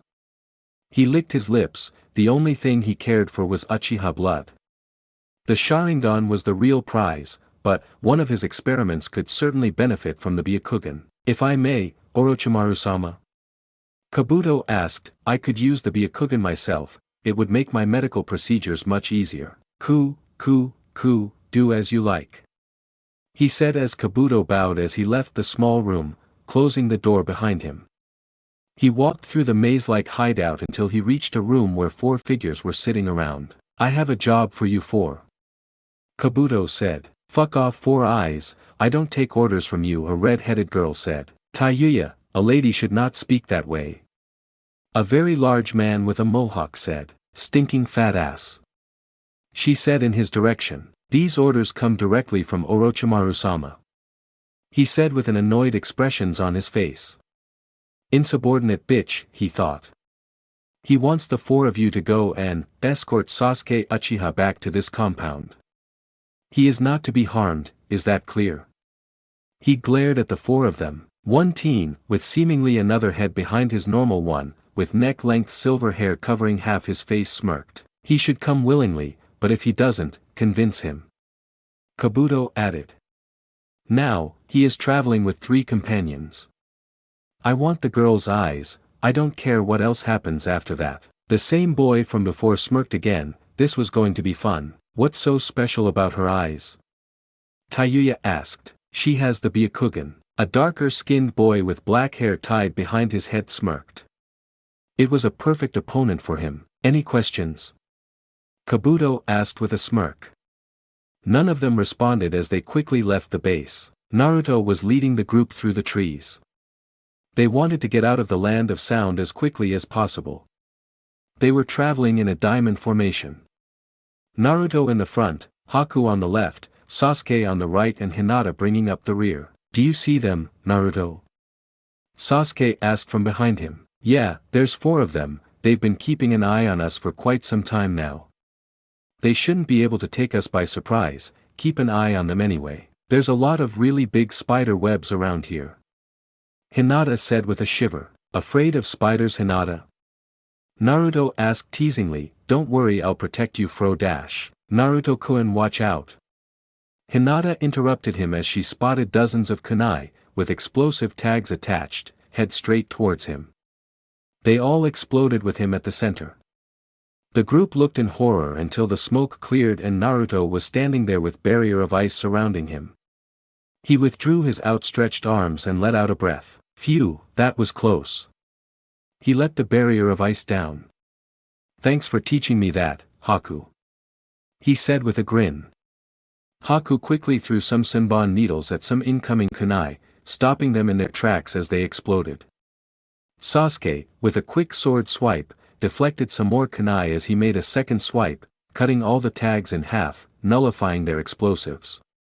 Hinata's palms began to glow with light as she waved them around quickly, creating a dome around her of chakra as some explosive kunai collided with the sphere and exploding. "Shugo Hack Rokujian Sho, protecting 8 trigrams 64 palms," she said, repelling the blast. They all jumped back and placed themselves in a circle, facing outward.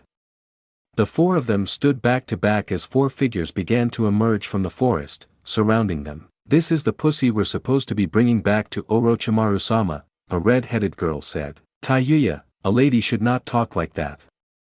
A larger boy with a mohawk replied, "Shut it, fat ass." She responded, "They are better than they look, blocking our previous attack." A silver-haired boy with what looked like two heads responded, "Might have to go all out." Although he leered at Hinata, "She's a pretty one, wouldn't want to hurt her too badly." He said with a smirk, "I'll take care of her, Sakon. She'd probably just kick your ass." The last boy spoke up, shrugging his 6 arms with a smirk. "Don't forget Kabuto wants her eyes, Kidamu. I wouldn't mind the rest of her either," he said while licking his lips slightly. Hinata shivered under his gaze and Naruto frowned but still looked confident. "If you lay a single hand on her, I'll kill you," Naruto said, glaring at Sakon. The boy chuckled. "Big words, but can you back them up?" he replied. "Jirobo, soften them up a bit, will ya?" He nodded towards the larger one. "Ah," was all he said before he started to go through a series of hand signs. Doton Kekai, Doro Domu, Earth Release Barrier, Earth Prison Dome of Magnificent Nothingness. The earth began to rise up around the group, surrounding them. A great dome made of rock and earth surrounded them all. Really? An earth dome? That's all they can do. Naruto chuckled as he created a Rasengan and slammed it into the nearest wall only for it to completely absorb the impact. "What the?" He looked shocked. "The walls are coated in his chakra," Hinata said, looking around. "It's creating a barrier around the dome, I can't see out of it," she answered, looking around. She suddenly began to feel a pull on her chakra. The group looked around as they realized what was happening. Their chakra was being siphoned out. "Go to sleep, little ninjas. We only want Sasuke-sama." They heard Sakon's voice from outside the dome. Everyone looked over to Sasuke, who looked back at them blankly. "What's he talking about, Sasuke?" Naruto asked. "No idea," he said with a shrug. "The man who gave you that mark said something about you seeking him out." Haku piped up. "And?" Sasuke asked. "Do you intend to betray us and go to him?" Haku asked. "There's no way Sasuke would do that," Naruto answered quickly. Hinata nodded in suit. Sasuke was shocked for a moment. They had that much trust in him. He looked Haku in the eye and smirked. "No way in hell," he replied. Haku nodded. "Naruto-san, is there a way to get out of here?" He turned to Naruto. "Sure, it'll be easy, watch." Naruto began to focus his earth affinity chakra around him.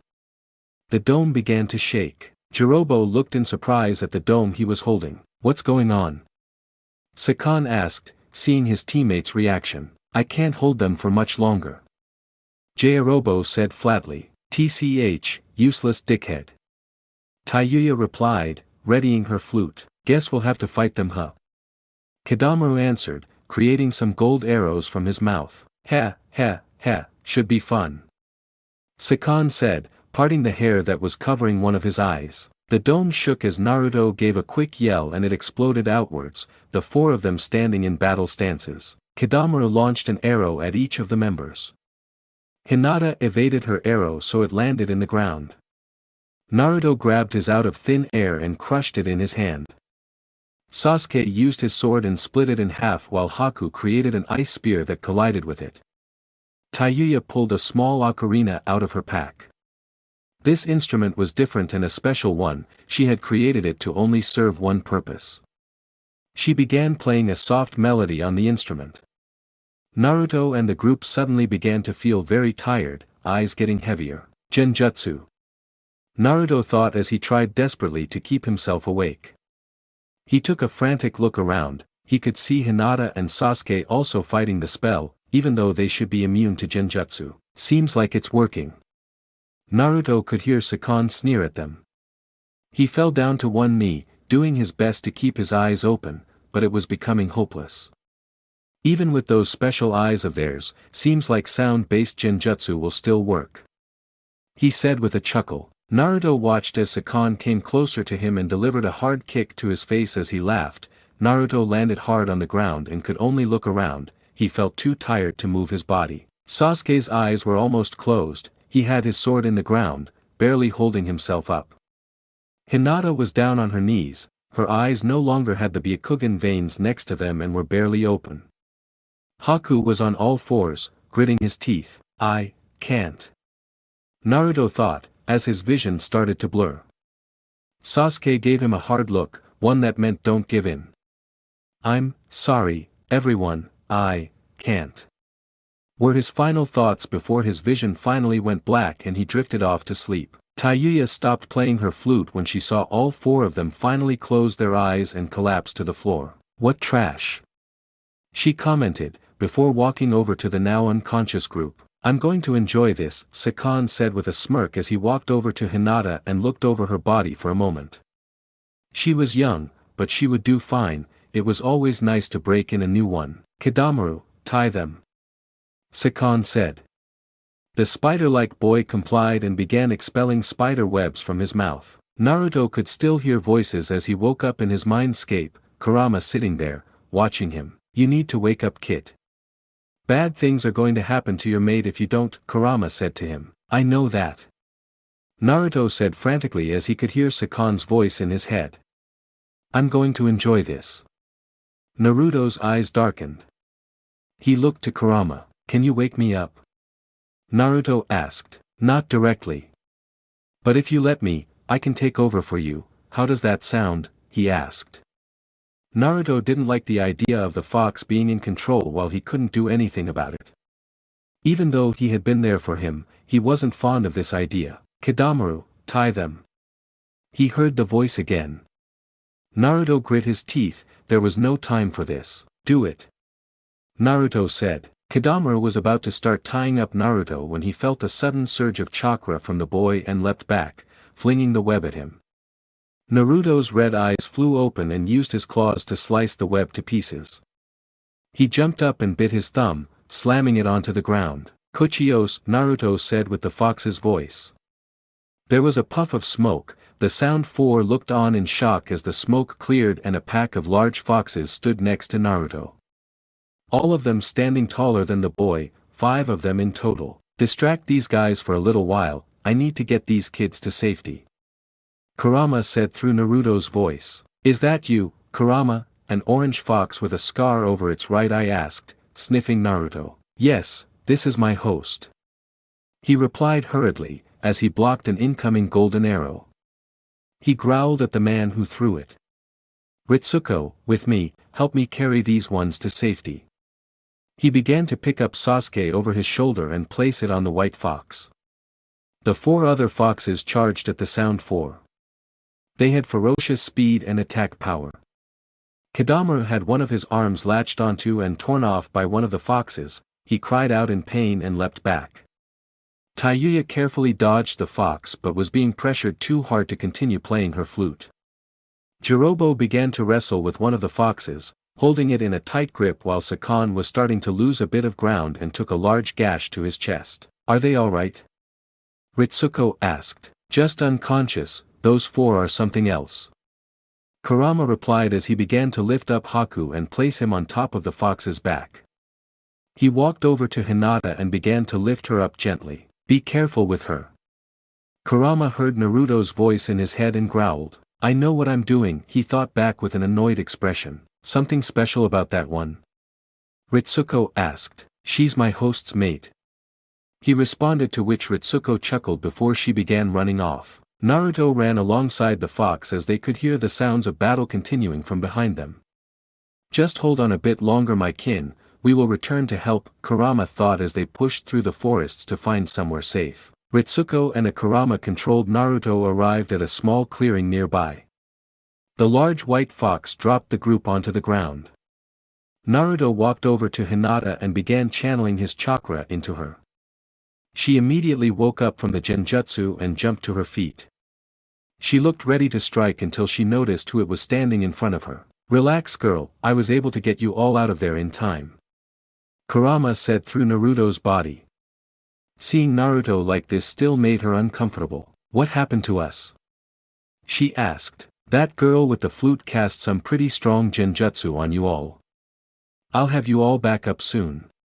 Kurama explained as he began infusing some chakra into Haku, waking the boy up. Haku, just like Hinata, immediately jumped to his feet in a battle stance until he looked around himself and relaxed slightly. Where are those sound ninja? Haku asked. They are fighting my foxes back where they ambushed you. He replied as he moved on to wake up Sasuke. Some more chakra channeling and Sasuke woke up as well. Now that you are all awake, listen carefully. You need to destroy that flute that the girl has, and you need to do it quickly.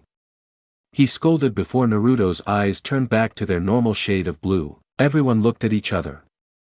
So what do we do now? Sasuke asked. We should leave this place. Do we have any reason to fight them? Haku asked. To which Sasuke shook his head. If we leave they are going to come after us anyway. Sasuke answered. And those foxes are risking their lives for us, we should at least back them up. Naruto answered as well. Haku looked down thoughtfully for a moment before nodding. What they said made sense. So what is it we should do? Naruto-san? Haku asked. Naruto thought for a moment, then an idea struck him. He smirked. Okay, listen up. Jirobo pushed a fox away as he jumped back, holding onto his shoulder. He had suffered a large bite wound. He regrouped and stood next to his team. Kadamaru was missing an arm, Sakan had a large gash on his chest and Jirobo had his bite wound. They were all covered with minor cuts and scratches from their battles. The fox fighting Kadamaru eventually got stuck in some web and had to dispel itself and return back to its realm. The orange fox with the scar received a heavy wound from Sakan and had to retreat as well. There were only 2 foxes left now, but they both looked worse for the wear. While on the contrary, the Sound 4 appeared to have sustained minor injuries, that seemed to be healing on their own at a fairly rapid rate. The group of 4 was about to strike again when Naruto, Hinata, Sasuke and Haku all jumped out of the trees and landed in front of the 2 foxes. You can rest easy now, we can take care of it from here. Naruto said, standing in a battle position. What's your name, kid? Another white fox asked with a soft male voice. Naruto Uzumaki. Kurama says his thanks for helping out earlier. He replied, without turning to face the animal. The white fox did what resembled a smile. Tell the old fool he better have some food for us next time. He said as both foxes disappeared in a puff of smoke. Back for more, are you? Sakan asked with a grin on his face as Tayuya readied her ocarina. She played the same tune as before and again, the group of ninjas began to fall asleep. Kadamaru prepared some arrows. No more screw-ups, we end this quickly. Don't kill Sasuke-sama. Sakan warned. Yeah. Kadamaru replied as he let 4 arrows loose, the one aimed at Sasuke just enough to wound him slightly. All 4 arrows struck their mark only for them to disappear into puffs of smoke. Sakan looked in surprise. Tayuya. Watch out! He cried but was a moment too slow. Sasuke dropped down from the skies with his sword, cutting straight through the ocarina and landing a large gash to the left side of Tayuya's face, cutting her eye. Arg, fuck! She yelled, clutching her face. Kadamaru barely had time to react as he felt several Senbon needles enter the back of his neck and spine. He fell to the ground on one knee. Jirobo turned just in time to receive a Juken strike to the stomach from Hinata, covered in her water armor.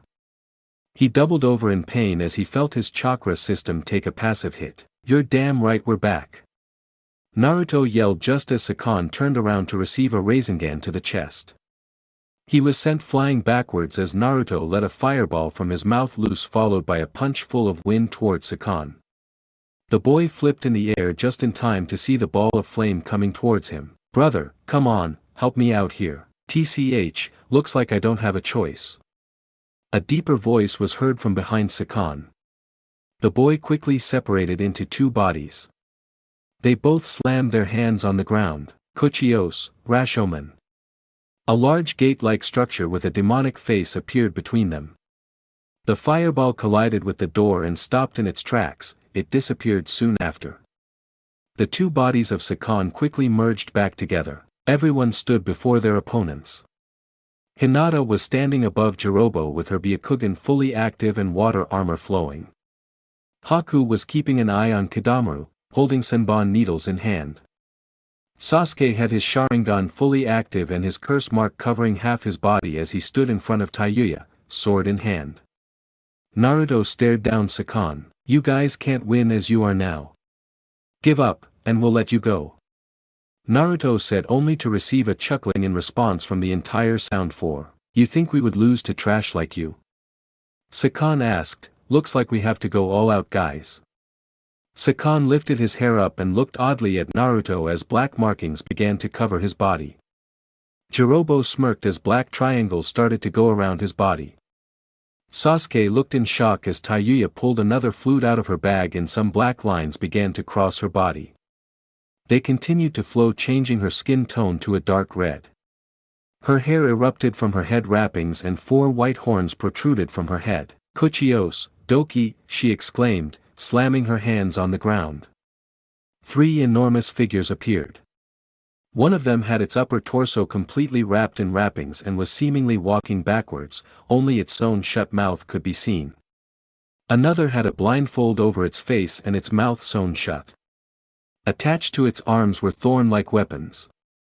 The third was wearing a green shirt, its long waist-length hair drooping down over its face. A large club clutched in its hands. She began playing her flute and the 3 figures began charging at Sasuke. He began jumping around, trying to avoid their swipes. All of their skin turned into a darker shade. Jirobo's skin became red with warts all over him, his hair growing out extremely long. He slammed his head upwards into Hinata's chin, causing her to cry out. He then used both his fists and smashed them against her chest, sending her flying away. Her water armor had protected her from most of the impact, but it still caused her immense pain. She flipped up and readied herself again. Kidamaru's skin became darker, he grew fangs in his mouth and a third eye opened up on his forehead. Haku stood there in surprise as Kidamaru chuckled as the senbon that Haku had thrown were pushed off of his now golden skin. He quickly jumped into the air, twisting around and spitting some webs at Haku, which landed on the boy's feet before disappearing into the trees. Sakon's body split in 2, both people were identical. The right half of one body and the left half of the other seemed to be coated in metal. Their skin turned red and they each had their white hair grow longer, fangs began to grow out of their mouths and each had a horn on their head. They could all only look in shock and horror at what they were seeing. They could all feel their chakra climb through the roof. Were they even human? They behaved more like demons. Sakon and Yukon began to charge Naruto. He quickly summoned some shadow clones and began fighting back. Each clone throwing a different element into the fray. Stones, water, lightning, fire and wind was being thrown in each which direction until the clones started to get destroyed, one by one. They were starting to gain ground against Naruto, he wasn't sure how much longer he could last. Sasuke dodged a great slam from the studded club wielded by the large Doki. He ducked just in time to avoid another one, charging at him with the blades attached to his arms.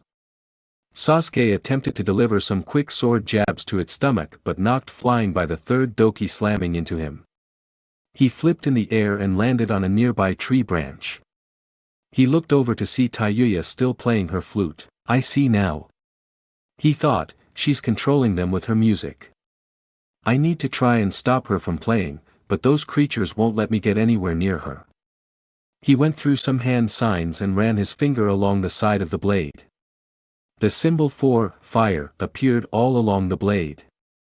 He went through another series and it erupted into flames. "I'm going to pay you back for my eye, you bastard," Taiyuya said and then resumed playing her flute. All 3 Doki stopped moving and their mouths began to pull against the stitchings.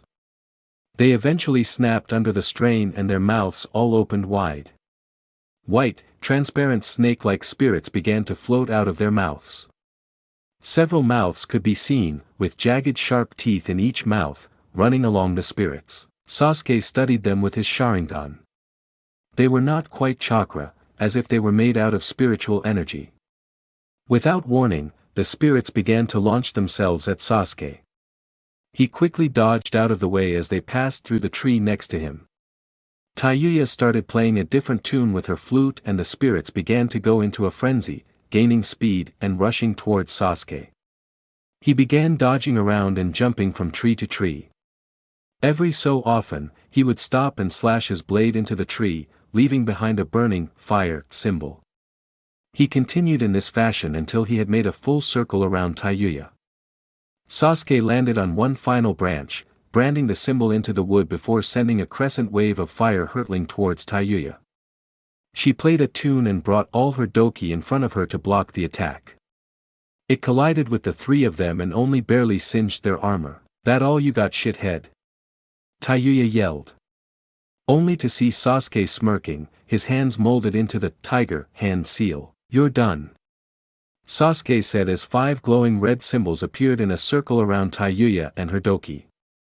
She looked around for a moment before her eyes went wide. "Fuck dash," she began as Sasuke channeled his chakra. "Katan, Goka Bakuhatsu, fire style, hellfire explosion," he called out.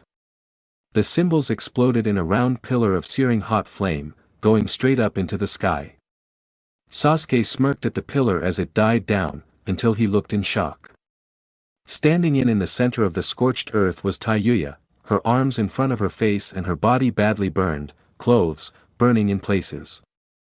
Her doki were all on the ground, burned completely black. "You piece of shit." She scowled at him. "I'm going to pay you back for that." She began to play her flute again.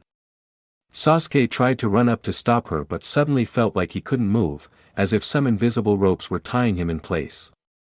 He looked over to his arm and watched in horror as his skin and muscle began to melt away, revealing his bone.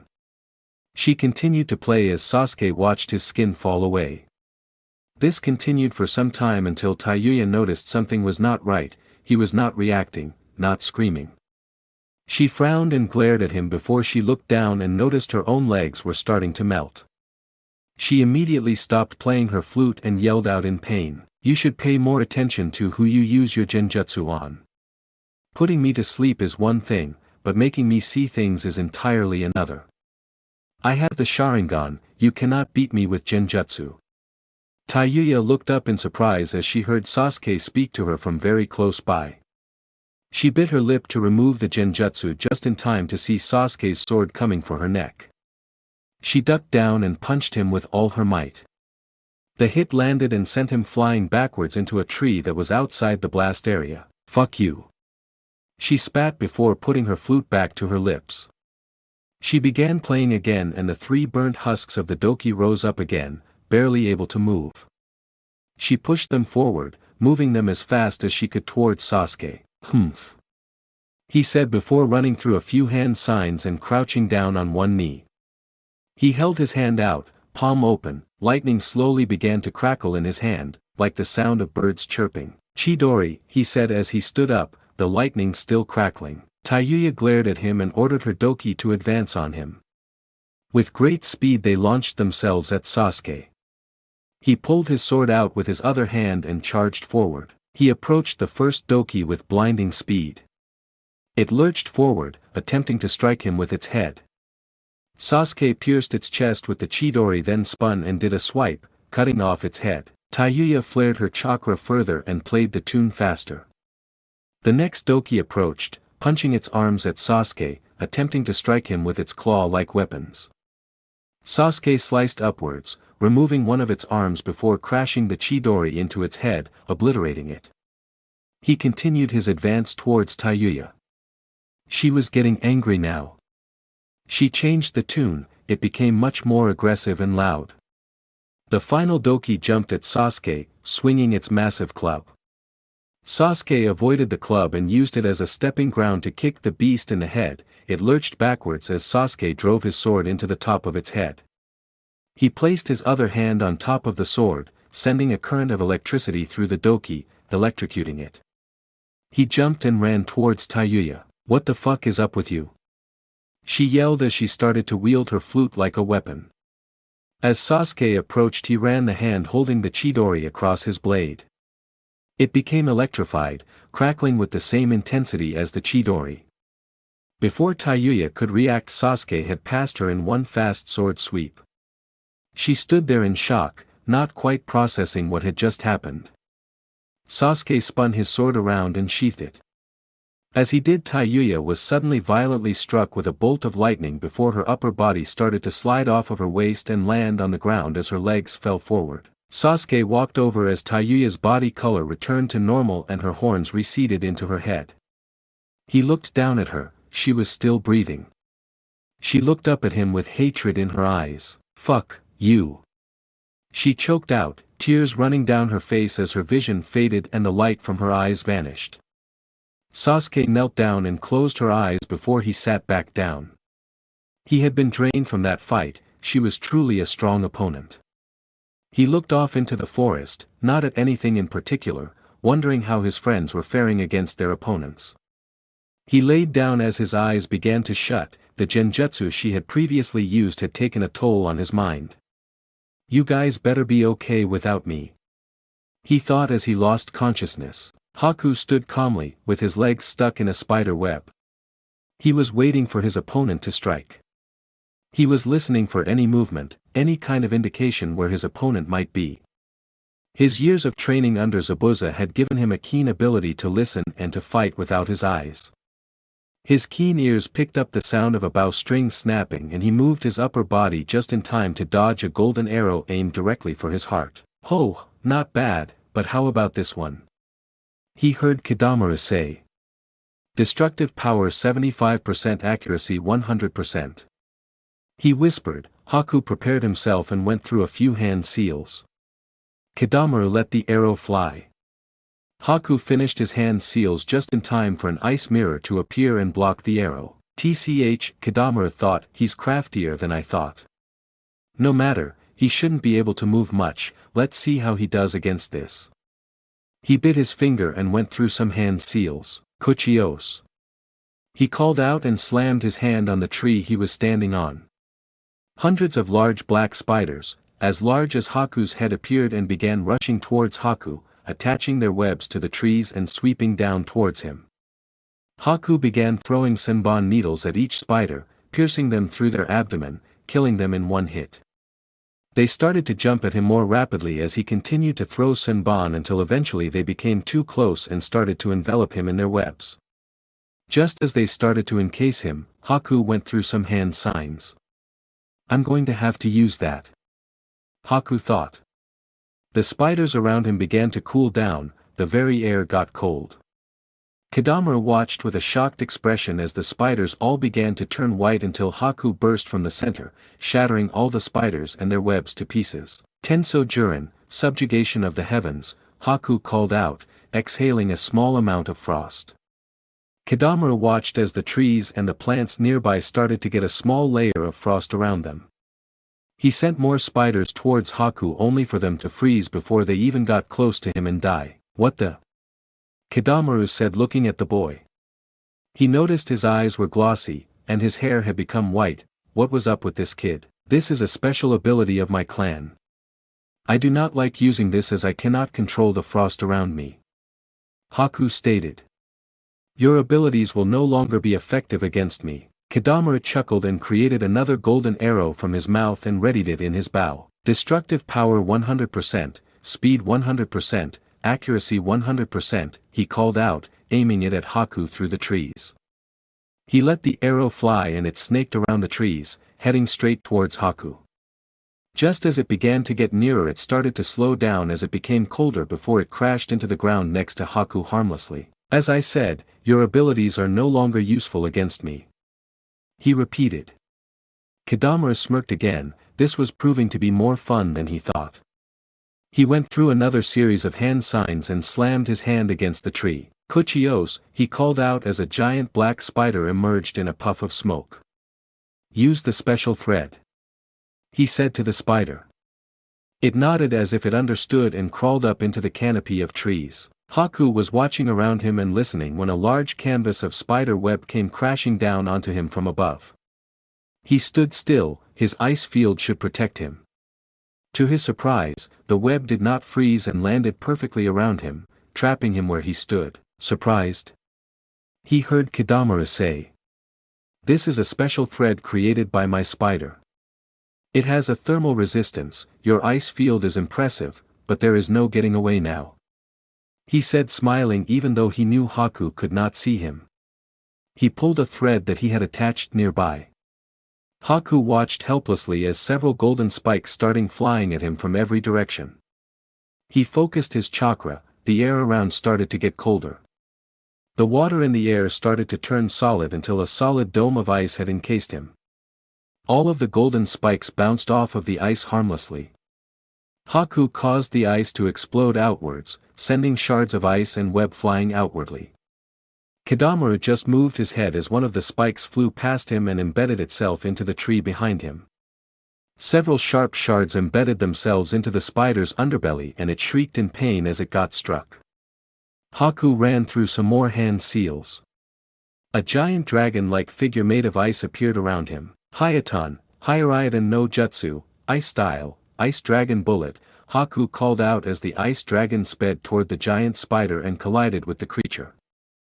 Ice began to form around the spider until it was completely encased in ice. It fell to the ground with a large crash. That was close.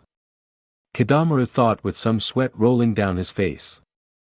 He quickly dispelled his summon and the spider disappeared from inside the block of ice. This kid was fast and he was good. His ice style was truly strong. Kidamaru began to feel cold, like the air had turned to winter. He began to shiver. Makio Hyosho, demonic mirroring ice crystals, Kidamaru heard from behind him as he turned around to see an ice mirror where the previous shard had been. He quickly jumped back and avoided a swipe from Haku's senbon. He jumped back into the clearing and looked around in shock. There were dozens of the same ice mirrors. Haku's reflection could be seen in all of them. When did you? Kidamaru said, when I sent the ice shards flying. The spread was not random. Please do not trouble us any further or I will kill you. All the images of Haku began brandishing his senbon. Kidamaru stopped for a moment, he looked around and began chuckling, which turned to full-blown laughter. You really think this is enough to kill me? He said. Haku frowned and then started his assault. He started jumping from mirror to mirror, throwing senbons at Kidamaru, aiming for non-vital areas. He let himself get hit, over and over by Haku's attack. Every time he left a mirror, Kidamaru would send a spider web into the mirror, preventing Haku from re-entering them. Eventually there was only one mirror left without a spider web. Haku jumped from that mirror, he needed to end this fight. He aimed the senbon for a vital point on the neck, but not to cause death, only to incapacitate. The senbon struck their mark and Haku stood there, holding on to the senbon. I am sorry. But this fight is over. He said.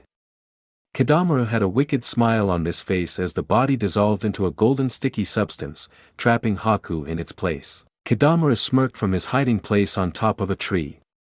His bow and arrow knocked and ready. Destructive power 150%, accuracy 100%, speed 150%. He said as he let his arrow fly. It was attached by a thread, going into his mouth. The arrow flew through one of the ice mirrors and Haku could only watch as it came closer to him. He quickly went through some one-handed seals and an ice mirror appeared in front of him. The arrow struck the mirror, piercing straight through it and crashing right through Haku's side, landing into the sticky substance, obliterating it. TCH, you really are a stubborn one. Kidamaru said as he created a new arrow from his mouth. Haku dropped down onto one knee, clutching his side.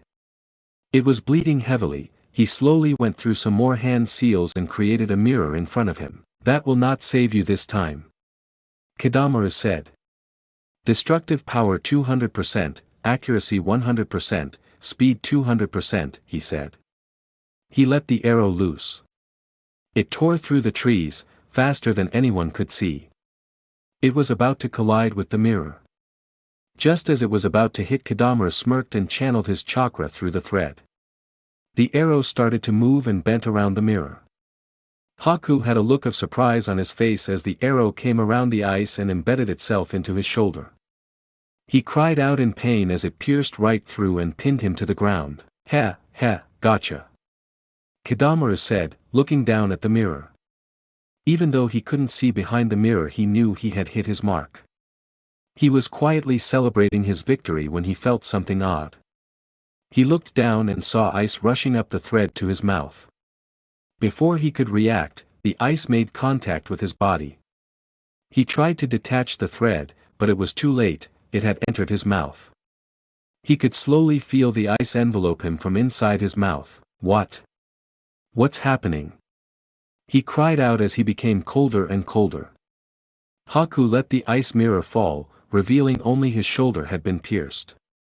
I'm imposed. Kadamura started to say before his mouth froze. He clawed at his face as the ice kept spreading, to the rest of his body. In a matter of moments, his whole body had frozen over completely. Where Kadamura once stood, now was a crystal-clear white ice statue. The statue began to tip over and it fell several stories to the ground, shattering into pieces. Haku laid down in a slump, his long hair sprawled all over the place. He laid there for what seemed like an eternity, his mind starting filling with memories of his past. Him, spending time with his mother in the snow. Him showing his mother for the first time, turning water into ice with just his chakra. His mother scolding him for doing that. Their father coming home and killing his mother in cold blood and then trying to kill him. He hadn't meant to kill the man, his instincts just took over. He remembered when Zabuza had found him, telling him that he was his tool, his weapon.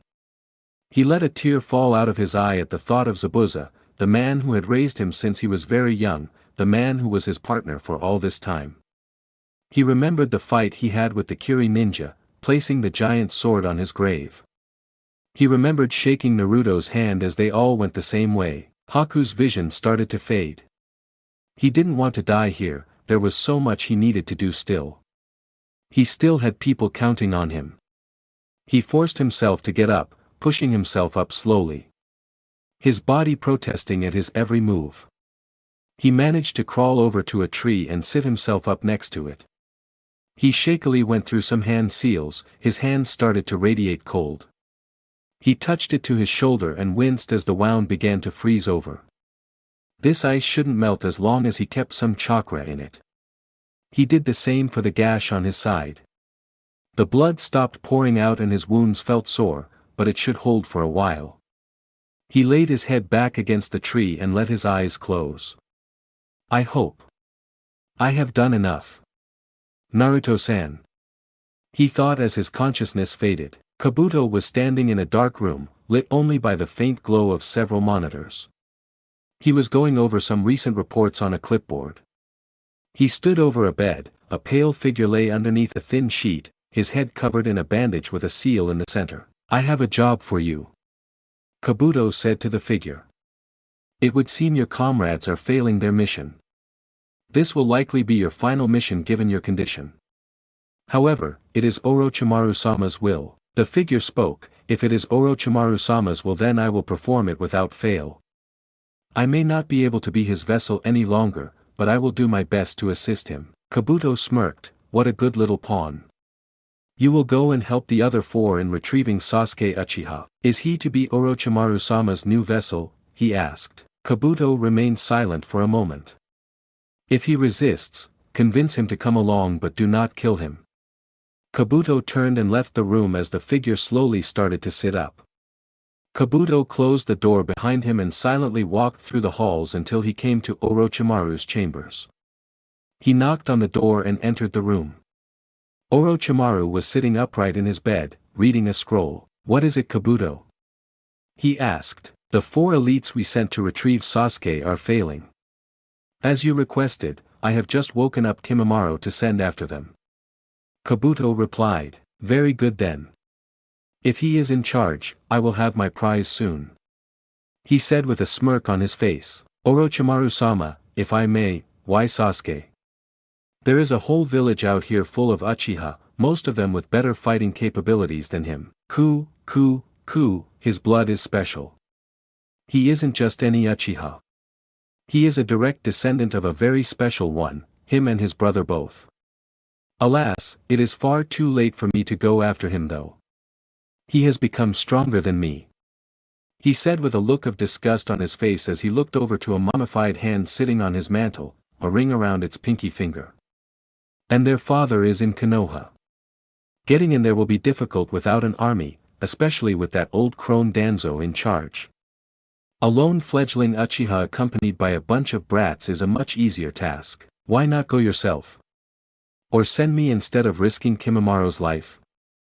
Kabuto asked. I have more important matters to attend to right now and you have your experiments. If Kimimura should fail, I will have to take another vessel. There is plenty of time to cultivate Sasuke-kun. The snake Sannin smiled. As you wish, Orochimaru-sama, Kabuto replied before bowing and exiting the room. Hinata stood up, wiping a small trickle of blood from her lip. She had just received a punch from Jirobo to her face, through her water armor. The man she was fighting was strong, very strong. She resumed her Hyuga fighting stance and stared him down. He looked at her with a look of confidence, arrogance even. Like he knew he was going to win. Hinata weighed her options. She knew that engaging this man in close combat was dangerous, even if that was her specialty. Jirobo began to run towards her, gaining speed with each step. Hinata focuses some chakra into her palms.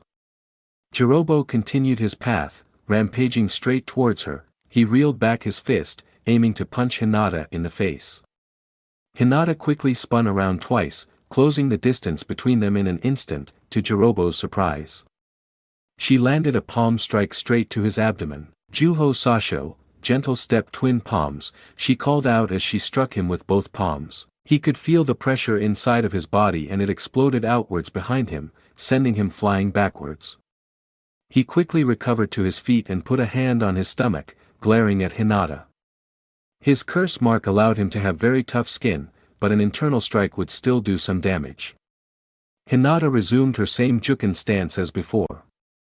Jirobo smirked. If she was going to be difficult to deal with up close, he just needed to get creative. He ran through some hand signs before putting his hands on the ground. Doton, Dorio Dango, Earth Release, Earth Mausoleum Dumpling, he called out before he started to pull on the earth beneath him. A massive chunk of earth and rock was pulled out of the ground. He held it above his head, a shadow being cast on the battlefield. Hinata stared in shock at the sheer size of the boulder. It's over, he said as he quickly tossed the giant rock at Hinata. She looked at it in shock. She knew she wasn't going to be able to move in time. There was only one choice.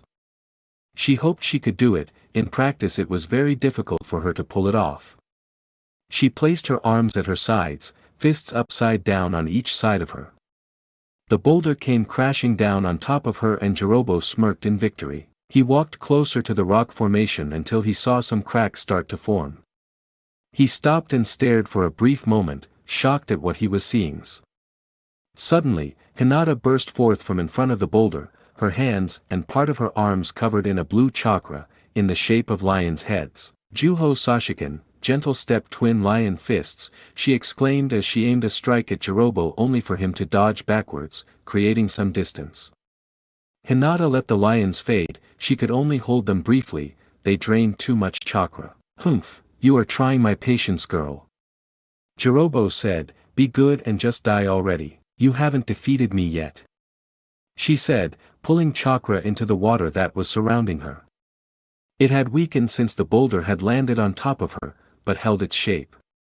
She forced chakra out of the tenketsu at the front of her body. Mizuhari, water needle, she said as the water armor exploded towards Jirobo in a hail of razor-thin and sharp needles. Jirobo quickly ran through some hand seals and slammed his foot on the ground. Doton, Doroku Geishi, Earth Release, Earth Shore Return, an earth slab came up in front of him, blocking his body from harm as the needles harmlessly hit the rock formation. Your water-style ninjutsu is weak to my earth style. You cannot win this fight, he said matter-of-factly. He then pushed his shoulder into the slab, causing it to fly at Hinata. She used a palm strike to destroy it only to see Jirobo charging at her. She didn't react in time and Jirobo's shoulder collided with her chest. She was sent flying backwards and collided with a nearby tree with a scream. She fell to the ground, her head bleeding from a fresh wound. She looked up through blurry and bloody vision to see Jirobo slowly approaching her. He was being cautious, she had surprised him before. Hinata attempted to stand up but felt her head start to swim, the world around her spinning. She knelt back down and shook her head. She tried to steady herself once more but was grabbed by the top of the head by Jirobo's massive fist. He lifted her up into the air by her head with one hand. Hinata grabbed onto his arm, trying to shake him loose. She could feel her chakra starting to dissipate, leaving her body and going into Jirobo's. It won't be long now. I'm going to absorb all of your chakra and you will die. Like the trash that you are. Jirobo exclaimed with a smirk on his face as he continued to absorb Hinata's chakra. She could only grasp onto his wrist and stare at him with a look of terror on her face as her vision began to fade. Naruto dodged a swipe from Sakon's claws only to bring up an earth wall to protect himself from Yukon's attacks. He kicked the wall towards Yukon and sent a wave of flame at Sakon to keep him at bay. This fight was getting tough, the fact it was 2-on-1 and that they seemed to have limitless stamina. Sakon blocked the fireball with ease and jumped at Naruto. Yukon tore through the earth wall and did the same. Both of them were encroaching on him, aiming to strike him with their claws. Naruto summoned a blade of fire in one hand, and a blade made of ice in the other, that swung them both out, blocking both of their claws. He spun in a circle, sending a wave of flame and ice out around him. Sakon and Yukon took the brunt of the attack, singeing one and freezing the other. They flipped and landed on their feet, both chuckling. Not bad for trash. Sakon said. Naruto stood there, his fire and ice weapons in his hands. He needed to think of something. At this rate, he wasn't going to last long. The first thing he needed to do, was get them to merge back together. He slung his ice sword over his shoulder and pointed the fire blade at Sakon. If I'm trash, what does that make you? He said with a smirk, you can't even beat me. Sakon got a frown on his face. Cocky brat. He said as he charged forward. Wait. Sakon. Yukon called out as his brother got close to Naruto. The blonde smirked and sent a wave of flame at Sakon from his sword. Sakon blocked it with his arm over his face. When he pulled it down he saw Naruto standing directly in front of him, a swirling ball of chakra in his hand and a look of anger on his face. Rasengan. He called out, slamming the ball of chakra towards Sakon. Just as it was about to collide he smirked and grabbed Naruto's hand, pushing it aside harmlessly. Yukon stood there with a look of relief on his face. You think something like that would work on me? He said with a smirk. Not that. Naruto said with a smirk. Sakon looked at him confused before the boy he was holding disappeared in a puff of smoke. Sakon heard a cracking noise and looked down just in time to see Naruto emerge from the ground, fist first. His fist collided with Sakon's chin, sending him flying upwards. Naruto quickly regained his footing and jumped in the air. A sword of flame appeared in his left hand, water appeared in the other until it solidified into ice. He jumped up after Sakon, he spun in the air, hitting Sakon with both blades causing the boy to cry out in pain.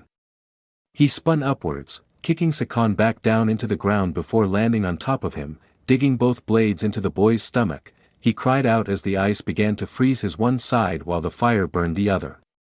Naruto was just about to stand up when Yukon came crashing down on him. With a fierce kick to the head, Naruto was sent hurtling away from the boy he had just impaled. Sakon. Are you okay? He said, pulling the elemental blades out of his brother. Just let me merge back with you so I can heal, you'll have to take over. He said, merging his body back with his brother's.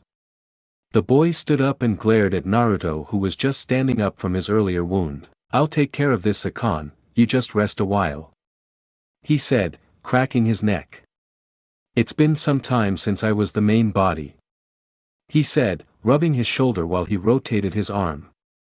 Naruto prepared himself in a fighting stance. Before he could react, Yukon was right in his face with a fierce punch to the gut. Naruto doubled over before receiving a knee to the chin followed by Yukon spinning around and kicking Naruto in the chest, sending him flying backwards. He tumbled across the ground for a moment before righting himself and flipping in the air, landing on his feet. He rubbed a drop of blood coming out of his mouth. He's gotten faster. Naruto thought, eyeing his opponent. He was trying to think of a new plan when he suddenly felt something within him, a presence that was always there, began to fade. At first he didn't know what he was feeling until he remembered it was a new feeling, something he had only started to feel recently. Hinata. Naruto thought as the presence began to fade further. Hinata, he yelled, looking in the general direction she was in. They had all been separated in their own fights and he couldn't see her anymore, but he could feel her presence. He began to run in her direction, completely ignoring the foe in front of him. It didn't matter, all that mattered was keeping her safe. He was about to cross a tree when Yukon suddenly appeared in front of him, aiming a kick. Naruto blocked and punched back, only for it to be blocked as well. Oh ho ho, seems like you're forgetting who your opponent is. I'm assuming that girl is in trouble, not a surprise considering her opponent. Just wait a bit, it will all be over soon. Yukon said while delivering a kick to Naruto, sending him towards the ground. He flipped himself up and aimed a lightning bolt at Yukon, hoping to disable him. The boy blocked with his metallic arm, absorbing the impact. Naruto slammed his foot on the ground before flipping upwards and sending boulders of earth flying at Yukon. He either dodged them or simply punched them into oblivion. Naruto created a javelin out of ice and threw it at Yukon. The boy grabbed it in his hand, it immediately began to freeze it. He crushed the ice spear. Is that all you've got? He said, rushing at Naruto again. Naruto grunted as he blocked a punch aimed at his head. He electrified his whole body, sending a current outward, stunning Yukon for a moment. He swept under the boy's legs, sending him to the ground.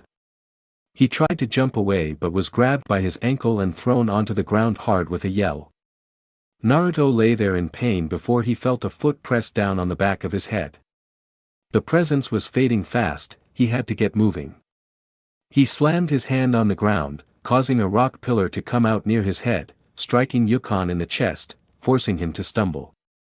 Naruto flipped up and kicked Yukon in the chest, sending him flying into a nearby tree. Naruto jumped up and away, desperately heading in Hinata's direction. Yukon slammed into him in the air, causing him to land hard on his back. He weakly turned over on his stomach, gripping the dirt in his fist. Hinata.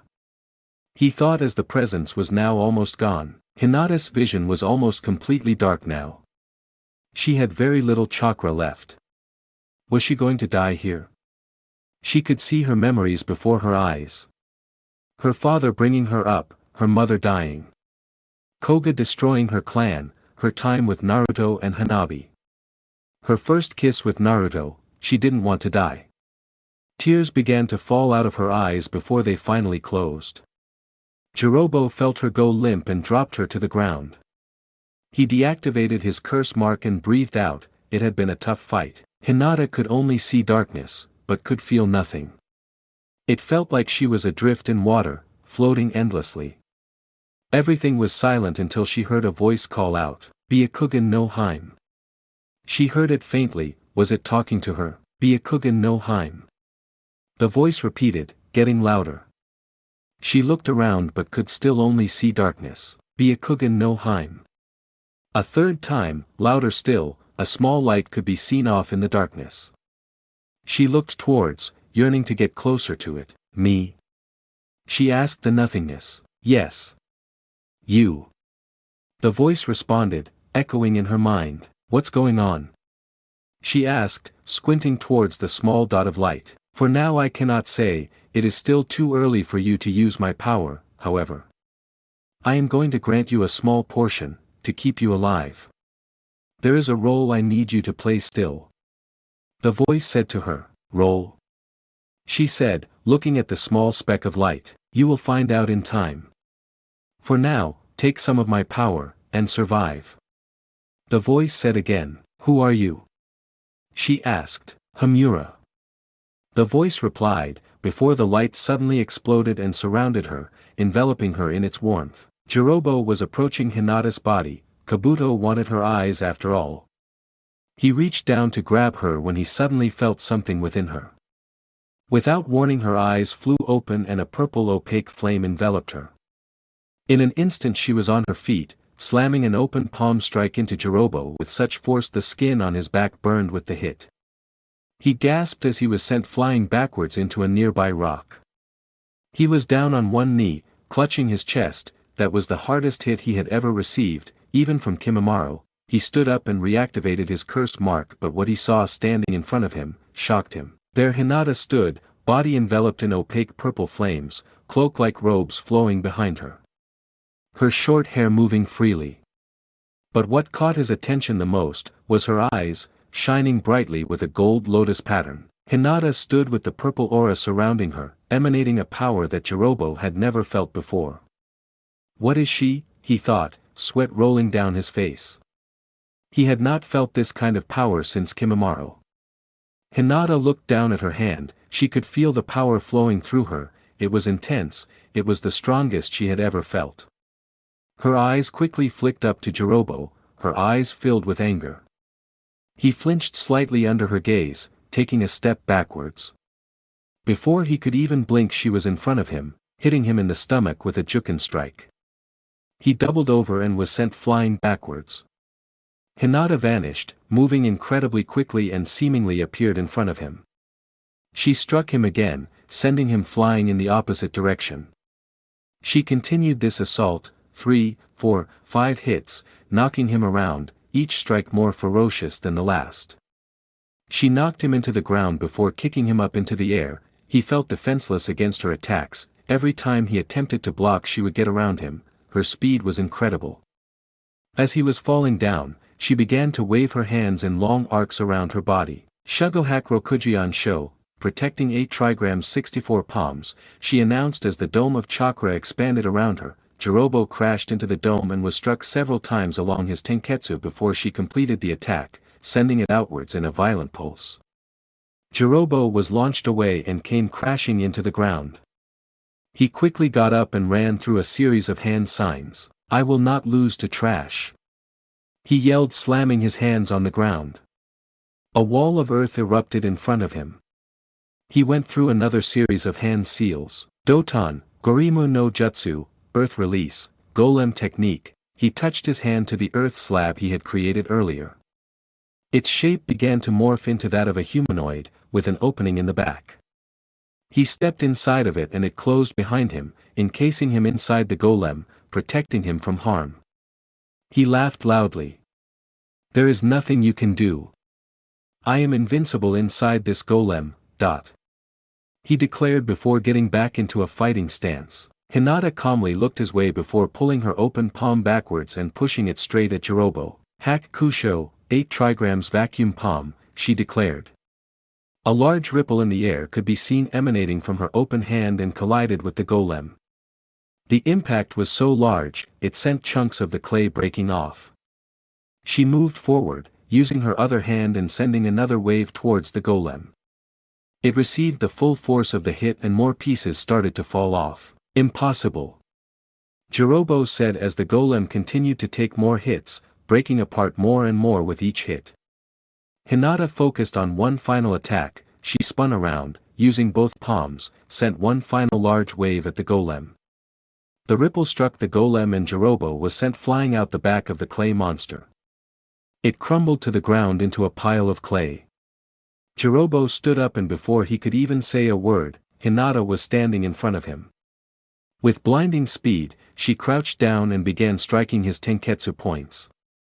Speed doubling and hits doubling with each strike. With a fierce combination of blows Hinata finished with a strong palm strike to Jirobo's chakra coil. Hack Hyaku Nijuhachi Sho, 8 trigrams 128 palms, she declared on the final strike. Jirobo was knocked back, still on his feet. Both fighters stood there a moment in silence, only the sound of the wind could be heard.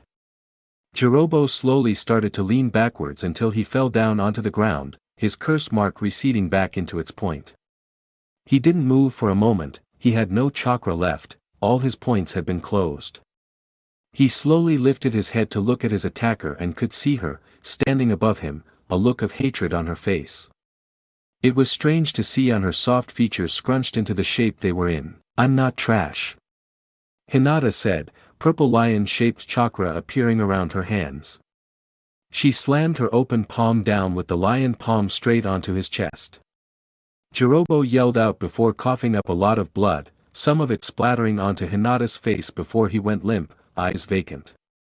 His heart had been destroyed. Hinata took a step back, the purple flame surrounding her body receding back into her eyes dissolving back into their normal lavender color. She looked down for a moment with a vacant expression before her eyes started to roll up and then close as she collapsed into unconsciousness. Naruto lay on the ground in despair.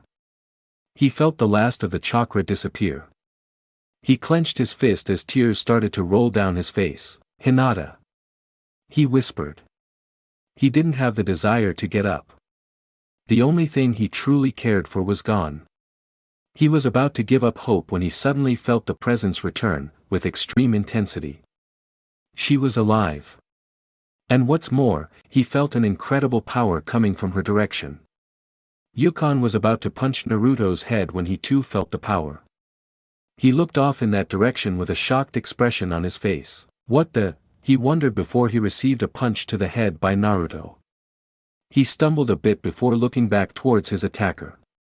Naruto was standing with a new vigor in his eyes. "I thought I was your opponent?"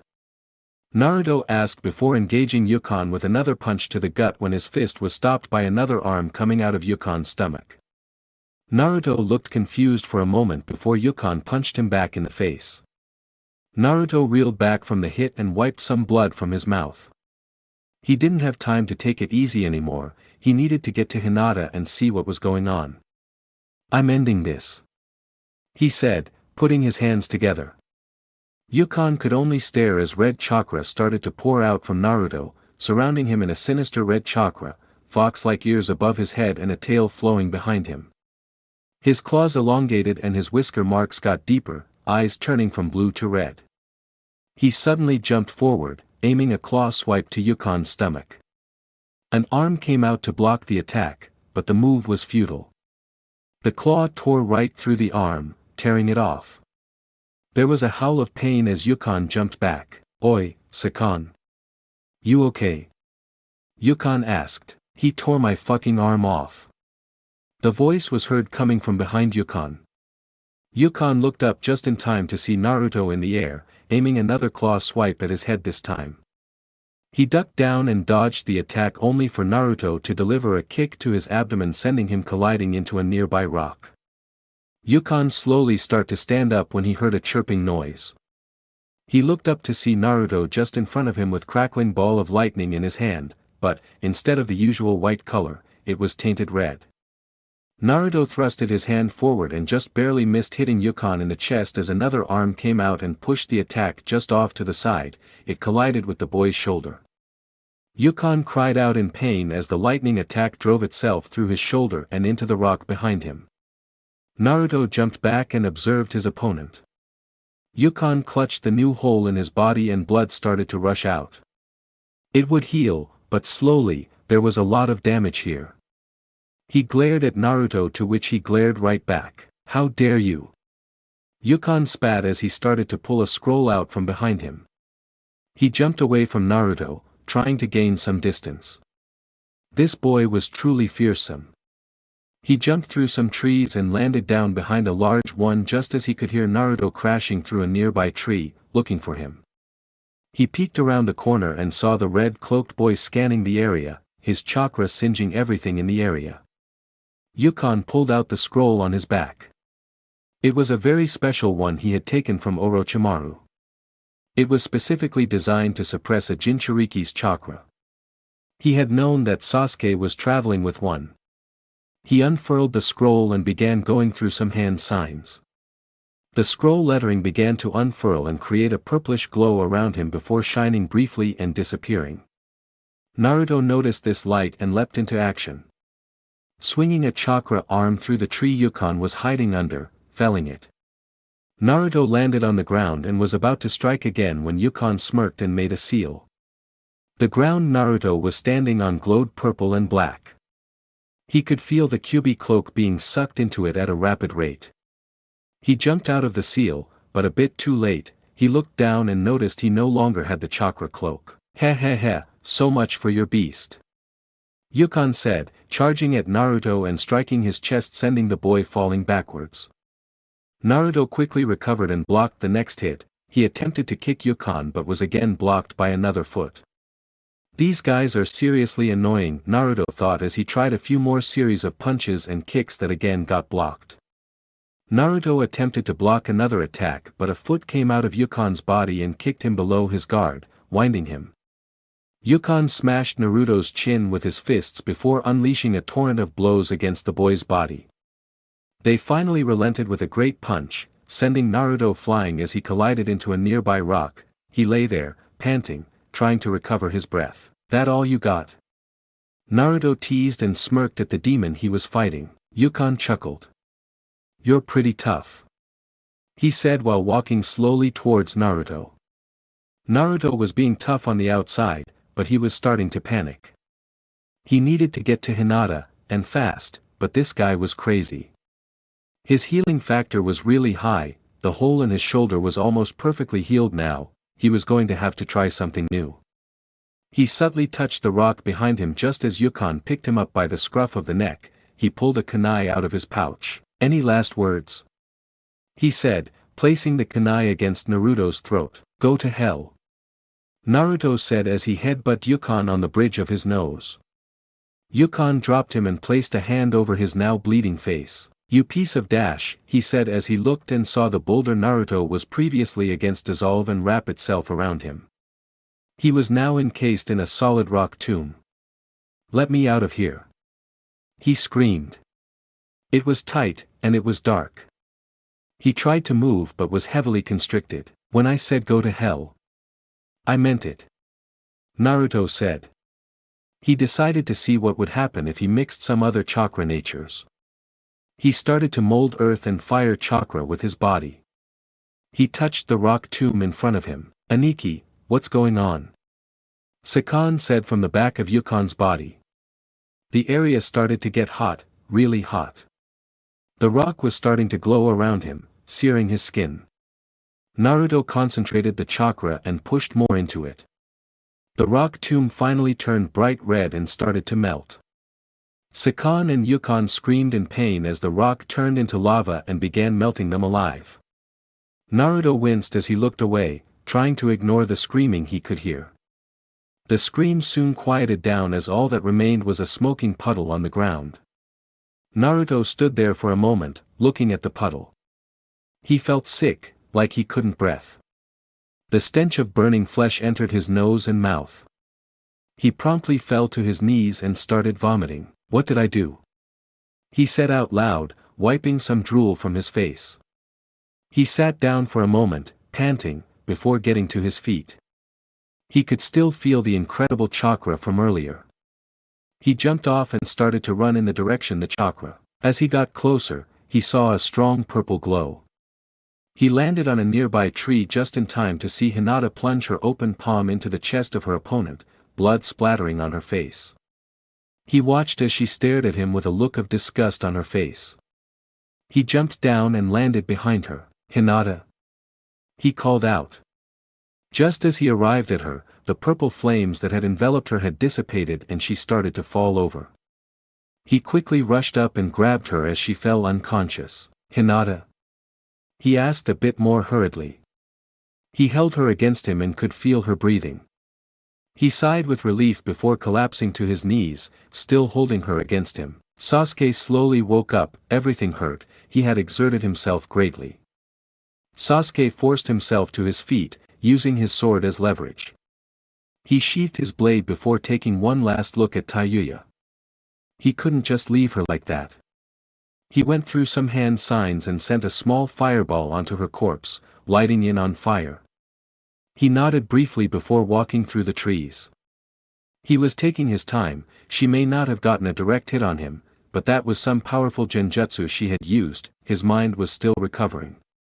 Not to mention, he was not used to using the Sharingan so heavily. He continued moving along, trying to find his comrades. The sounds of battle had died down, and the forest was eerily quiet. He continued along his way, keeping his eyes open for any signs of his friends when he saw several ice crystals embedded into trees, slowly melting in the sun. Haku must have fought nearby. He thought. He decided he had enough chakra and activated his Sharingan. He scanned the nearby area and found a faint chakra signature. He quickly ran over to it and found Haku unconscious on the ground, with 2 frozen wounds. He saved his own life with that. Sasuke thought as he grabbed Haku's arm and began pulling him over his shoulder. Haku was hanging loosely next to Sasuke, one arm around his waist, the other, holding Haku's arm over his neck. Hang in there. Sasuke thought as he began to walk through the forest more, heading back in the general direction they started from. He decided to head in the direction of a powerful chakra he had felt earlier. He was sure it was Hinata's chakra, but it felt different, much more powerful than it did before. He arrived in a small clearing, the trees had been ripped up and the earth moved around considerably. He looked to the other side and saw Naruto sitting there with Hinata on his lap. He raised the hand holding Haku's hand and waved until he felt Haku stir. Haku. Sasuke said, nudging him, Su, Kuese, En. Haku replied weakly, yeah, hang in there. He said, lifting Haku a bit and continuing his walk. Haku winced under the pain but otherwise did not stir. Sasuke arrived next to Naruto and Hinata and gently laid Haku down on the ground. Naruto looked at him with concern as Sasuke sat down next to him. He's okay for now, but we'll need to get him to a medical ninja. He managed to freeze his wounds shut but I don't know how long that will last. Sasuke said leaning back. Naruto nodded. How are you doing, Sasuke? He asked. He closed his eyes and smirked. I'm beat. Almost out of chakra. He said, yeah, me too. Hinata looks like she's fine but she collapsed out of nowhere. He said, what happened to her? I felt a strong chakra earlier. No idea, I only caught a glimpse but it looked suspiciously like what Koga was doing. Naruto replied. Sasuke rubbed the back of his head and sighed. Naruto laid down gently and let Hinata rest on him. Neither one of them aware of the dark figure in the tree tops.